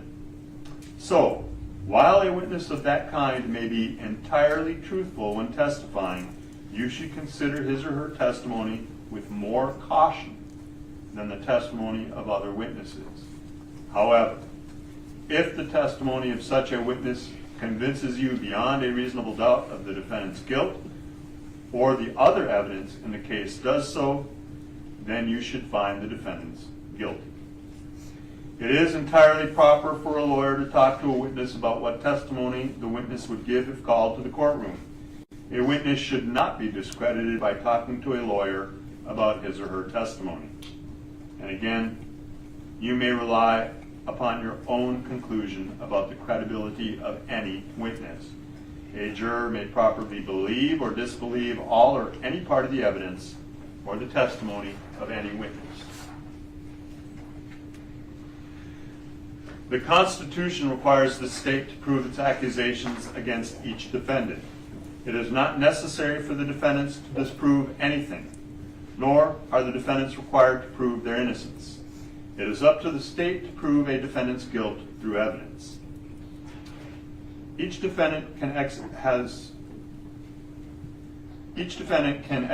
a fundamental right by choosing not to be a witness in this case, and you must not view this as an admission of guilt or be influenced in any way by this decision. No juror should ever be concerned that a defendant did or did not take the witness stand to give testimony in a case. A statement claimed to have been made by Dietrich Williams outside of court has been placed before you. Such statement should always be considered with caution and weighed with great care to make certain that it was freely and voluntarily made. Therefore, you must determine from the evidence that Dietrich Williams' alleged statement was knowingly, voluntarily, and freely made. In making this determination, you should consider the total circumstances, including but not limited to, number one, whether when Dietrich Williams made the statement he had been threatened in order to get him to make it, and two, whether anyone had promised him anything in order to get him to make it. If you conclude Dietrich Williams' out-of-court statement was not freely and voluntarily made, you should disregard it. You have heard testimony of eyewitness identification. In deciding how much weight to give this testimony, you may consider the various factors mentioned in these instructions concerning the credibility of witnesses. In addition to those factors in evaluating eyewitness identification testimony, you may also consider the following. Number one, the capacity and opportunity of the witness to observe the offender based upon the length of time for observation and the conditions at the time of the observation, including lighting and distance. Two, whether the identification was the product of the eyewitness's own recollection or was the result of influence and suggestiveness. Three, the circumstances under which the defendant was presented to the eyewitness for identification. Four, any inconsistent identifications made by the eyewitness. Five, any instance in which the eyewitness did not make an identification when given the opportunity to do so. Six, the witness's familiarity with the subject identified. Seven, lapses in time between the event and the identification. Eight, whether the eyewitness and the offender are of different races or ethnic groups and whether this may have affected the accuracy of the identification. 9, the totality of the circumstances surrounding the eyewitness's identification. You have heard testimony concerning photo lineups conducted by law enforcement agencies. Florida law requires that the person conducting the photo lineup must not have participated in the investigation of the crime alleged and must not have been aware of which person in the photo lineup was the suspect. Also, before conducting a photo lineup, the eyewitness must be instructed that 1, the perpetrator might or might not be in the photo lineup. 2, the person conducting the photo lineup does not know the suspect's identity. 3, the eyewitness should not feel compelled to make an identification. And 4, it is important to exclude innocent persons as it is to identify the perpetrator. And 5, the investigation will continue with or without an identification. The eyewitness must acknowledge in writing that he or she received a copy of the photo lineup instructions. If the eyewitness refused to sign a document acknowledging receipt of the instructions, the person conducting the photo lineup must document that refusal of the eyewitness to sign the document acknowledging receipt of the instructions, and the person conducting the photo lineup must sign the acknowledgement document himself or herself. You may consider compliance or non-compliance with these requirements to determine the reliability of any eyewitness identification made during a photo lineup procedure. Here are some general rules that will apply to your deliberation discussions. You must follow these rules in order to return a lawful verdict. You must follow the law as it is set out in these instructions. If you fail to follow the law, your verdict will be a miscarriage of justice. There are no reasons for failing to follow the law in this case, and all of us are depending upon you to make a wise and legal decision in this matter. The case must be decided only upon the evidence that you've heard from the testimony of the witnesses and have seen in the form of the exhibits that are in evidence and these instructions. 3, this case must not be decided for or against anyone because you feel sorry for anyone or you are angry with anyone. 4, remember, the lawyers are not on trial, and your feelings about them should not influence your decision in this case. 5, your duty is to determine if the defendants have been proven guilty or not in accord with the law. It is the judge's job to determine a proper sentence if the defendants are found guilty. 6, whatever verdict you render must be unanimous. That is, each juror must agree to the same verdict. And 7, your verdict should not be influenced by feelings of prejudice, bias, or sympathy. Your verdict must be based upon the evidence and the law contained in these instructions. Now, deciding a verdict is exclusively your job. I cannot participate in that decision in any way, so please disregard anything that I may have said or done that made you think I preferred one verdict over another. Additionally, I will remind you that you must disregard any objections that were sustained by me or any comments or questions that the court instructed you to disregard.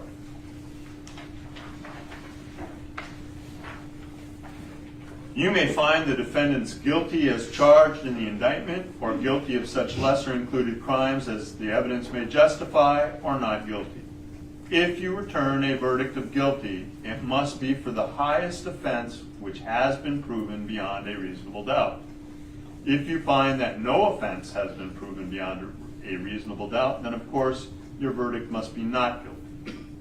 The verdict must be unanimous, that is, all of you must agree to the same verdict, and only one verdict may be returned as to each crime and as to each defendant charged.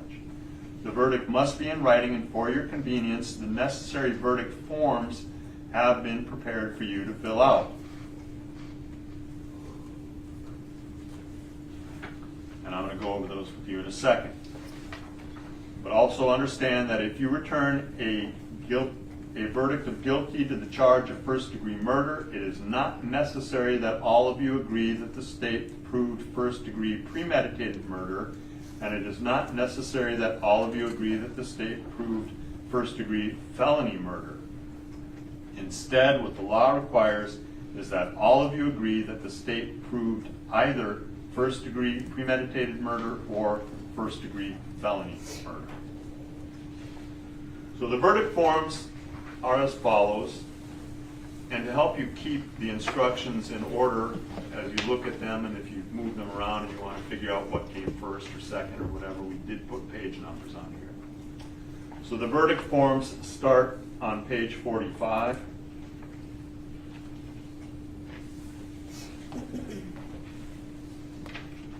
And they go through page 51. These are the only documents in this packet that you may write on. And they read as follows. The first one reads, in the Circuit Court of the 17th Judicial Circuit in and for Broward County, Florida, the state of Florida versus Diedrich Williams, verdict, count 1. We, the jury, find as follows as to the defendant Diedrich Williams in this case, and then you're instructed to check only one of your 4 options, and they are listed A, B, C, and D. And they are as follows. Either A, the defendant is guilty of murder in the first degree as charged in the indictment, or B, the defendant is guilty of murder in the second degree, a lesser included offense, or C, the defendant is guilty of manslaughter, a lesser included offense, or D, the defendant is not guilty. And then it says, so say we all this blank day of March 2023 at Fort Lauderdale, Broward County, Florida. Then there are 2 lines. On the first line, the foreperson shall print their name, and on the second line, the foreperson shall sign their name. The second verdict form reads, in the Circuit Court of the 17th Judicial Circuit in and for Broward County, Florida, the state of Florida versus Diedrich Williams, verdict, count 2.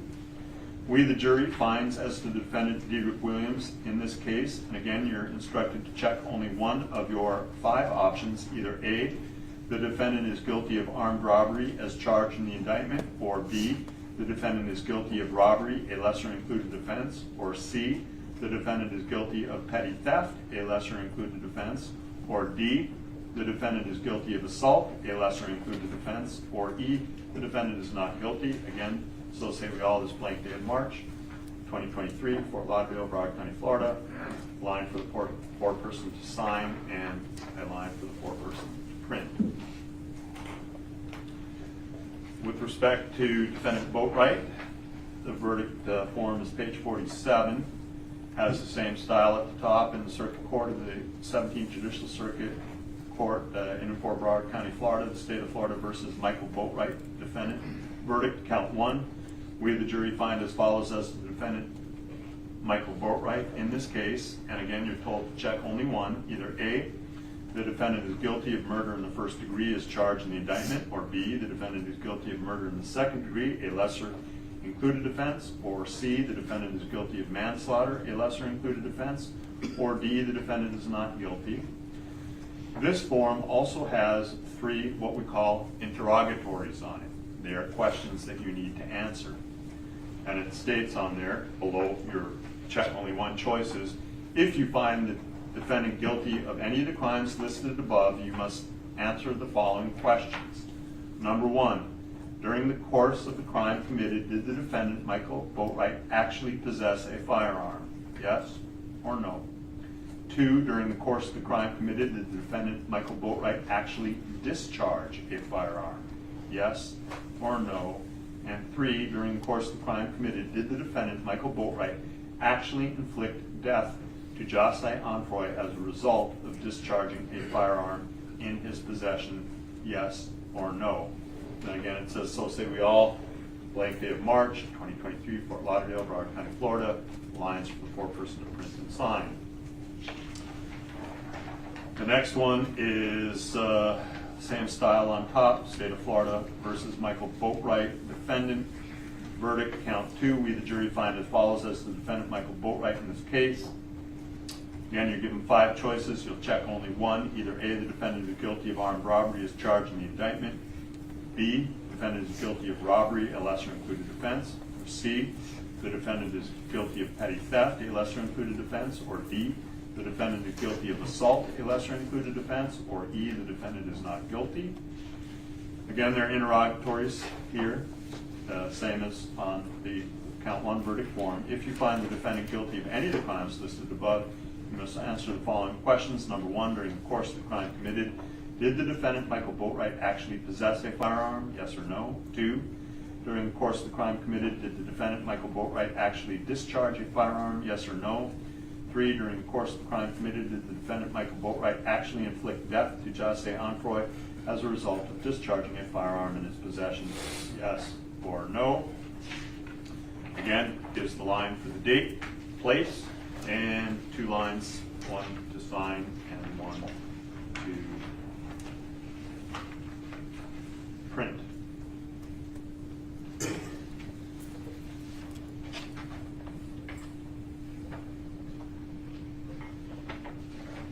For some reason, in my packet, page 49 is totally blank. We'll just leave that totally blank. So the machine spit out a blank page. Number 50 is the verdict for Mr. Newsom. Again, the style on the top of the case is in the Circuit Court of the 17th Judicial Circuit in Fort Broward County, Florida, State of Florida versus Trayvon Newsom. Defendant verdict, count 1. We, the jury, find as follows as to the defendant, Trayvon Newsom, in this case.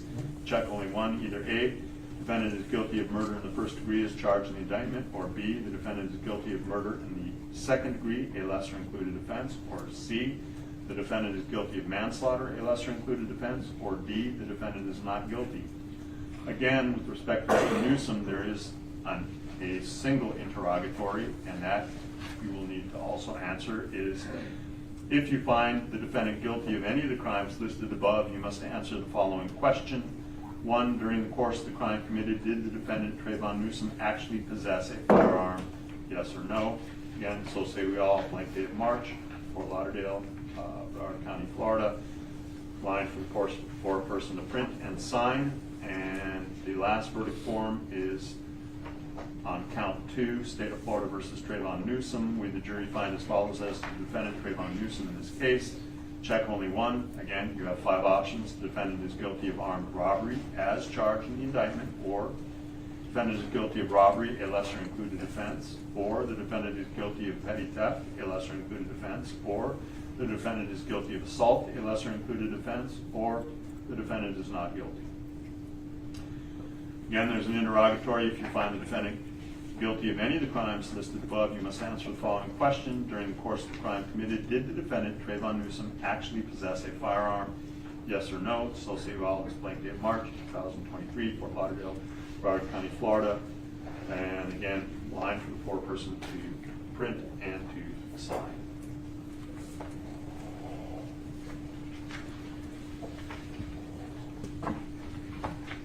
A separate crime is charged in each count of the indictment, and although they have been tried together, each crime and the evidence that applies to it must be considered separately and a separate verdict returned as to each.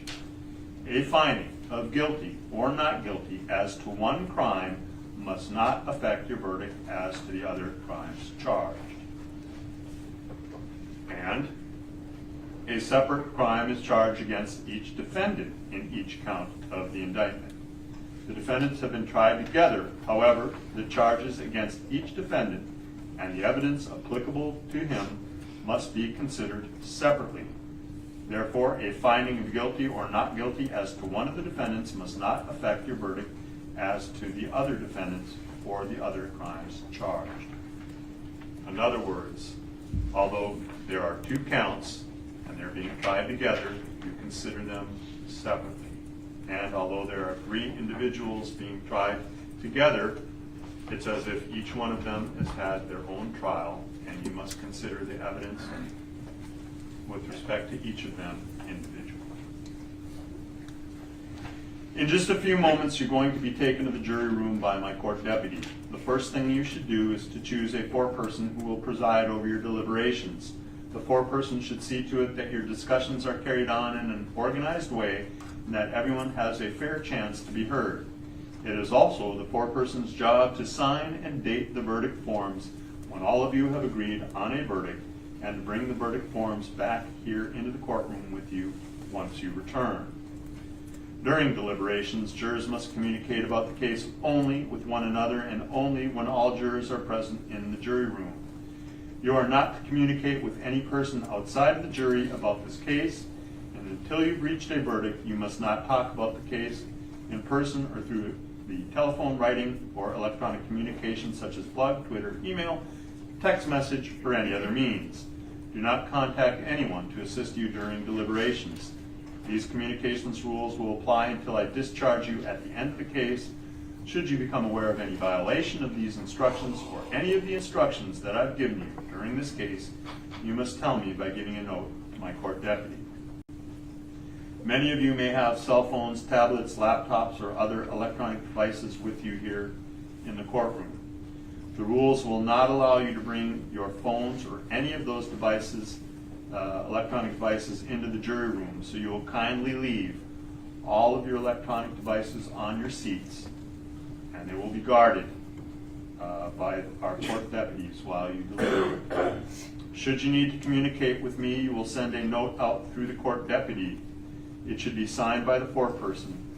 But if you have voted, do not disclose any actual votes or where you are in the vote-taking process or anything else. Merely ask you a question. And if you do have questions, I'm going to talk with the attorneys before I give you an answer. And that may take some time, so you may continue your deliberations while you wait for my answer. And I will answer any questions that you have, if I can, either in writing, by writing the answer on the question form you send out and sending that back, or if necessary, I will call you out here for further oral instructions in open court. During the trial, items were received into evidence as exhibits, and you may examine whatever exhibits you think will help you during your deliberations. The exhibits are going to be sent back into the jury room with you. Everything that's been admitted into evidence when you begin to deliberate, with two exceptions.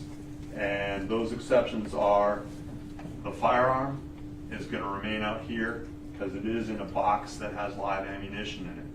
The ammunition itself, that's other exhibits I'll let you have back there.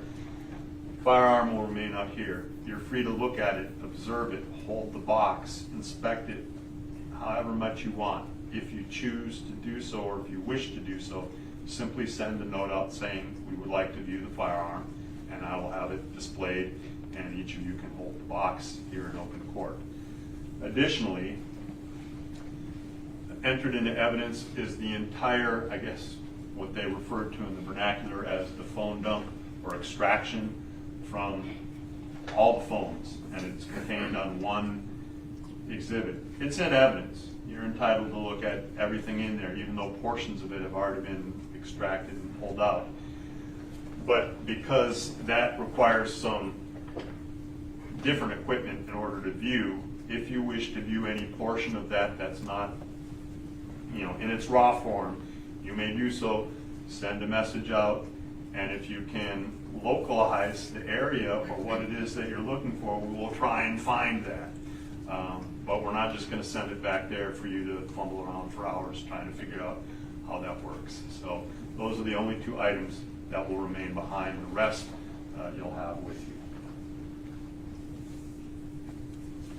you. In closing, let me remind you that it is important that you follow the law that is spelled out in these instructions in deciding your verdicts.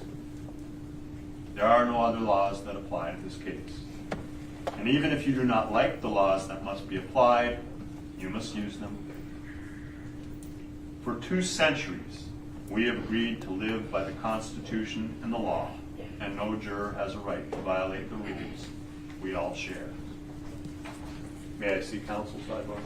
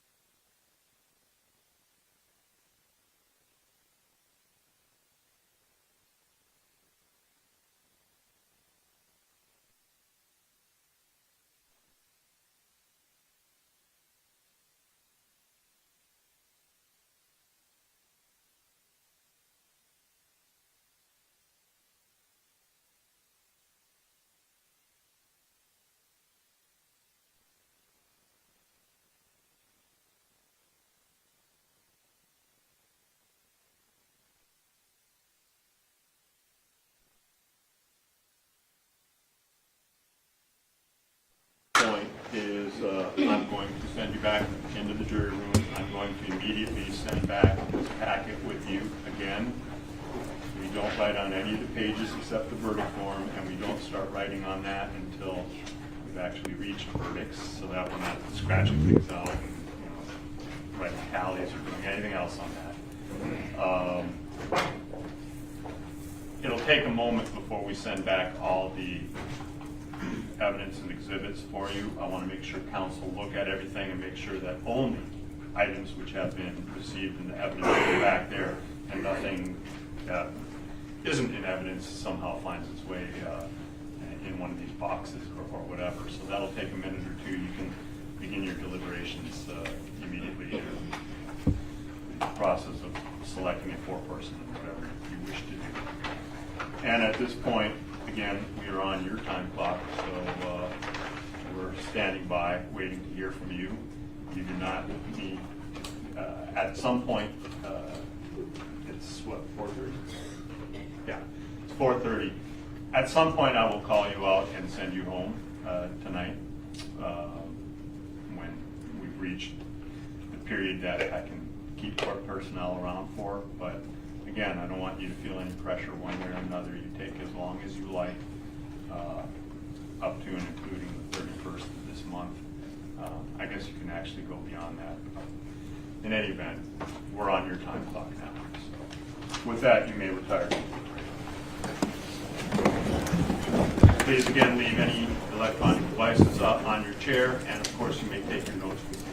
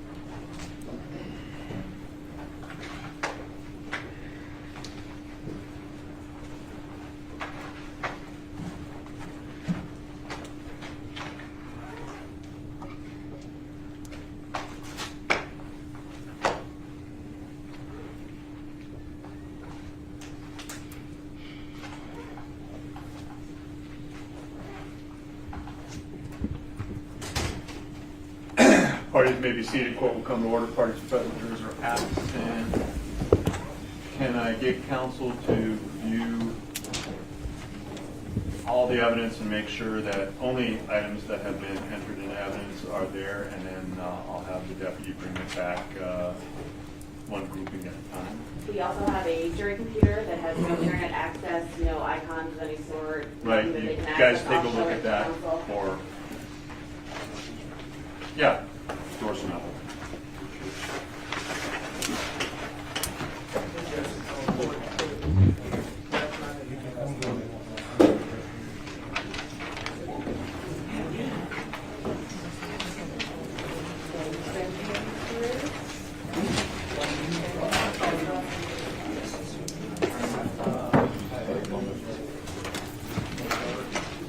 Also, once we do that, council are free to go out in the hall or whatever, but I always find it probably good practice to hang around for 15, 20 minutes anyway, because sometimes, that's right time for early questions and trying not to have to you all up.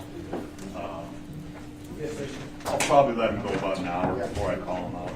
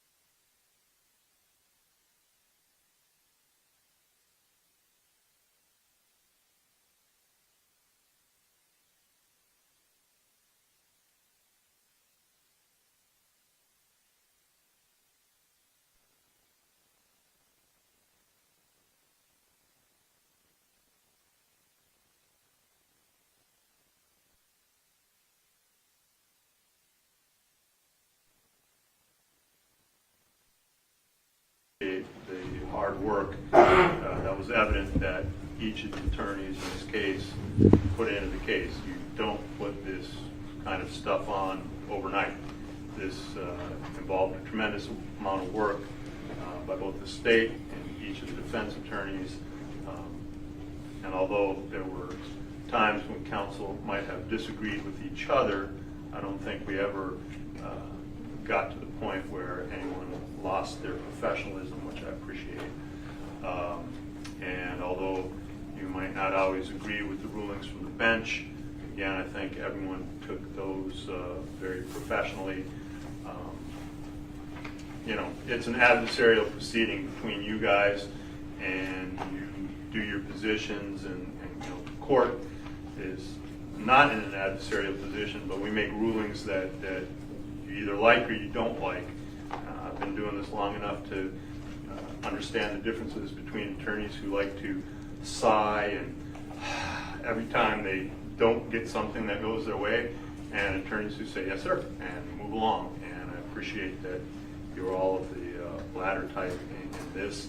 You argued forcefully for your position, but then, you know, accept the court's rulings as they are. And so I just want to thank all of you for a well-presented, professionally presented case, and that we got through a lot of stuff. Even though we had no alternates, we made it to this point, so it's all good. And to Mr. Boatwright, Mr. Williams, Mr. Newsom, I don't ever know at this point what the jury's going to do. That's why we have them. They get to make decisions. I have no idea what decision they'll come to. Whatever that decision is, each of you owe your attorneys a debt of gratitude for the work that they put in on this case. I trust you have, but I hope you will thank them for their hard work and efforts, because again, I don't know what the outcome is going to be one way or another, but they all worked very, very hard on your behalf. So I hope that's appreciated. All right, so Thank you, Judge. stand by, and we'll be in recess. They're going to go down and just try not to be more than about 5 minutes.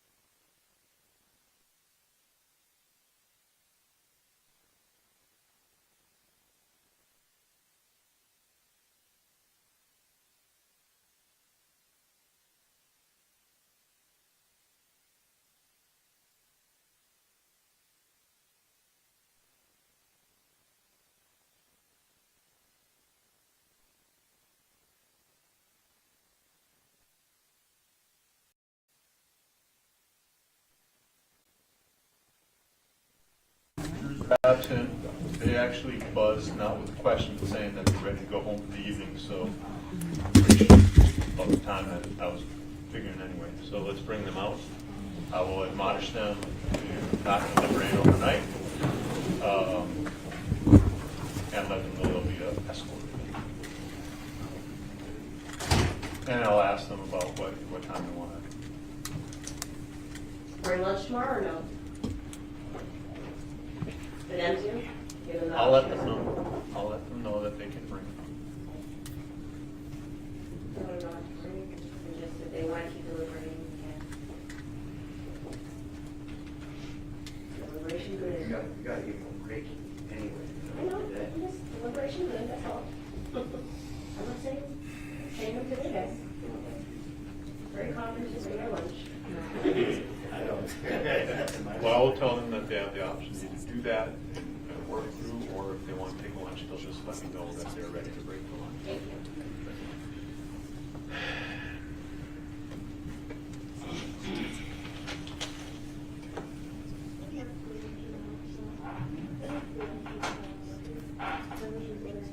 They can, but, I'd like to give them the option, they want breaks. So I said,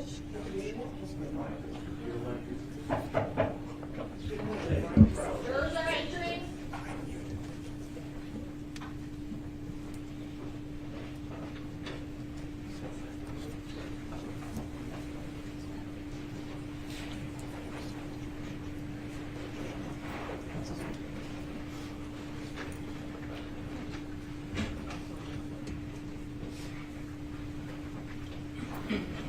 Yeah. Parties may be seated. Court will come to order. The parties present, the jurors are present.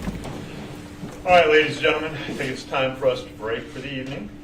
And a couple of things before we go. First of all, we've been having you come in at 10:30 every morning. If that's still comfortable for you, we can do that. If you would like to come at 9:30, I can accommodate you with that. That's up to you. Do you have a preference? Do you guys want to discuss that amongst yourselves? Yeah, we're going to do it. 10:30? Great. Again, only offering that up as you wish. Second thing, so we'll reconvene tomorrow at 10:30. The procedure is you're still going to report to the reception area. We're going to bring you in, have you come sit down. All of us acknowledge that you're all here, and then I have you retire to continue your deliberations. So we'll follow that procedure. Now, as far as lunch goes tomorrow, again, that's up to you guys. If you all want to bring, bag of lunch and work through, you can do that if you wish. If you wish to, I need to clear my head and I want my hour's lunch, just when you guys are ready for lunch, you buzz, say, we want lunch, and we'll, again, bring you out. I'll give you some instructions and then tell you what time to reconvene, and we do the same thing. But it's entirely up to you if you want to work through lunch and bag or not. That's fine. Now, just a couple of other rules since we're now in deliberations. I don't have to read that other part to you that you've got to know so well about forming opinions. However, what I will advise you at this point is deliberations can only be carried on when all of you are present and can only be done in the deliberation room. So even if all of you are together riding down the elevator, there's no more deliberations at this point. They only occur in that room. And so when you go home tonight, you're not together. You shouldn't be even thinking about it yourselves, like pondering. No, go live your life. Come back and then start thinking about it when you're all back together in the room. Also, the pads that you have, before you go, you can leave them actually in that night. What happens is it gets sealed with tape and instructions. No one will enter into there, which also means the cleaning staff, which usually does that kind of stuff, will not go in there. So again, during the course of your deliberations, if you do bag lunches or bring any food, if there's any trash in there, you can set it outside of the door and it will be removed. Otherwise, it'll get old and you'll have to deal with that. But anyway, just understand, everything in there is secured overnight. The one thing I will remind you, as with each time that we do break, please insulate yourself from any outside opinion sources, media, social media, whatever that might have anything to do. And also, since you're now in deliberations, I am going to have someone from the sheriff's office, one of my deputies, escort you guys down to your vehicles, so that no one out in the public comes running up and tries to influence you or yell anything. This is something that we typically do to ensure, now that you're in this deliberation process, that we're not fully sequestering you. We're not going to put you up at the Marriott, sorry. But we will at least make sure that you make it to your car without being mobbed by anyone. So, anything further from? No, Judge. We're all good? Nothing from the stage. All right, so once again, have a wonderful evening, relax, and we'll see you tomorrow morning at 10:30.